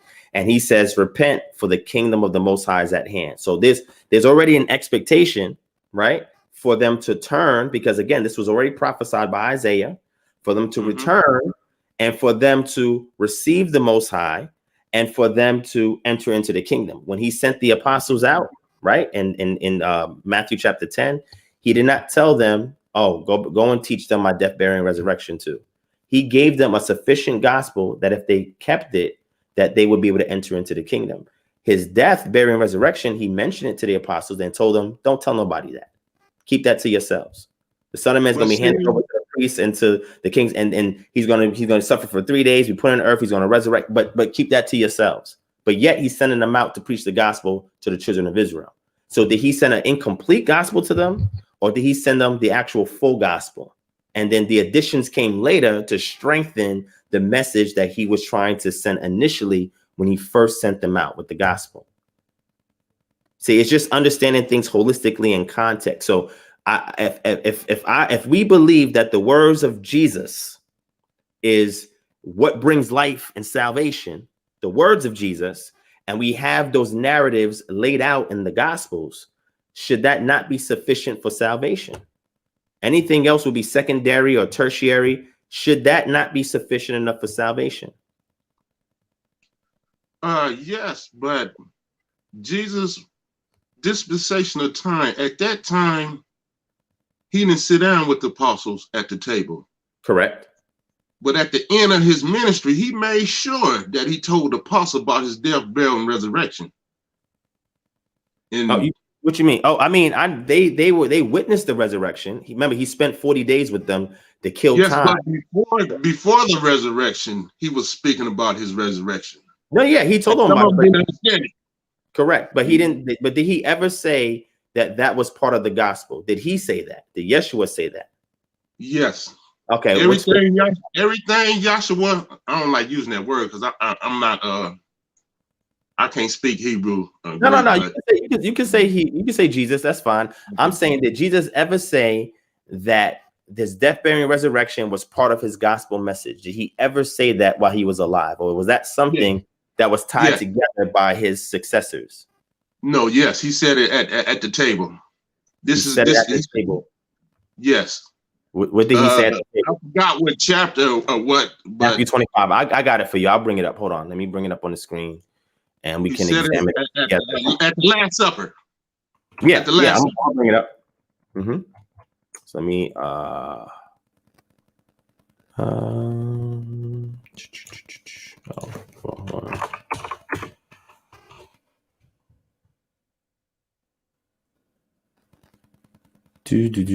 Okay, so Matthew chapter 26, where they're preparing from unleavened bread and Passover, right? And then at verse 20, it says, when it was evening, he reclined at the table with the 12. And as they were eating, he said, truly, I say to you, one of you will betray me. And they were sorrowful and began to say to him, one after another, is it I, Lord? He answered, he who dipped his hand in the dish will betray me. And then let's scroll down a little bit to verse 26. And it says, now as they were eating, Jesus or Yeshua took bread, after blessing it, broke it, and gave it to the disciples and said, take, eat, this is my body.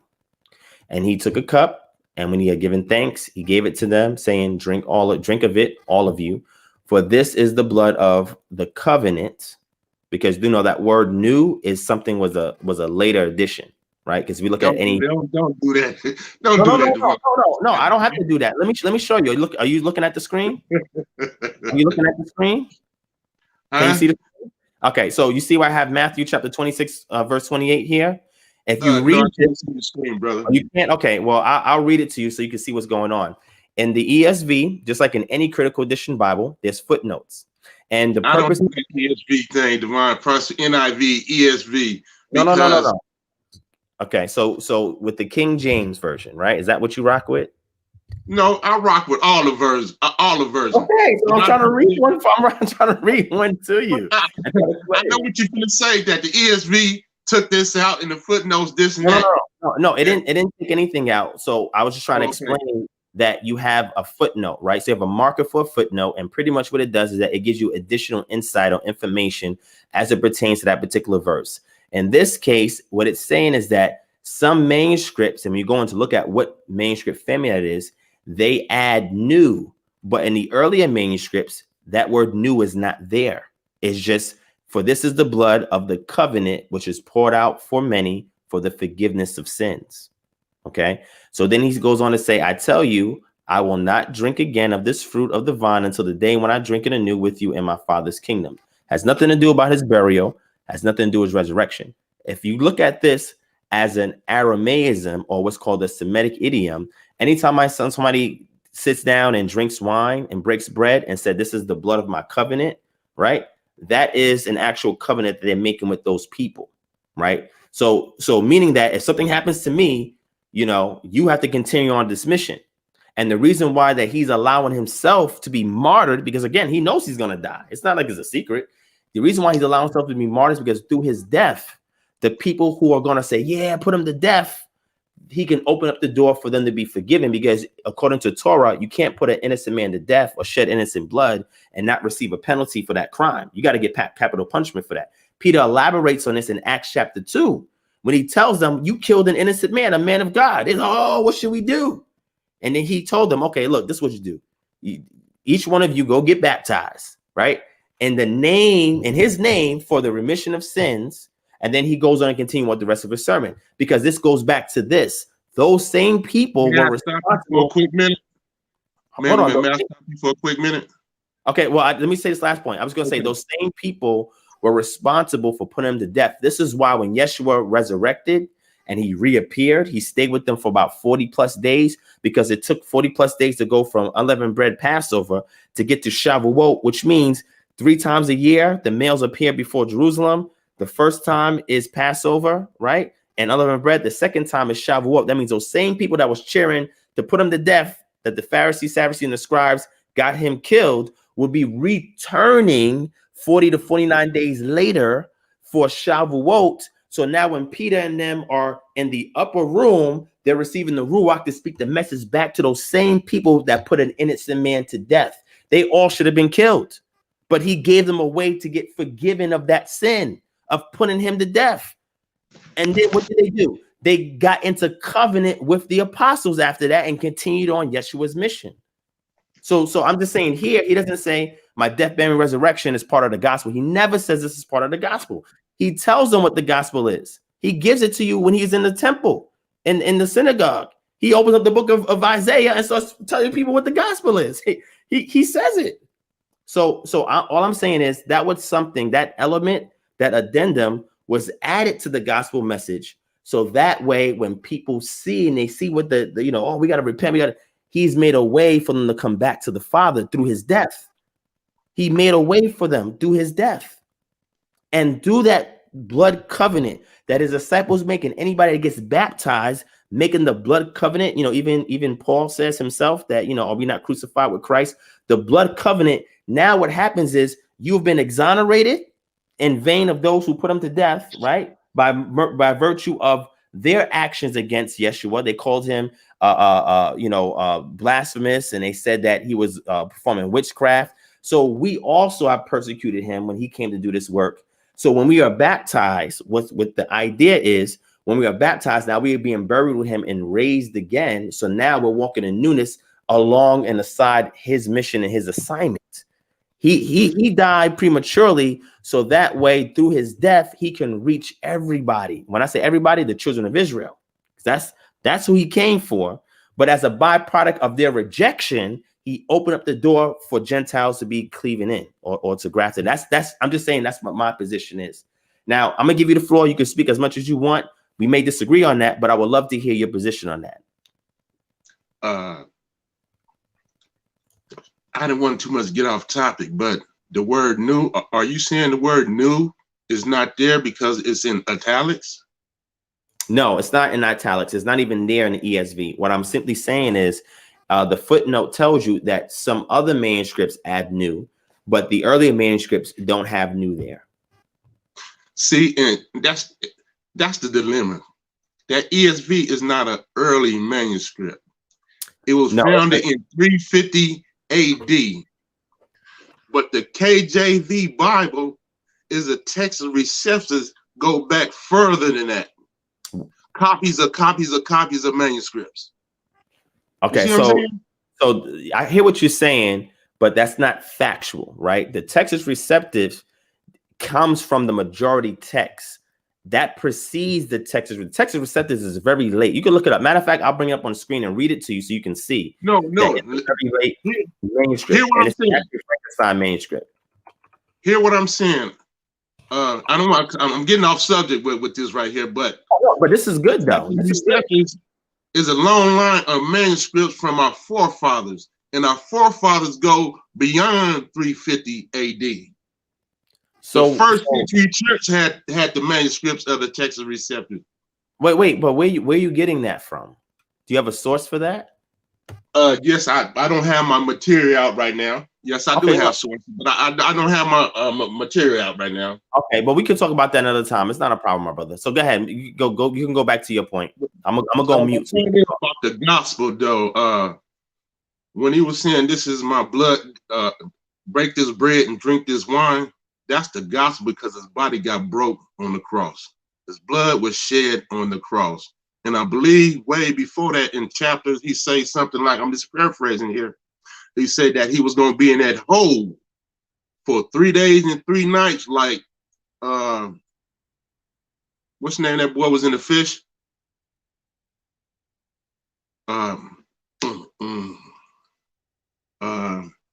on, Divine, help me out. You know what I'm talking about.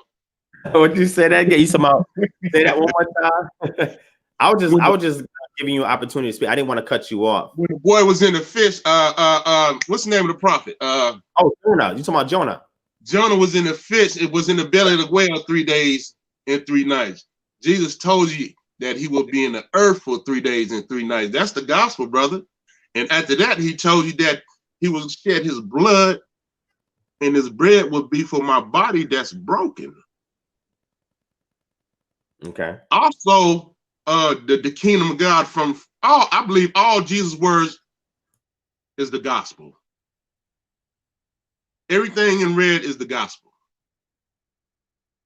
And I hear you say sometimes like, come on over to the truth, or not only you, but I hear other Israelites talks about the truth like they got something better than Jesus. They got something better than the gospel. You know, and Peter say, if Peter, your apostle, and the Israelites apostle, we got to follow Peter. What did Peter say? How do a man be saved? Because we cannot be saved no other way. And I believe there is only one way. There's not many ways in believing the gospel. Like me, I growed up Baptist. I growed up apostolic, Pentecostal. I've been through all 3 of them phases. And some of the doctors different, but if you got the gospel 101 right is the main thing. I'm not worrying about revelations. I'm not worrying about, the history. The gospel is the main thing. And I hear Israelites say, I got the truth. Come on over to the truth. Like they got something better. And I pray, and I don't want to sound disrespectful or nothing, Divine. I pray for the Israelites, man. No, you good, King. Go ahead. I pray that they come to the light, because it's about your soul, man. And when we did, ain't no you can't come back and do it right. There's no more do-overs. So, you know, my prayer is, I know I'm not going to change your mind, Divine. I know I'm not going to change nobody else's mind, but I pray that the Holy Spirit touch you. I pray that the Holy Spirit touch you, because you're very articulate. You speak well, brother, and you articulate yourself very well, and you're smart. But the gospel, I don't know about this, the truth. The truth. I believe the truth is the gospel, not history or ethnicity or whatever. Well, I would say you have to believe the gospel like the Peter Paul. Yeah. You can't come in no other way. Apostle Peter, chapter 2, Acts chapter 2. You can't be saved no other way. Or we got another gospel. Okay, so I appreciate that, and again, I don't mind you being frank and keeping it real. I'm okay with that, right? I'm not easily offended, right? And I know that you are well intentioned in what you say, right? You mean well, and you come with a very brotherly spirit, right? So I receive that, my brother. You know what I'm saying? I mean, we will have some disagreements. Nonetheless, it does not mean I can't learn from the things that you're saying, and I can't ponder or consider the things that you're saying, right? Now, what I will say just in response is, you said that you hear Israelites say the truth. Well, that may be a relative statement, because everybody says that they know the truth, they have the truth. And then people say, well, the truth is the word of God. But then when you ask them to interpret certain things, people have different interpretations. So it's like, what really is the truth? It's really a journey, right? That we are seeking for what the truth is. We have a template to build off of, but we have to build off the template that's given, right? So that is what we do in our day-to-day lives, right? As we conform to the information that we learn, so it can change our character, because the character tells a better story than words ever can, right? So it's in that transformation process. Paul even talks about that. Be ye transformed in your mind, right? So it's a transformation process. And again, I'm alluding to Paul because, like I said, Paul got some good information, all right?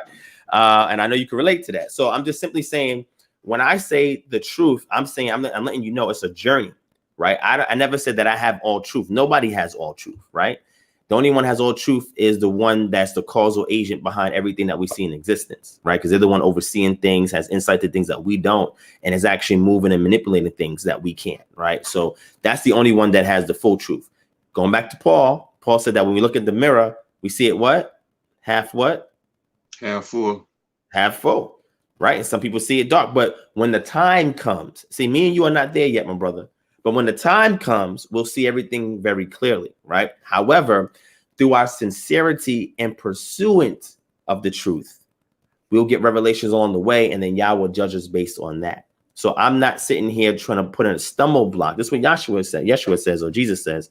I'm not putting a stumbling block before you and telling you, my brother, you need to do this, you need to do that. That's a stumbling block if I put it before you. I'm not there. I'm simply going to tell you, this is my position, my brother. What's yours? Hear what you have to say, glean from it. Hopefully you glean from something I can say. We could be brothers, you know, after the conversation, move together, grow together, support each other. And peradventure, going back to Paul, peradventure, if it's the Most High's will, this is what the text says. Matter of fact, let's get that. Let's get Paul, right? Let's get Paul. Okay. See, I use Paul. Right? And you say I'm using Paul? No, I don't think you want to use Paul, brother. Why not? I'm using Paul. Paul said that law is done away with, man. Nah, Paul, you know, Paul, there's a context for that, because in Acts chapter 21, Paul keeps the law. Paul never stops keeping the law. So there's a context behind that. You know, Paul still keeps the law, right? In Acts chapter 21, which is much later in his ministry, after we read the book of Colossians and Galatians, like, you know, that event happened after those letters were written, right? In Acts chapter 21, that Paul, he meets up with James and them, and James like, yo, man, we hear the message that you're giving to the Gentiles. That's great, my brother. That Paul did it, and Paul paid out his own pocket for other Israelites. He did it because they pushed him to do it. See, Paul. Wait, let me finish my statement. Can I finish my statement? Go ahead. Paul paid for other Israelites for that. So, I mean, Paul said, I'll become all things to all people. I don't want to be a stumbling block for my brothers. So if I have to do this ritual, whatever, I would do it. And I would pay for my other brothers. I don't want to be a stumbling block. Yeah, the purpose behind it was, we can read it in context, was so that they would know he is not preaching against the law. See, that is why he committed to doing it. Let's read it. I'll read it in Acts chapter 21 for you. That's why I said, whenever we read, when we say, well, Paul said the law's done away with, we have to, first you got to cite that. I don't see anywhere where Paul says the law is done away with. However, whatever the context, read that nowhere in the New Testament? Where does he say that the law is done away with? You talking about Colossians chapter 2? 2 Corinthians chapter 3. Okay, 2 Corinthians chapter 3, what verse? Start around maybe 4. 4, okay.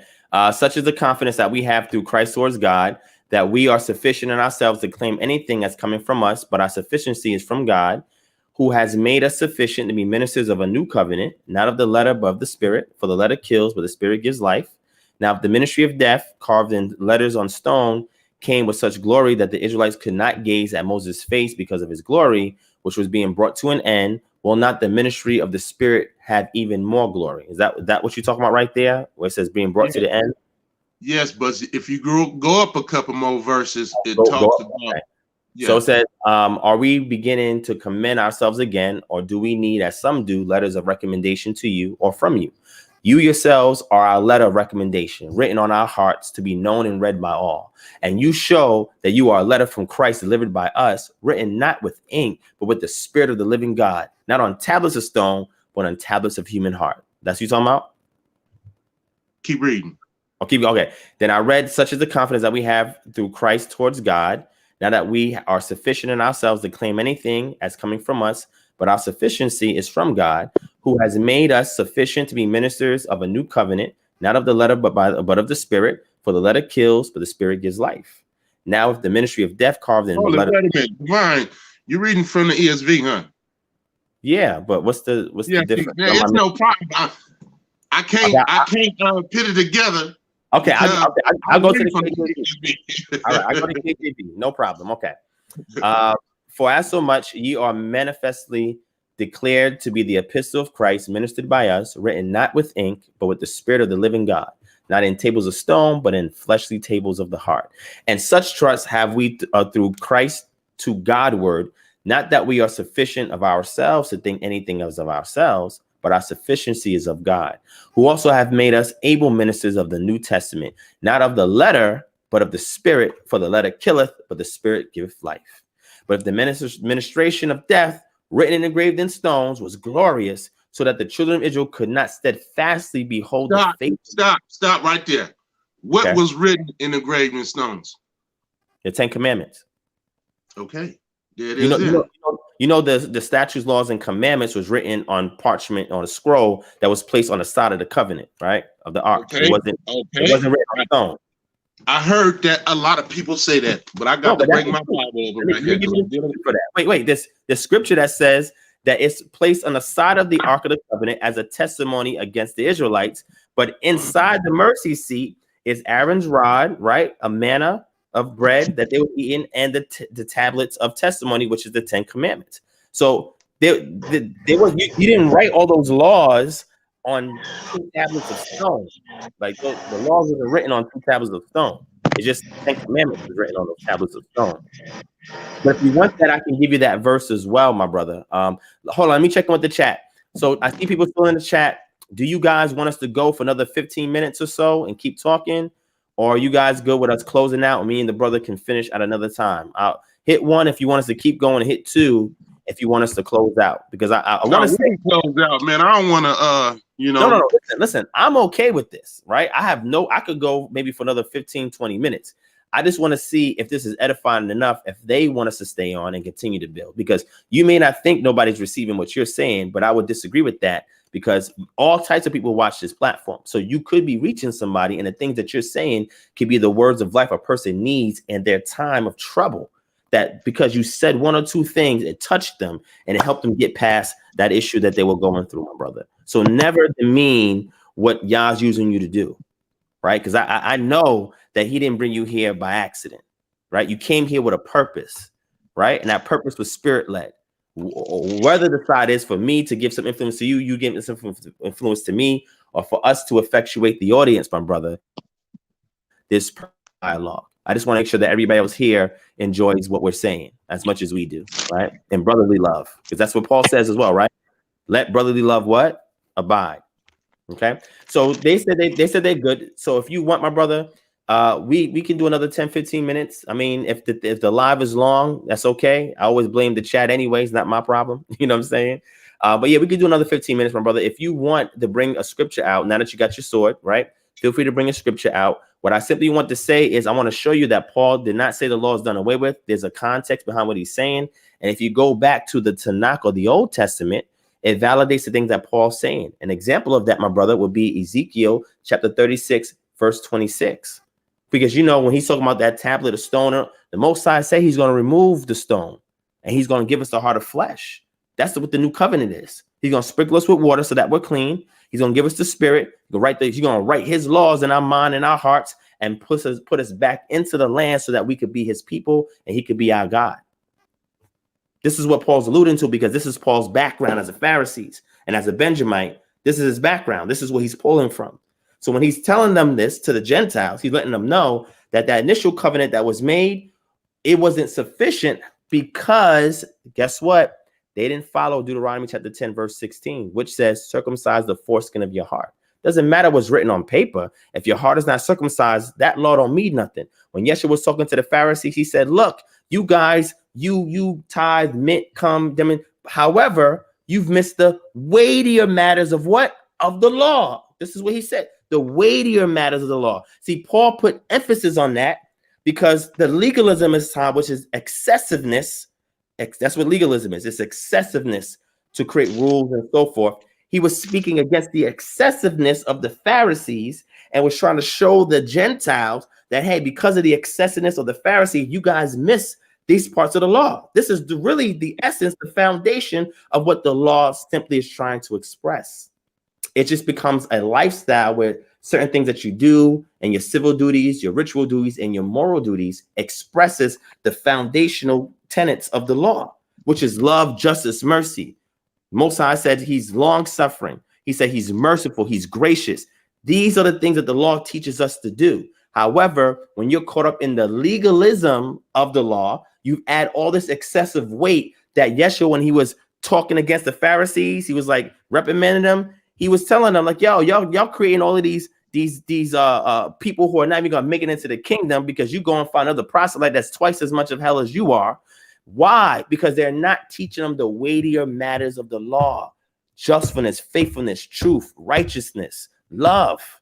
Love your neighbor didn't start with Yeshua. That comes from the law. Love your neighbor as you love yourself. That's nothing new. He just had to reaffirm it because of the legalism that disconnected the people from the essence of the law. And this is what Paul was bigging up. This is what Paul was pushing up. So him saying stuff about the stones, stuff written on stones, that's nothing new. The Most High say he's going to make a new covenant with Israel. He already said that. Hebrews chapter 8 confirms that in the New Testament. This is all of the stuff that Paul was saying was nothing new. Nothing, everything could be connected back to the Old Testament. This is why I don't disqualify Paul. This is why I don't say, oh, don't listen to Paul. Paul has no information. It's simply that things can be connected outside of just an external perspective of the text. But if you examine the Old Testament and you connect it with the things that's being said in the New Testament, you see that they're harmonious. Where my glasses at, man? Okay, take your time, my brother. Take your time. I'm just feeding your spirit, my brother, until you find your glasses and you get ready. I'm just feeding your spirit a little bit. You know what I'm saying? So I'm not here trying to invalidate Paul. What I'm simply doing is trying to show you another perspective. I'm not saying, oh, this is the truth and you ain't got it. I'm simply trying to show you a different vantage point that you may not have considered before. So I can walk with you and we can walk together because we're trying to get to the same destination. But sometimes I might be pulled a little bit this way, you may pull, but sometimes there are certain common things we can agree on so we can walk together and we can get common understanding. Okay. Mm-hmm. All right. So go ahead, my brother. Did you find what you're looking for? Not let me see. What was that cross reference I did? Go. I'll keep reading if you want me. Exodus 34:1. Okay, Exodus 34:1. All right, let me get it. 34:1. Let me put it on the screen so everybody can follow us. Okay.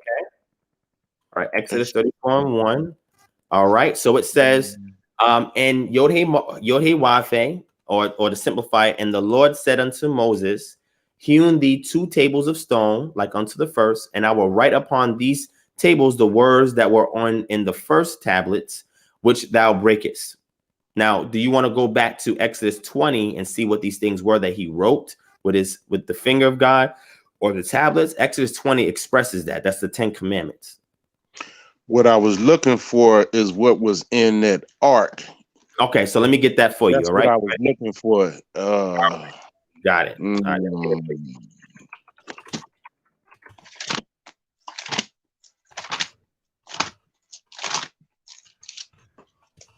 I ain't got my tools right now, man. No. I got you, brother. I try to stay sharp. I got you. All right. So if you go to Hebrews chapter 9 and 4, that explains what was in it. So if you don't mind, you can grab Hebrews 9 and 4. I think that would help you to drive home your point. Hebrews 9 and 4. Hebrews 9 and 4. Mm-hmm. All right. And I'll bring up on the screen so those of you can follow.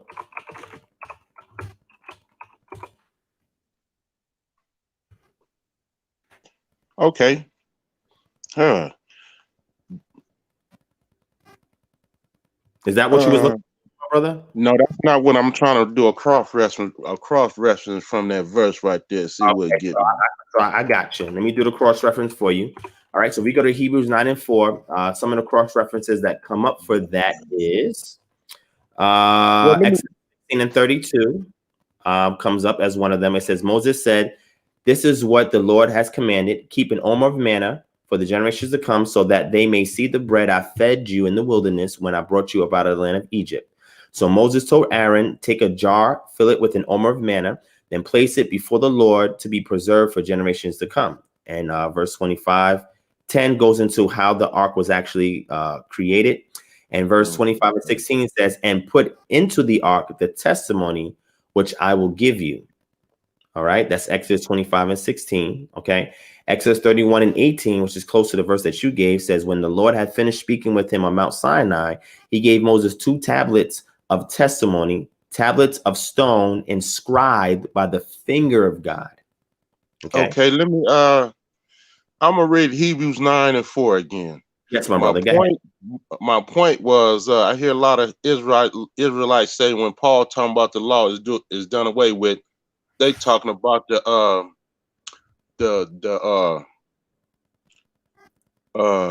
614 laws that was in the 10 Commandments. That's what they'll tell you. That's what I've been listening. That's what I've been hearing on the internet. I don't know if you say that or not. So you're saying that the 613 was included with the 10 Commandments in the ark, and that's not true because Hebrews 9 and 4 says, which had a golden censer, the ark of the covenant, overlaid round and about gold, whereas was the golden pots, and had manna, Aaron's rod that budded, and the table of the covenant. And say nothing about no 614 laws. This here is talking about the 10 Commandments. Okay, and I'm not disputing that. However, what I will do is I would recommend you go to Deuteronomy chapter 31, verse 25, which is on the screen, and I'll read it.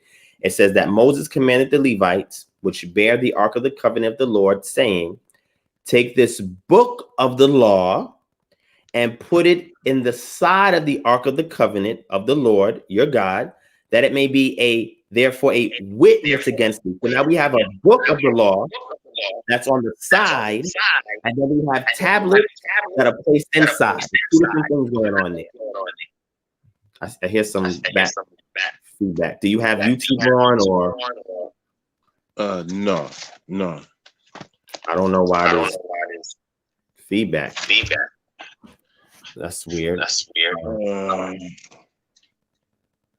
So what I'm trying to simply show you is that the 2 tablets of stone and the 10 commandments that was written by the finger of God, which was placed inside of the Ark of the Covenant, along with Aaron's rod which budded, as well as the manna.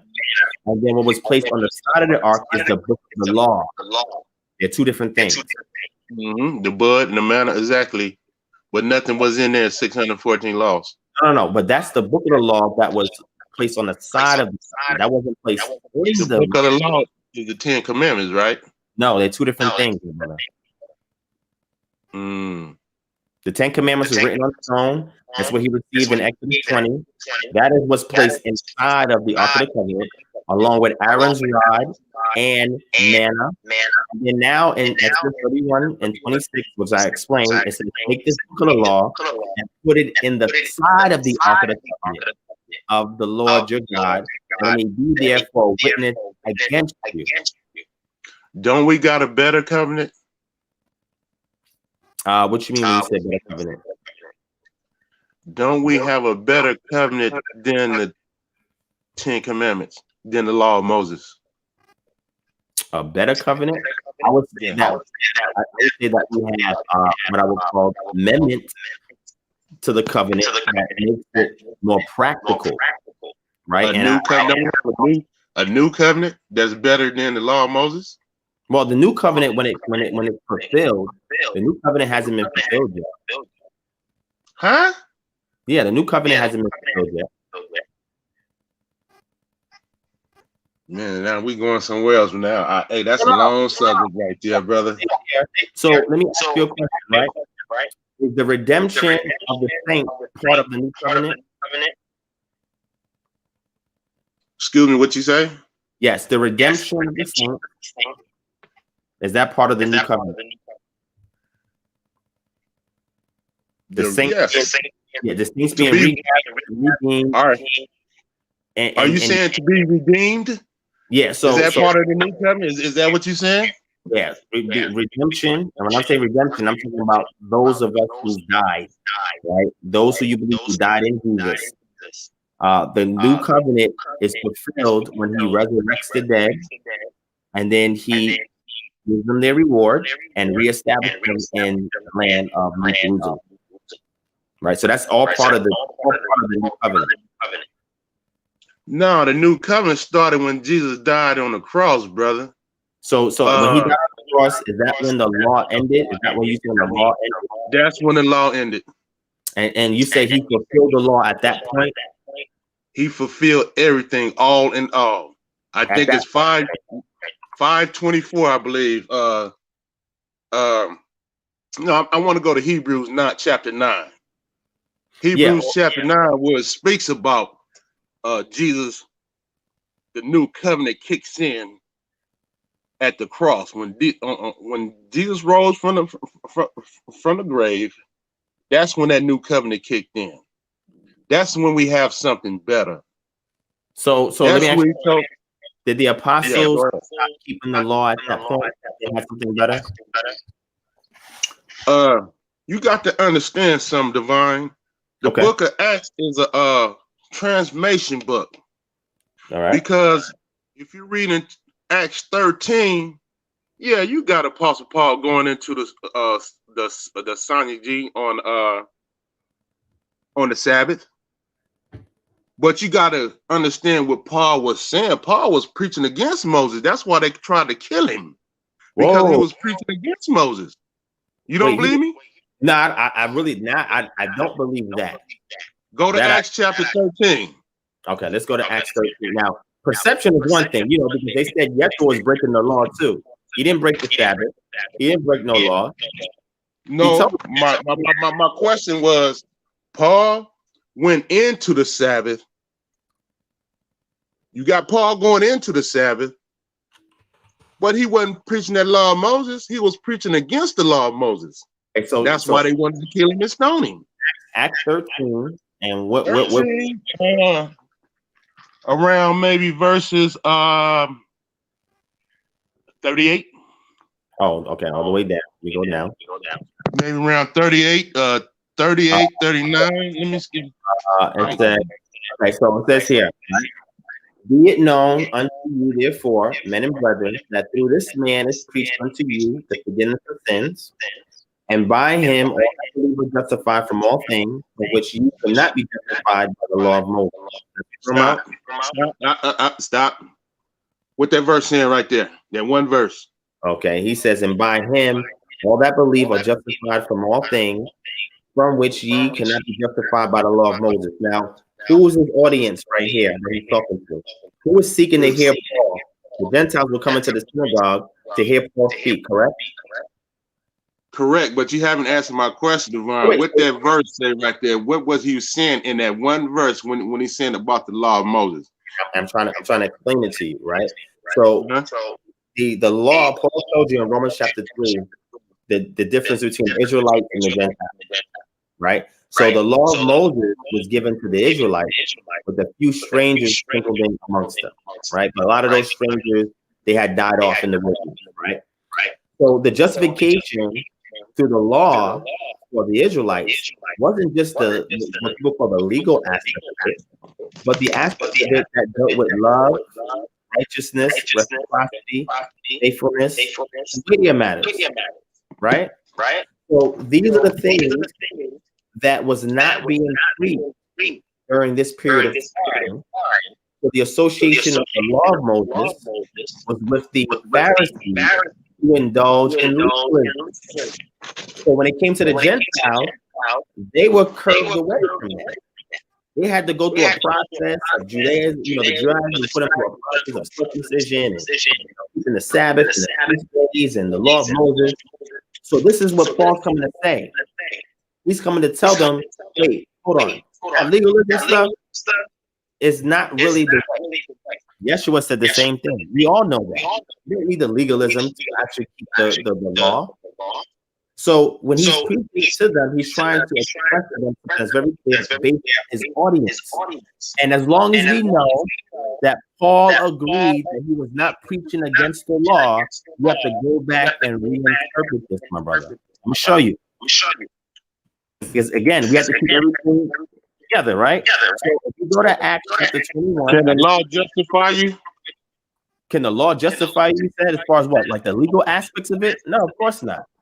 No, I didn't say the legal aspects. I say, can the law, the 10 Commandments, justify you? The 10 Commandments, you're going to be judged by the law. Paul says that. That ain't what I asked you. I asked you, can the law of Moses justify you? Listen to my question, Divine. Can you be found in right standings with God by living by the law of Moses? Yeah, if I love my neighbor as I love myself and I love the Most High, yes, that's what the law teaches. So you telling me you can be justified by the law of Moses? If I'm going based on the moral principle of the law, yes, because that is an outward. Hold on, that is an outward action of obedience. Do you understand? That's an outward action of obedience. Well, read verse 39 again and tell me you can be justified by the law of Moses. I'm gonna read that for you, and then, like I said, you can harmonize that with Acts chapter 21. So I'm gonna read your verse. I'm gonna exegete it, and then I'm gonna go into Acts chapter 21 so I can kind of harmonize them together. Because you gotta remember, this is Acts 13, and then Paul goes and circumcises Acts 15. Can you do me a favor? Sure. Can you read verse 39? Yes. And go through the rest of that chapter 39 and put it in context where Paul's saying you can't be justified by the law of Moses. No problem. And I'll go ahead and I'll read that. Because they tried to kill the man because he was preaching against the law of Moses. Okay, so and I think that's where the miscommunication occurred. This is why James had to check Paul, because that was what the people thought. And James actually covered his butt by saying, look, brothers think you are preaching against the law. You telling people not to keep this law. So I need you to do this so that the brothers will know you're not preaching against the law. He's not preaching against the law. So I will read yours, Acts chapter 13. Yeah, I'm coming in a minute, Dave. I'll be there in a minute. Okay, I'll read it. And it says, let me see. What verse you wanted me to start at? 39. 39, okay. And by him, everyone who believes is freed from everything which you cannot be freed by the law of Moses. Beware, therefore, like what is said in the prophets will come about. Look, you scoffers. Now remember, keep in Wait, stop. Hold on. I'm sorry, Divine. Can you read verse 39 again? Okay. Expound on that and then read the rest of the chapter. Okay, because I thought you said you want me to read everything after that. Yes, sir. Right, I want you to read everything after that, but I want you to focus on verse 39, speak about it, and read the rest of the verse of that chapter. Okay, gotcha. All right, so here it says, and by him. Why? Let me tell you why I said that, because you say we can be justified by the law of Moses, but right here's Paul telling them that the law of Moses cannot justify you. Yes, and I'm trying to explain to you based on what Jesus said when he was speaking to the Pharisees, that they were fulfilling the letter of the law, but they were not fulfilling the spirit of the law.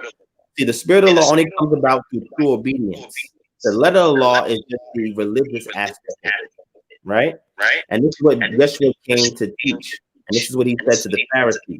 When Paul talks about the law of Moses, you have to keep it in context of those who are preaching the law of Moses. Jesus says that the Pharisees and scribes sit in the seat of Moses. Whatever they tell you to do, you do.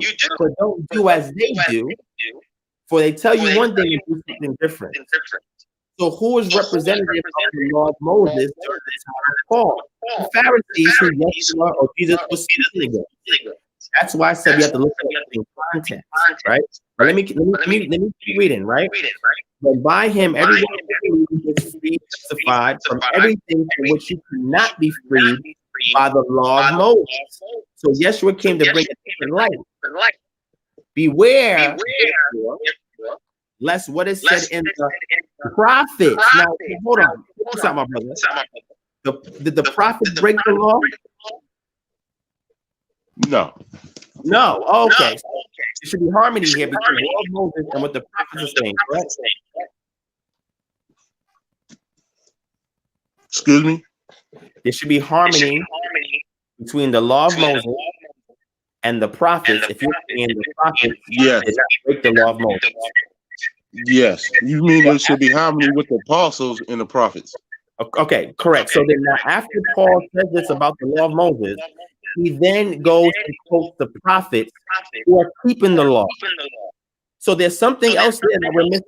Let's keep going. Look, you scoffers, be astounded and perish. Why am going a work in your days, a work that you will not believe, even if one tells it to you. Now, that's important right there. Yeah, let's go back. You want to go back and cross-reference to see actually it's saying that? Go ahead. All right, let me go ahead and cross-reference for you right now. We'll bring it up. All right, and that is going to be in. Let's bring it here.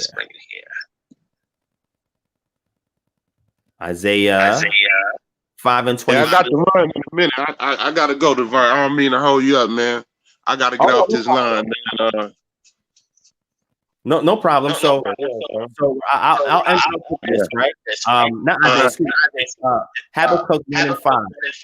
It says, "Look at the nation and observe.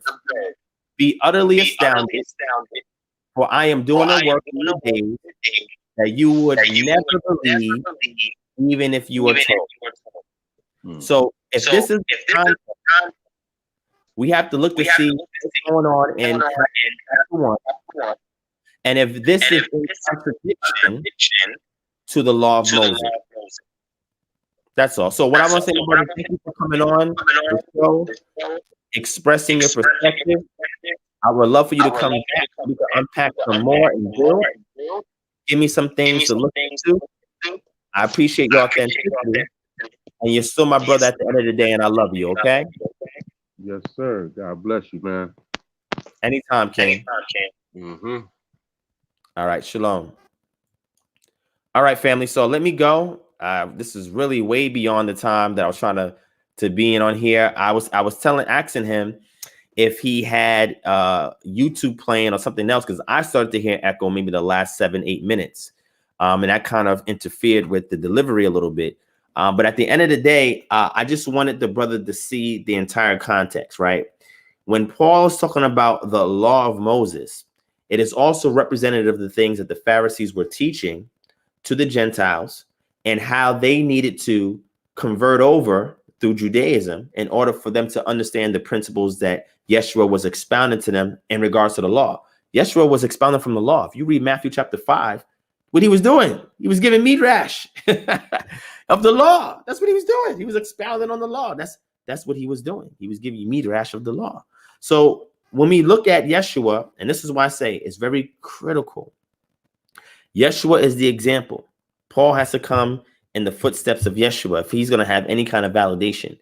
Yeshua was talking to the Pharisees. Matter of fact, let me bring it up. When he told the people, he said to the people, hold on, let me bring it up.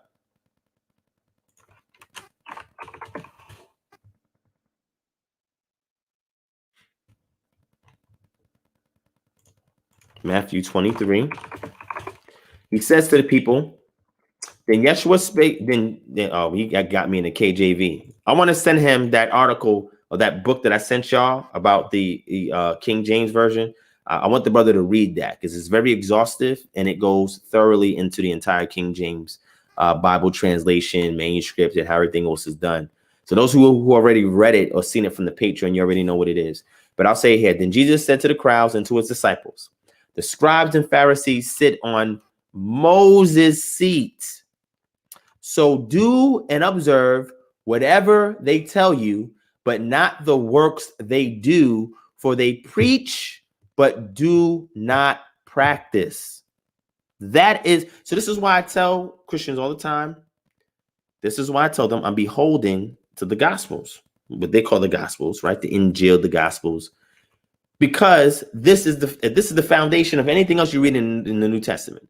My perspective is different because I read this through a reconstructive lens, right? A reconstructive lens to restore the original Gospel of Matthew from my perspective. And I did a whole lecture on this, right? However, this right here is consistent, whether it's in this format or another format, where he's telling them, listen to what the Pharisees and scribes who sit on Moses' seat tell you to do. So do and observe whatever they tell you, but not the works they do, for they preach and do not practice.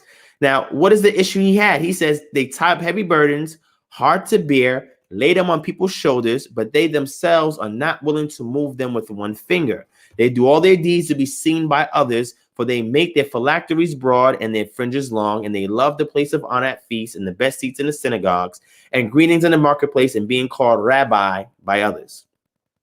But you are not to be called rabbi, for you have one teacher, and you are all brothers. And call no man your father on earth, for you have one Father who is in heaven. Neither be called instructors, for you have one instructor, the Christ. The greatest among you shall be the servant.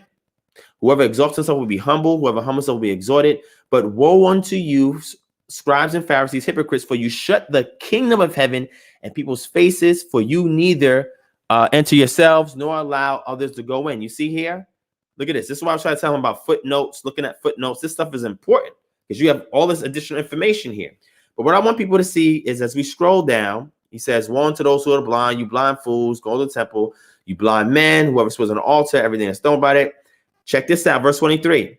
Woe to you, scribes and Pharisees, hypocrites. Watch this. For you tithe mint and dill and cumin and have neglected the weightier matters of the law, justice, mercy, and faithfulness.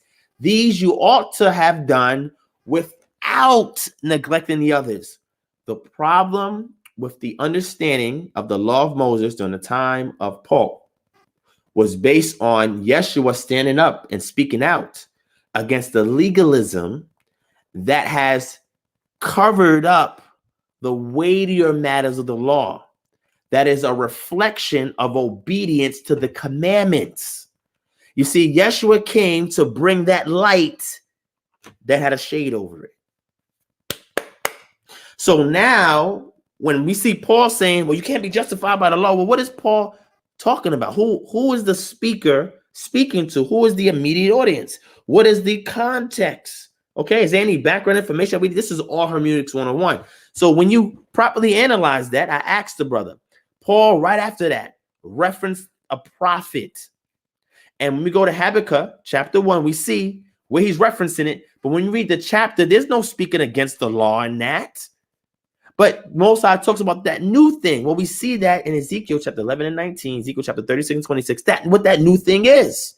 That new thing is now he's going to take the law of stone and paper, and he's going to write it in your heart and your mind.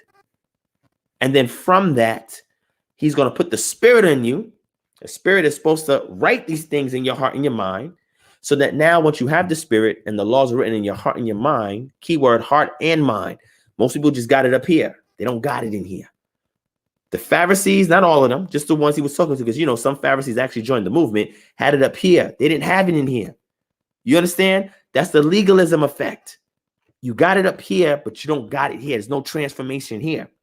So that's what he was talking about, because everything that Paul was talking about this liberty and this freedom, that stuff is in the law. However, if you're blinded to those things, you're not going to pay any attention to it.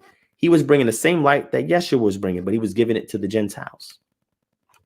I'll read Acts chapter 21 and I'm done. And again, I try to reach my Christian brothers and sisters where they at. A lot of times they may disagree with what I'm saying, but I try to take my time and use basic hermeneutical and exegetical and midrashic principles to walk them through.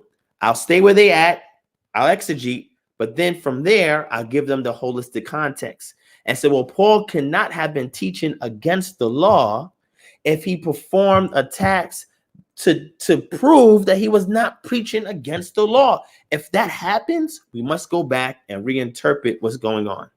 This is extremely important. Shout out to Remarkable Ministries for the donation. I truly appreciate that. Thank you so much. So what I try to tell Christians as we walk them through the New Testament, I don't bash the New Testament, right? I hold to the teachings of Yeshua. My preferred book is the book of Matthew. I tell people, look, the book of Matthew has everything you need for salvation. Anything outside of what the words of Yeshua says is complementary to it.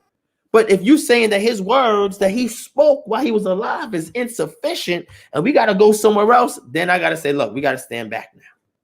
Now we really got to assess it. Because then they'll say, oh, no, the spirit of Jesus continued on and it's apostle. But yet he says, the words that I speak are spirit and life. He says in the book of John, the words I speak are spirit and life. He came back to resurrect the dry bones in the valley. See, if you're not reading this entire thing in context, you don't understand the mission of Yeshua. He came to speak the spirit of life to the dry bones in the valley because he knew that all the things that were happening in Israel, where the kings were being disobedient, the priests were being disobedient. That's why when people use Hosea chapter 4, verse 6, it was talking about the priests. When the priests are disobedient, your elders are disobedient, the king is disobedient, then you have a degradation in society where people start to drift away from the law. And in the process, they get judged.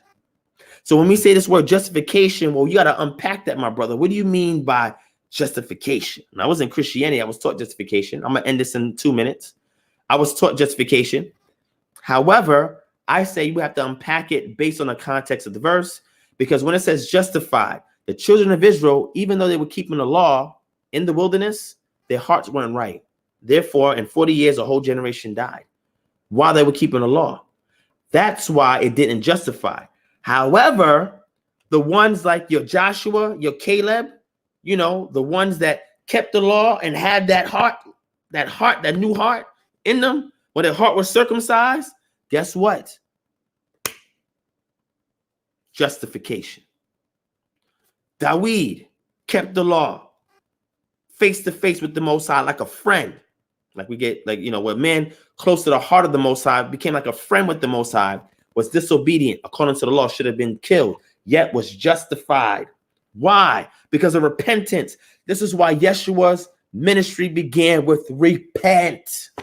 What are we repenting for if we don't know what it is we're being judged against? He started off his, okay, look, let me show it to y'all, man. Come on, you got me preaching in here. I'm not trying to do that tonight. I'm trying to close out. Why y'all got me preaching right now, man? Let's start off with his ministry. What does he say? What's the first words of Yeshua? Matter of fact, the first words of Yeshua in Mark chapter 1, like I said, based on the Markian priority. All right, let's get the first words. All right, here's the first words. All right, we scroll down. He opens up by saying, now after Yachanan was arrested, Yeshua came into Galilee proclaiming the gospel of God and saying, The time is fulfilled. The kingdom of God is at hand.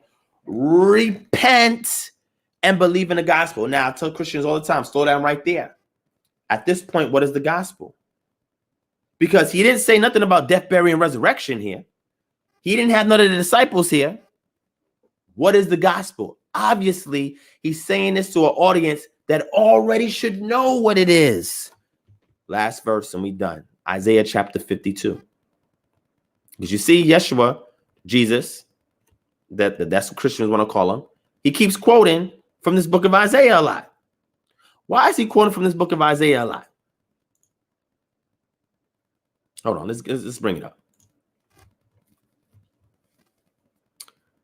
This is the gospel.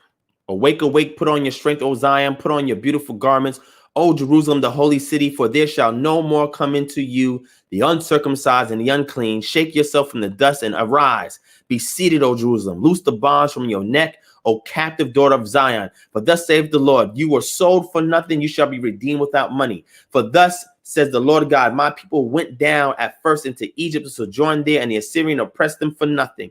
Now therefore, what have I here? Declares the Lord, seeing that my people are taken away for nothing. Their rulers wail. Now, mind you, they were still in captivity, so this still applies.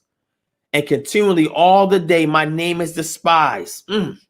Therefore, my people shall know my name.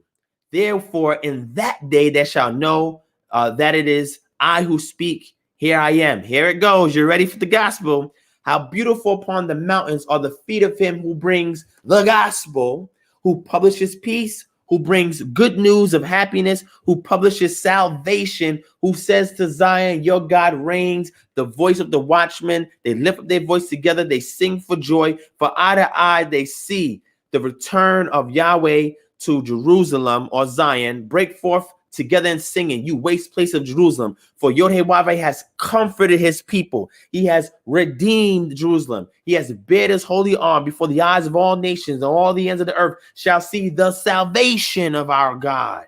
Depart, depart, go out from there. Touch no unclean thing. Get out from the midst of her. Purify yourselves, you who bear the vessels of the Lord. For you shall not go out in haste. You shall not go out in flight. For Yod-Heh-Wav-Heh will go before you, and the God of Israel will guard your rear guard. That is salvation. That is the gospel. That is the good news. So when he says this, it's in anticipation for the people to already know this. You don't believe me? Let's get John chapter 3. Man, we can connect this for months and years. I got connections all over the place. John 3:3, where's the expectation of seeing the kingdom and entering the kingdom? Yeshua says, truly, truly, I say to you, unless one is born again, he cannot see the kingdom of God. Nicodemus said, how can a man be born when he is old? Can he enter his mom's womb for a second time and be born? Jesus said, truly, truly, I say to you, unless one is born of water and the spirit. Remember I showed you Ezekiel? You cannot enter the kingdom of God. That which is born of flesh is flesh. That which is born of spirit is spirit. Do not marvel that I say to you, you must be born again. The wind blows where it wishes, and you hear its sound, but you do not know where it comes from and where it goes. So it is with everyone who is born of the Spirit. Now check this out. Nicodemus said, how can these things be? Yeshua says, are you the teacher of Israel and you don't understand these things? Wait, slow down. Hold on, Jesus. I thought Jesus came to bring something new. But the expectation was he should know what this is. Well, obviously, if you're teaching Israel from the law, there must be something in that law that tells you what this is. Come on now. Stop it. I'm done. Let me stop for tonight. I'm done. Let me stop. The salvation message is this. Okay? Yah chose a people. He chose Israel. And through Israel, guess what? The rest of the nations are being blessed. That's the gospel. The nations have to cleave unto Israel, whether it's Yeshua, whether somebody bringing the word on behalf of Yeshua, whether somebody that's teaching the law, the word is going out. It's for those who receive it, because based on Romans chapter 2, Paul says, wait, hold on. Since we talking about Paul, maybe should we end it off on Paul? Let's see what Paul says in Romans chapter 2. What does Paul say about somebody that does the things that's contained in the law, even though they don't have the law themselves? That's deep. Oh, I'm using Paul. Okay. He says here, so if a man who is uncircumcised keeps the precepts of the law, will not his uncircumcision be regarded as circumcision? Then he who is physically uncircumcised but keeps the law will condemn you who have the written code and circumcision but break the law. We have an example of that of the Israelites in their history. They was breaking the laws, but not all of them. You always had that remnant that did not. For one, no one is a Jew who is merely one outwardly, nor is circumcision outward and physical. That's not the new he's saying. Deuteronomy chapter 10, verse 16, Moses says the same thing. But a Jew is one inwardly. This is the thing. This is justification. The inward law. See, the law is not just written on stone. It's the heart condition. And circumcision is a matter of the heart by the spirit, not by the leather. His praise is not from man, but of God. Yeshua says that the Pharisees do things to be recognized of men. Do you see the harmony? I try to bring harmony even with Shaul because they try to disconnect them from Yeshua and put them at each other. You can't do that. You cannot do that. So there's even people out there that are keeping these elements of the law and have not heard what's called the gospel. They're being justified. They're being justified. Paul says this out of his mouth. So because the Most High loved Israel, he called Israel his child. He loves Israel so much, he covenanted with Abraham. And through Abraham, he says all the nations will be blessed. And then from there, Israel or Yaakov, he contended with the Most High to get his blessing. And through his loins, he birthed his 12 sons. Well, he birthed his sons. And then the two sons that stepped in for his son Levi and his son Yosef, Manasseh and Ephraim, that through them, the nation of Israel was birthed. The nation of Israel was given the opportunity to covenant, which they did. However, a lot of them did not fall in line with the covenant. But it was not because there was nothing in the law. It was because Moses kept telling you, circumcise the foreskin in your heart. Circumcise the foreskin in your heart. You know who understood this best? Psalm 51, David understood the circumcision of the heart. He says, look, I can give you bulls and goats because that's what the law says I do if I break this. But if I don't give you the broken heart and the contrite spirit, that don't mean nothing. Where did David get that? Did Jesus go back there and tell David this? Don't y'all use Psalm 110 because that's out of context. Jesus didn't tell him that. But yet this man had the heart after the Most High. The justification comes from the elements of the law that deals with the inward man. That's what Christianity is missing. That is what we come to restore. So when we say truth, we're trying to give you this vantage point to harmonize it with what you got, because you got a template, you got something, but bring harmony and do not disconnect the law. When the brother said the law is done away with, Paul never taught that. If Paul taught that, Acts chapter 21, when he went to James, he would have said, yo, my man, I ain't doing that. But you know what Christians say? Oh, Paul was just trying to please everybody. And they always go back, I become all things to all men. So Paul was being deceitful. He can stand up to Peter, but he can't stand up to Paul. Where was his, I don't want to say the wrong word, but where was his balls against James? Where was his balls against James? He had the balls against Peter, but where was his balls against James? Are you saying that Paul's double-minded, that he stands up against Peter, but he can't stand up against James? What's going on there? See, that doesn't make any sense. Why would Paul stand up against Peter, but not stand up against James? And they both the pillars. That makes absolutely no sense. So when people say these things, I have to walk them through these things. Can you be justified by the law? Yes, if you hone in on the weightier matters of the law, you can be. However, legalism has covered that. So Yeshua came to shine light on what these weightier matters are of the law, bring it to the forefront, and commit his life to bringing people back in covenant with those elements of the law that was missed. You see, he says, until heaven and earth pass away, not one jot or tittle of the law will go away. That's why I asked the brother, until heaven and earth has passed away, that new covenant is not fulfilled. The law is still there. It's abridged a little bit because people have been focused on the ritualistic stuff so much that they forget the weightier matters. That's the abridgment part. And that's what Yeshua came to shed light on. Kephas, Yachanan, Yaakov, Shaul. This is what they came to do.